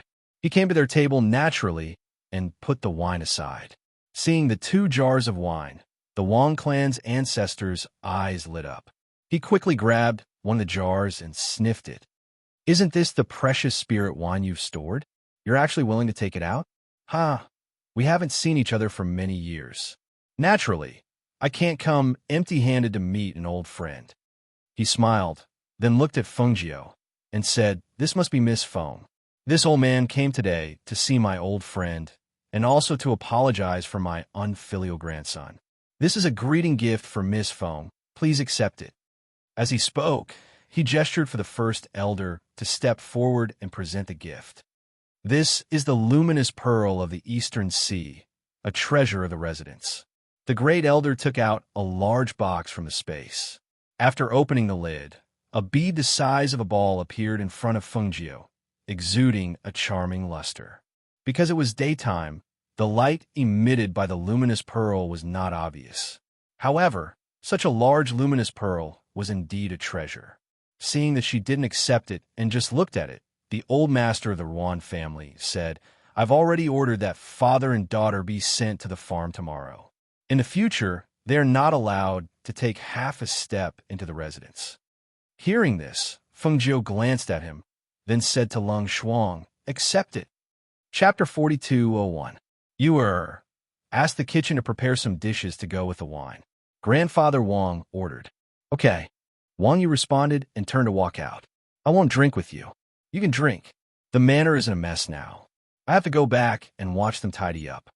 Grandfather Wan said and cupped his hands. Gentlemen, I'll go back first. I'll find a chance to have a drink with you later. Seeing this, old Master Wang said, All right, then I'll see you out. Then he stood up and said goodbye to Feng Jiu. Then he walked him out. After they left, only Feng Jiu and Lung Shuang were left in the courtyard. Du Fan, who was resting in his room, came out and looked outside. He asked, Master, will the Ruan family still make a move? Feng Jiu played with the chess piece in his hand and smiled. Forget it. As long as they don't look for trouble, there's no need to do anything to them. One should be lenient where possible. There is no need to force an entire family into a dead end. Seeing this, Du Fan nodded, bowed, and returned to his room. On the other side, Old Master Wang glanced at Old Master Wang beside him and asked, Old Man Wang, where did you get to know such a person? This girl is not ordinary. How did she come to live in your manor? Also, who is she? Ha ha. Grandfather Wang stroked his beard and smiled. You don't need to know who she is. You just need to know that you did the right thing today. As soon as he finished speaking, he continued, Your son and your granddaughter are really too much. Originally, I wanted to be in-laws with you, but there's no hope for that. He smiled. My Ruan family has more than one granddaughter. I think your grandson is really good. How about this? I'll let your grandson choose from all my granddaughters. He'll take whichever one he likes. How about that? Do you think you're picking vegetables? You're picking randomly? Now you think my grandson is good? Unfortunately, there's no more chance. The old master of the Wong clan laughed and said, "It's my birthday in 2 days. You should come over to drink and have some fun." "All right, then I'll come back in 2 days. I'll bring you a big gift then." As he spoke, he patted his shoulder and said, "Thank you for today." "Why are you thanking me? I didn't do anything." Old Master Wong smiled. "I know. In any case, just thank you. Let's go, you can go back." He waved his hand, walked out of the gate, got into the carriage, and left. Watching him leave, Old Master Wong then walked back to his room. There were only 1 or 2 smart people in the Ruan family. If the Ruan family didn't have this old man, they would probably be in trouble. After returning to the plum garden, she finished playing chess with Fengjiu, and the dishes were served. The old master of the Wong clan poured a cup of wine for Fengjiu and said, "His wine is really good. Try it. If you like it, I'll give you this jar." Fengjiu chuckled and said, "He specially gave it to you. You're still willing to give me a jar?" "Ah, it's just a jar of wine. It's not a big deal." The old master of the Wong clan laughed and drank the wine. 2 days later, the various forces in Azure Demon City were secretly puzzled. They thought that there would be some conflict between the Ruan and Wong clans. Who knew that nothing would happen in the end? Instead, they heard that the master of the Ruan clan and Ruan Xiuxue were secretly sent to a village in the countryside. Chapter 4202. The people of the various forces in Azure Demon City were all shrewd people. They would know what was going on in the city at the slightest sign of trouble. Today, regardless of whether they were old friends who had sent invitations or not, they all used Old Master Wong's birthday to pay a visit. They also wanted to find out more about the background of the lady in red. Elder Wong had already guessed what these people were thinking. Hence, although today's birthday was a grand celebration, they had sent out invitations. Those without invitations could not enter even if they came to the entrance of the Wong residence. "My apologies. Our patriarch has ordered that today is the patriarch's birthday banquet. Guests entering the manor must have an invitation card in hand." The steward stood at the entrance and apologetically said to the 2 cultivators holding the birthday gifts. Hearing that, the 2 of them looked at each other and said, "If that's the case, please accept these gifts." As they spoke, they handed the gifts over. However, the housekeepers said, "We appreciate your kindness. However, the family head has ordered that we cannot accept gifts from those who are not invited." Hence, haha, I heard that the Wong family only sent out 99 invitations. Those who can come are all people who have some relations with us. An old man walked up with a smile and handed over an exquisite invitation. He said, "I heard that only 2 people can be brought in. Hence, I brought my 2 grandsons to wish Elder Wong a happy birthday. So it's elderly. Please come in." The housekeeper took the invitation and looked at it. He smiled and invited them in. Seeing this, the surrounding people also knew that they could not enter without an invitation. Hence, they all left. Inside the Wong residence, everyone gathered together. Looking at the people sitting in the front yard, they were slightly surprised. Among these people, almost all of the major forces in the city had come. Other than the old master of the Ruan clan and the old ancestor of the Han clan, the other clan heads and old ancestors of the other clans had come. One had to know that, generally speaking, when the patriarch was in charge, the patriarchs didn't care much about the clan's affairs. However, when they saw the patriarchs of the various clans sitting together today, they all knew in their hearts why they were here. Usually, they would not see any of these people. However, there were quite a few of them here today. On the surface, they were here to celebrate Elder Wong's birthday. However, in reality, they wanted to investigate the background of the mysterious lady in red. However, after looking around a few times, they still couldn't find the woman in red. At this moment, Fengjiu was leisurely lying on the soft couch, taking a nap. Normally, the banquet would be held outside. However, since the Wong clan wanted to hold a grand banquet, they had been entertaining the guests since early in the morning. At the same time, they also wanted to let these people who usually couldn't get together to have a good chat. Thus, even though the front was bustling with activity, she was quiet and elegant in the plum blossom courtyard. It didn't affect anything happening in front of her at all. "Master, what kind of gift should we give to old Master Wong for his birthday?" Du Fan asked as he poured himself a cup of tea. Feng Jiu narrowed his eyes, but did not open them. He said leisurely, "What else can I give other than pills? I don't have anything else here, just a lot of pills." Hearing this, Du Fan thought for a moment and asked, "What kind of pills should I give? I still have Master's gift in my space." Chapter 42:03. Du Fan was stunned for a moment. He glanced at the pill and said in surprise, "This is a pill for healing internal injuries." "Yes, I'll give you this one. Compared to other pills, this one is really useful." Feng Jiu smiled, put in a medicine bottle, and threw it to him. "Find a gift box and put it in it." "I know," Du Fan responded and put it away first. When the sky gradually darkened, Feng Jiu, led by Wang Yu, took Du Fan and the others to the banquet in front.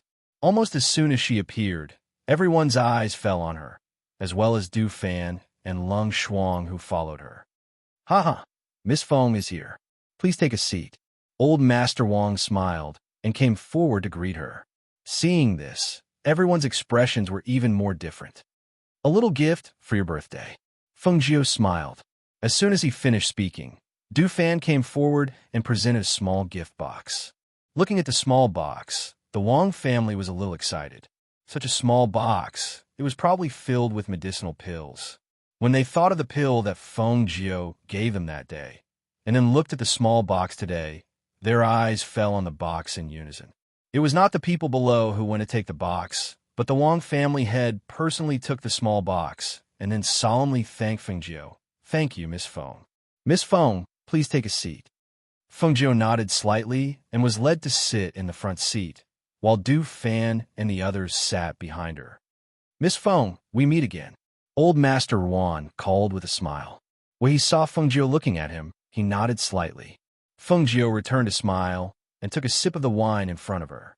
Her behavior was languid and her whole person exuded a casual and free aura, which made her look more and more different from others. "Some time ago, I heard that the Wang family and the Ruan family's marriage proposal failed. I didn't expect to see Old Master Ruan here today." Old Master Chun, who was also one of the 8 great families, glanced at Old Master Ruan and then at Old Master Wang, his eyes full of mockery. Hearing this, the surrounding people's eyes flashed slightly. Although some of them wanted to say something and stir up trouble, people like Old Master Chun, who was so straightforward, did not dare to speak. Now that they heard these words, their eyes were filled with excitement and anticipation. In fact, they also wanted to know what happened between the Ruan and Wang families.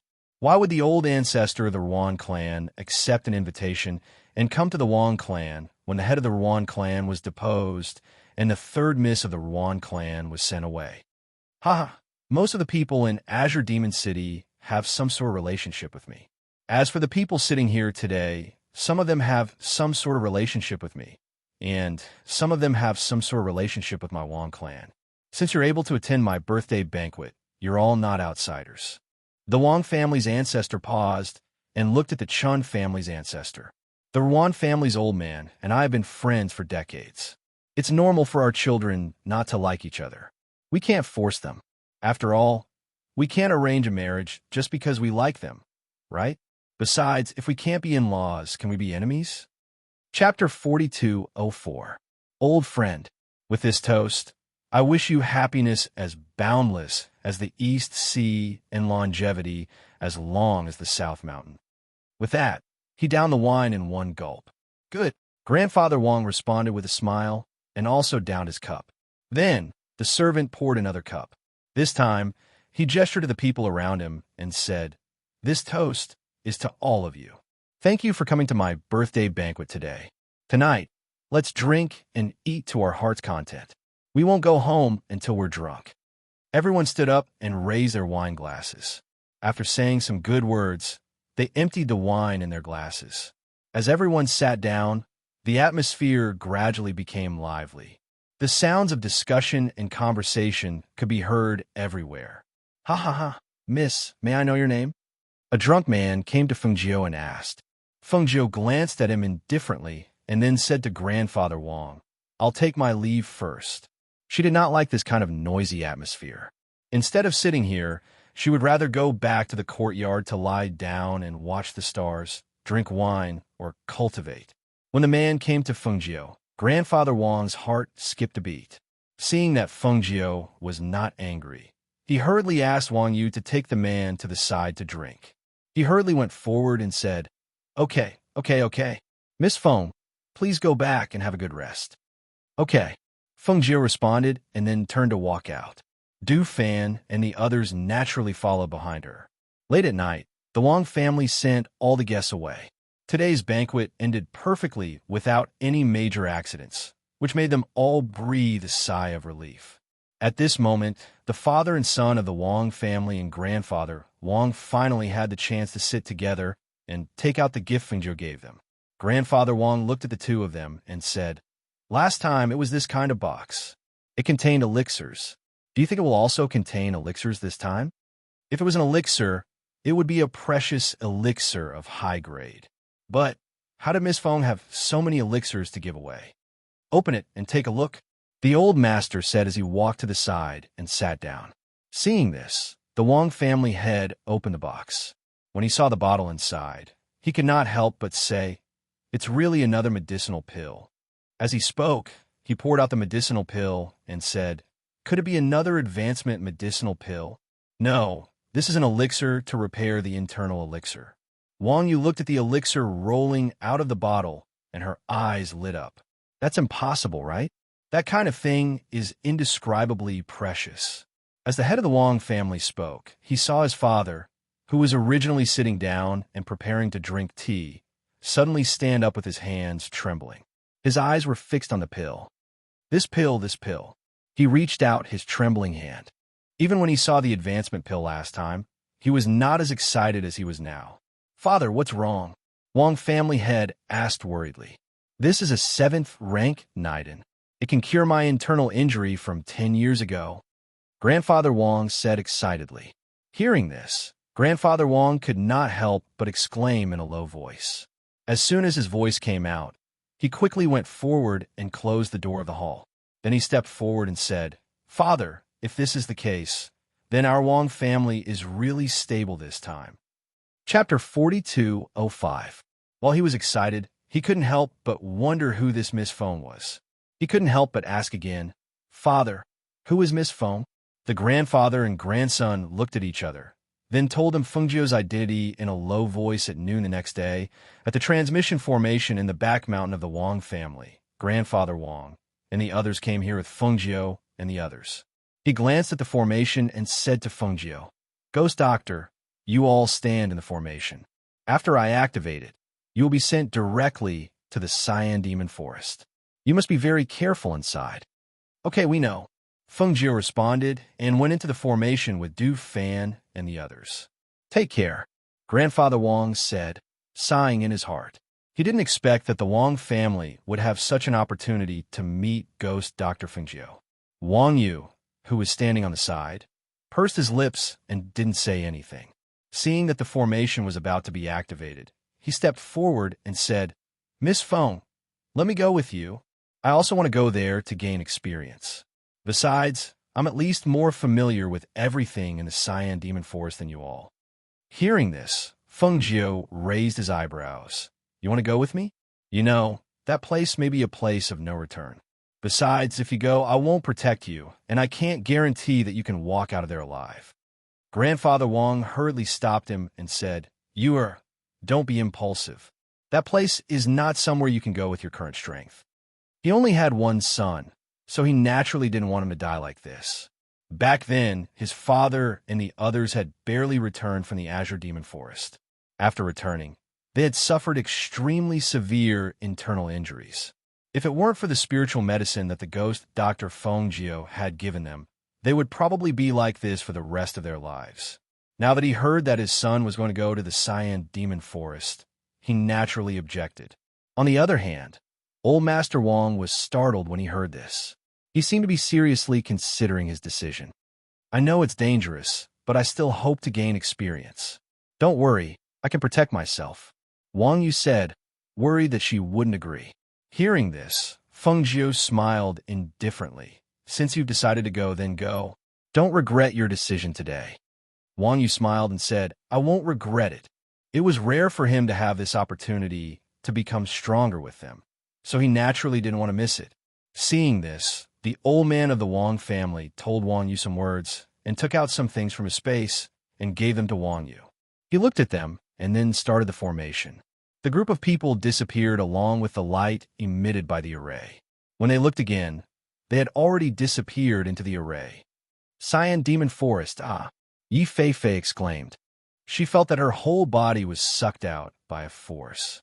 She lost her balance and fell back a few steps until she sat upright. As she fell, Du Fan and Lung Shuang also appeared. However, the two of them were strong and steady, so they landed firmly on the ground. Wang Yu staggered when he landed, but he stood firm. Feng Jiu appeared in front of them with a flash of red light. Chapter 4206. Feng Jiu looked around and said, "According to the old man of the Wang family, we should go this way." She pointed to the front left. "We are still in the periphery, so it is not dangerous," Wang Yu said, looking at the lush trees around. There was no road around, and the weeds were as high as half a person. Because there was a lot of rain in the forest, the ground under their feet was very wet. He took a look and found that his boots had been stained with a lot of mud. When he lifted his feet, he could feel the extra weight on his feet. Feng Jiu looked at him, smiled, and asked, "Have you been here before?" "I have only been to the periphery with my clansmen. I have never been inside," Wang Yu said. "Then let's go. Let's go in this direction." She knew it was extremely difficult to find the ancient nine-tailed fox in such a large forest, but she had no choice but to rely on her luck. If she was lucky, she might find it soon. If she was unlucky, she might not find it even if she stayed here for a few years. Du Fan walked in front to explore the way, followed by several people. The weeds that were as high as half a person also stepped on a path as they walked. Except for Feng Jiu, Du Fan, and Lung Shuang, who had high cultivation, Wang Yu and Yi Fei's boots stepped into the mud every time they walked. It was not easy for them to walk. On the contrary, if one looked closely at their feet, they would see that Feng Jiu and the other two were walking very lightly, as if they were stepping on cotton. There was only some dirt on the soles of their feet, and there was no dirt on the sides of their boots. The forest was very big, and the trees were everywhere. They walked for a long time, but they did not meet anyone. However, as they walked through the forest, they would sometimes startle some poisonous snakes. Before they could get close, those poisonous snakes would slither away with hissing sounds. On their first night in the forest, they found a place to rest. After a simple night, Feng Jiu said to Du Fan the next morning, "In addition to looking for the nine-tailed fox, this trip is also to let Fei gain some experience. I'm not worried about your strength. Even if we're in this forest, I don't have to worry about you. Therefore, let's split into two groups. You take Fei, and I'll take Lung Shuang and Wang Yu. Whoever finds the nine-tailed fox first will inform me through his communication jade." Du Fan glanced at Yi Fei and nodded. "All right, I'll take her with me. Master, please be careful." Feng Jiu smiled. "Don't worry, it's not her first time in this kind of forest. You'll have to take care of her. She doesn't have much experience in surviving in the forest." Feng Jiu glanced at Yi Fei and said to Du Fan, "You have to let her learn something, but don't let her be on the verge of death. You have to control the amount." "I know," Du Fan responded. "Then we'll go first." "Master, don't worry. I'll learn from Brother Du," Yi Fei said. After bowing to Du Fan and Lung Shuang, he went into the forest. Seeing them leave, Feng Jiu smiled and said to the two people beside him, "Let's go." Wang Yu watched them leave and couldn't help but ask, "Isn't the map a child do? We don't have a map here. When we go inside, won't we?" Chapter 4207. As they continued to walk inside, Feng Jiu sped up, which made it difficult for Wang Yu, who was following behind. Because Lung Shuang could keep up, he was about 3 meters behind, and this was the distance he followed closely with spiritual power. As soon as he relaxed a little, the distance widened again. The two people in front walked very easily. After walking for a whole morning, the distance of about 3 meters became 5 or 6 meters. Lung Shuang glanced back and saw that Wang Yu was walking with difficulty. The corners of her clothes were stained with mud, and her boots were almost muddy. Her forehead was sweating and she was panting. Seeing this, she asked, "Master, do you want to stop and rest for a while? I think he can't stand it anymore." Even if he had good cultivation, he was only a little stronger than people of the same age. How could he keep up with them, who had received strong training and had such strength? It was good that he could keep following them all morning. Feng Jiu smiled and said, "Then let's rest under the big tree in front and have some food." As she said this, her figure flashed, and she went under the big tree in front of them. They rested for a while under the big tree, and then Wang Yu came and sat down beside them, panting. Seeing this, Feng Jiu asked with a smile, "How is it? Is it okay?" "It's okay." He raised his sleeve to wipe the sweat and gasped. "It's just that I almost can't keep up with you. It's normal that you can't keep up with us." Feng Jiu took out a glass of wine and took a sip, saying, "It's still a long way to go. We'll have to climb over the mountain in front of us, which will be more difficult." Hearing this, Wang Yu couldn't help but ask, "Don't we fly on the sword? Or fly on the sword? Won't it save more time?" Feng Jiu smiled and said, "It's okay, but it's not necessarily safer in the sky than down here. What's more, don't you want to experience it? How can you suffer some more?" She raised her head and glanced at the lush trees. The trees covered the sky, and when she looked up, she saw a stretch of greenery. The trees here were all towering trees. Because of the cover of these trees, some flying beasts would not be able to discover them in the forest. However, because of this, walking in the forest was naturally not as fast as flying. "That's true." He nodded and glanced at the trees above his head. Only then did he take out some water from his spatial ring to drink. He also took out some rations and handed them to Feng Jiu and the others. "Eat something. We have some here," Lung Shuang said as he took out some pastries and handed them to Feng Jiu. Feng Jiu smiled and said to Wang Yu, "Would you like some pastries?" Wang Yu glanced at the exquisite pastries and shook her head. "No, I'll eat these." Pastries were not as good as coarse grains. The three of them rested under the tree, eating and chatting. However, at this moment, a cry for help came from not far away. When she heard the voice, Wang Yu instinctively stood up and looked toward the direction of the sound. "Someone is calling for help. I'll go take a look." As he spoke, he quickly walked in that direction. Feng Jiu and Lung Shuang looked at each other, shook their heads, and followed him unhurriedly. How could someone call for help in the deep mountains and forests? It was too much of a coincidence. When Wang Yu followed the voice, she saw a naked woman sitting in the weeds, sobbing with her hands covering her face, crying and begging, "Young master, help, help me." Chapter 4208. The woman picked up the robe and put on her body. However, at this moment, it seemed that the wound on her body was pulled. She cried out in pain, "Ah, miss, what's wrong with you?" Wang Yu instinctively turned back and saw the woman lying on the ground, unable to move. Young master, help me." "Aye."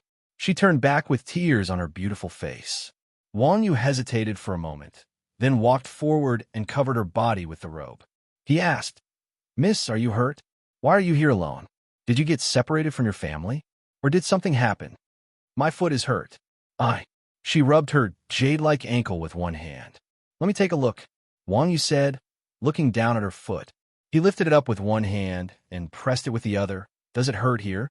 With his head down, he did not notice that the woman's raised hand was about to fall. At this moment, Feng Jiu and Lung Shuang came out. She was so scared that she immediately withdrew her hand. She lowered her head and sobbed, secretly looking at them from time to time. "The bone is fine. Maybe it's just a sprain. It shouldn't be serious. There is no swelling," Wang Yu said and withdrew his hand. Seeing the woman looking behind him from time to time, he looked back and saw Feng Jiu and others coming. He said, "I saw this girl here when I came. There was no one else." "Yes," Feng Jiu responded with a smile. He glanced at the woman faintly and did not speak. Lung Shuang glanced at the woman. Her eyes moved slightly. Seeing that her master did not say anything, she did not speak either. "Young master, who are they?" the woman asked in a low voice. "Who are you?